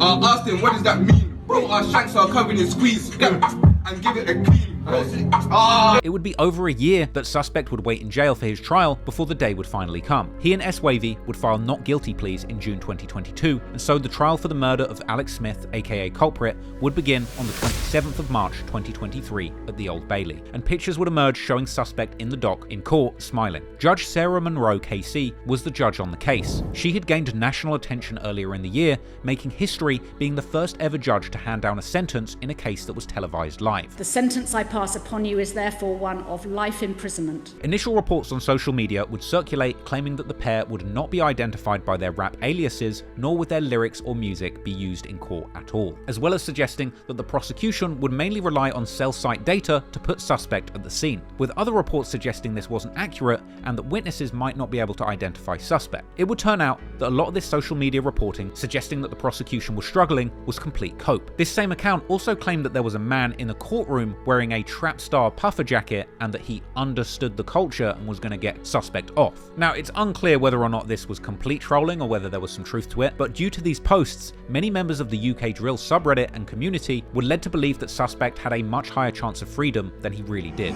On May the 10th, just days before the verdict, Suspect would be seen on social media FaceTiming his Kenyan wife Halima. Now, I wasn't able to find full court documents relating to the trial publicly, so it's unclear exactly what evidence was used against him, but some crime Twitter pages tweeted that a lot of interesting details came up during the trial. They used Suspect's many convictions as a youth offender, bringing up that he had a total of 18 convictions for 41 offences prior to the murder. They would also be told details about the ongoing gang war in Camden, which Suspect and Culprit had both been involved in. The court would also hear a victim impact statement from Culprit's mother, who said that she was haunted by the thought of her son being hunted by a pack of knife-wielding gangsters. However, Suspect's defence would emphasise that Suspect grew up in foster care and did not have intent to kill. The court would hear about how Suspect and S-Wavy fled the country after the murder and bragged about the murder in several songs, with Culprit's mother making direct references to lyrics from his freestyle, with it being reported that that song had been analysed in detail in court, with it likely that these lyrics about tripping up ops and stabbing them in the chest and leaving estates red-taped no doubt harmed his case dramatically. It's ironic that this freestyle that ended with him rapping about his op that didn't make it, and now that he's rapping about the murder he might make it, ended up sealing his fate. Other reports on social media that can't be verified suggested that numerous songs were played in court and that the judge was in disbelief when she heard them, specifically lyrics such as "Who is the culprit?" and "It's ironic that they suspect me." Before the verdict, Suspect would post a message to his YouTube channel showing crossed fingers and heart emojis. But unfortunately for Suspect, his luck would finally run out. In the end, on the 10th of May 2023, both Suspect and S. Wavy would be found guilty for the murder of Alex Smith, after which they refused to participate in proceedings, failing to attend the sentencing. So, 2 days later, the sentence would be handed down in their absence, with Suspect getting life with a minimum of 24 years, and S. Wavy receiving a minimum of 23 years. Apparently the judge even admonished Suspect and S. Wavy for making music celebrating the death of Culprit during the sentencing. Friends and affiliates would post reacting to this news, and later, reporting would suggest that neither Suspect or S. Wavy showed any remorse or explanation for their crimes throughout the trial, and footage of Suspect settling into life in prison with Triggy would circulate after the sentencing. And eventually a picture would even surface showing Active Gang's most prominent rappers, T-Scam and Suspect, both together in jail. Meanwhile, SY, who had still managed to evade justice in Somalia, would post to his Snapchat reacting to the news with heartbreak emojis and calling to free the innocent. Ultimately, Suspect's wild story had finally come to an end, and despite what any Active Gang fans might say, finally justice had been delivered for Alex Smith, aka Culprit. And after spending 2 years and 4 months running free and mocking the death of this young man, now Suspect would have to face the next 24 years in a jail cell for what he had done on the 12th of August 2019.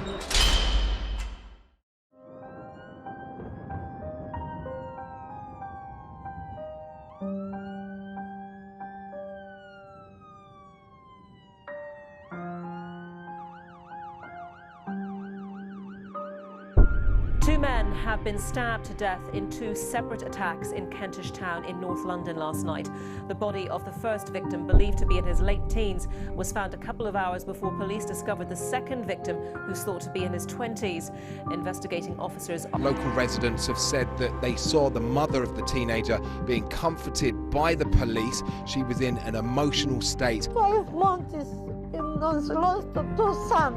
We want to reassure every Camden resident that the safety of our communities is our highest priority. I beg you, people got to knife children, say stop please. We're talking to the family, and local residents on the estate say they're shocked and saddened to what's happened, but say this is a reality of living in this area.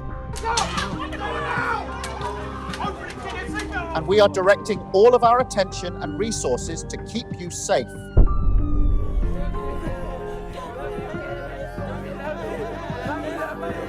They are going to go out and kill any Somali in retaliation.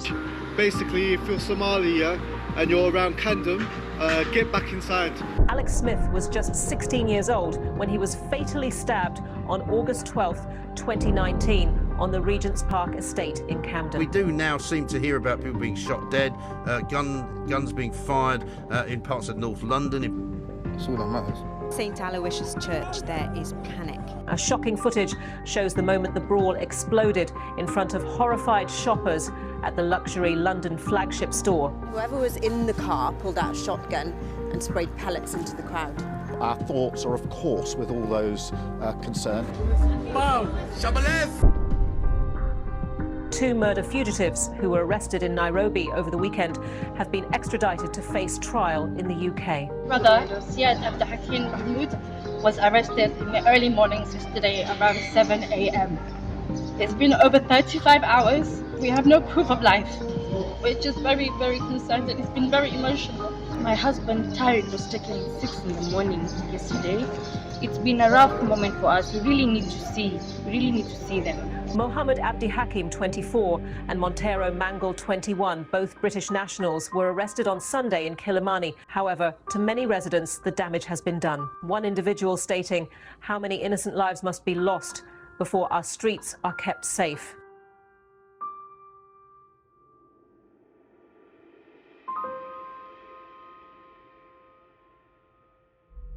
In the end, it was the very same brand of violent drill music that made Suspect famous that also brought about his downfall. Arguably, had he not gone on the run, making a name for himself as a drill rapper and making hundreds of thousands of pounds in the process, the end result likely would have been the same. He deserved punishment, not just for the murders that he'd committed, but for the pain that he had caused the victim's family by evading justice and boasting about the murders in front of millions of adoring drill fans. While you could argue that the drill fans that propped up Suspect and made him famous share some of the blame for that suffering, ultimately Suspect himself is just another symptom of a very sick music industry. In the modern age of gangster rap, the King Vons, Pooh Shiesties, and Gucci Manes of the world have always gotten a lot of attention for the legal cases they were associated with. Whether it's killing rival gangsters, killing someone in self-defense, or shooting someone in a hot-headed argument, the modern rap game just can't help but lavish attention on those who have openly lived a life right on the boundaries of what the law allows or allows you to get away with. Suspect was one of the most extreme examples of when keeping it real goes wrong. Just like King Von, Suspect was praised for being what he really rapped about. He made murder music, and he had really done murders. In November 2021, just 2 months before he was caught, Suspect posted the following to social media, saying essentially, if you haven't done dirt in the street,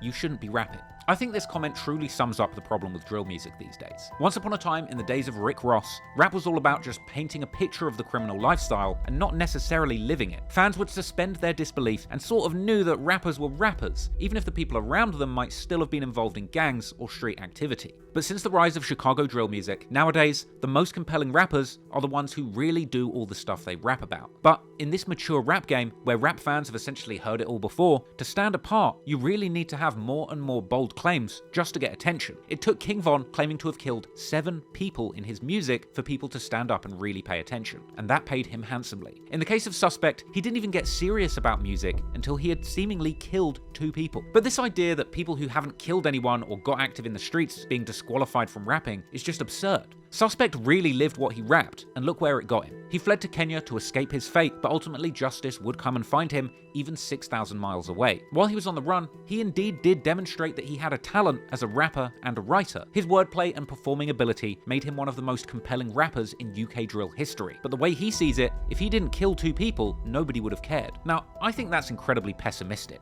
Maybe Suspect sees it that way, but I truly believe that with his talent, he could have been a successful rapper in UK drill without having to kill a single person. Maybe it would have taken him longer or required more time working on music than lurking in the streets. But to me, killing people and rapping about it isn't really the secret to success in drill music. It's only a shortcut to fame on social media. There's a reason why Culprit's song about the murder of Neds never went viral, because no disrespect, it wasn't a very good song. Whereas Suspect made great music, picked great beats, and painted a vivid picture of the dark and deadly life he was living on the streets of Camden. And I think he still could have done that without bringing death and destruction down onto his own community. Sadly, we will never know whether or not he would have succeeded without the horrible crimes. But an interesting contrast to the story of Suspect would be that of fellow active gang member 2 Smoky. Over the course of this beef, several members have actually rapped about their Islamic faith, often rapping about how they're bad Muslims, more interested in the violence and murder than practicing religion. 2 Smoky was one of these people, even rapping in the song Knock Down Ginger how he should have been practicing his deen, but instead he was on the op block spraying machines. Perhaps these lyrics meant more to him than they did to the other members who repeated it. 2 Smoky had had major success with his January the 24th, 2021 breakout track Corn, pretty much a love letter to shooting. But that song was taken down by police in their campaign against active gangs' violent lyrics. At a certain point, keen-eyed drill fans even noticed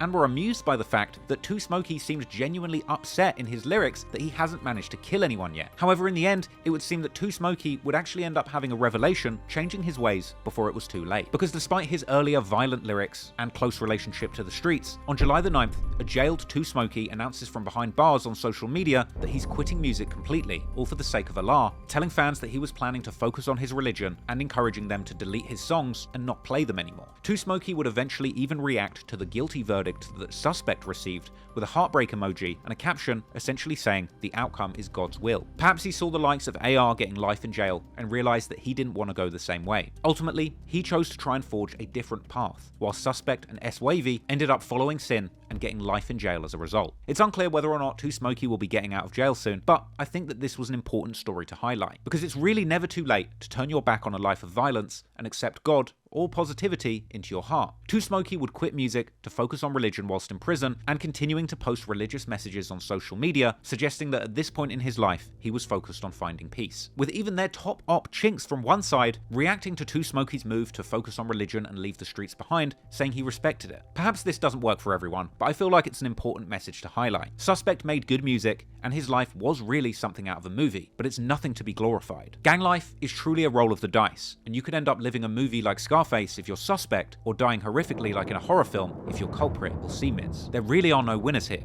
Suspect is now sat in jail for the majority of his life, leaving his son fatherless in Kenya, likely to grow up with many of the same or different problems that a young Suspect faced. The circumstances change, but the cycle continues, and Suspect is no longer living the glamorous life of a famous gangster on the run. He's stuck in jail while Culprit's mother and many others continue to grieve their murdered children and friends, and ultimately no amount of jail time is going to heal that pain. It's a truly sad state of affairs, and something really needs to be done to make sure that there are less troubled teens like Suspect falling through the cracks of society, bringing pain and destruction to their communities. It's now looking more and more likely that the politician responsible for Camden, Keir Starmer, is going to be the next Prime Minister of the UK. Now, should the person who couldn't keep Camden under control really be running the whole country? But then again, can he really be held responsible? Camden's long history of gang tensions is a hard thing to fix, and with the rise of drill music essentially rewarding the most violent individuals with clout, fame, and riches for doing the worst things imaginable is only magnifying the problem. Ultimately, Suspect's life was a movie, and it's a tragedy.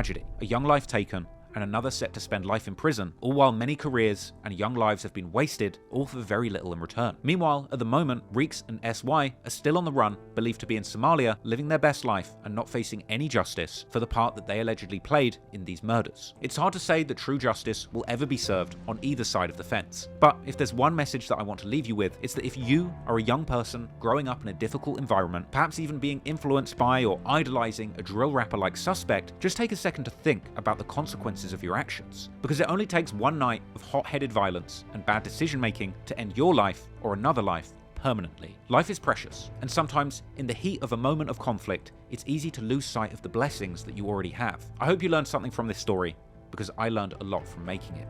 And once again, rest in peace to everyone involved who lost their lives.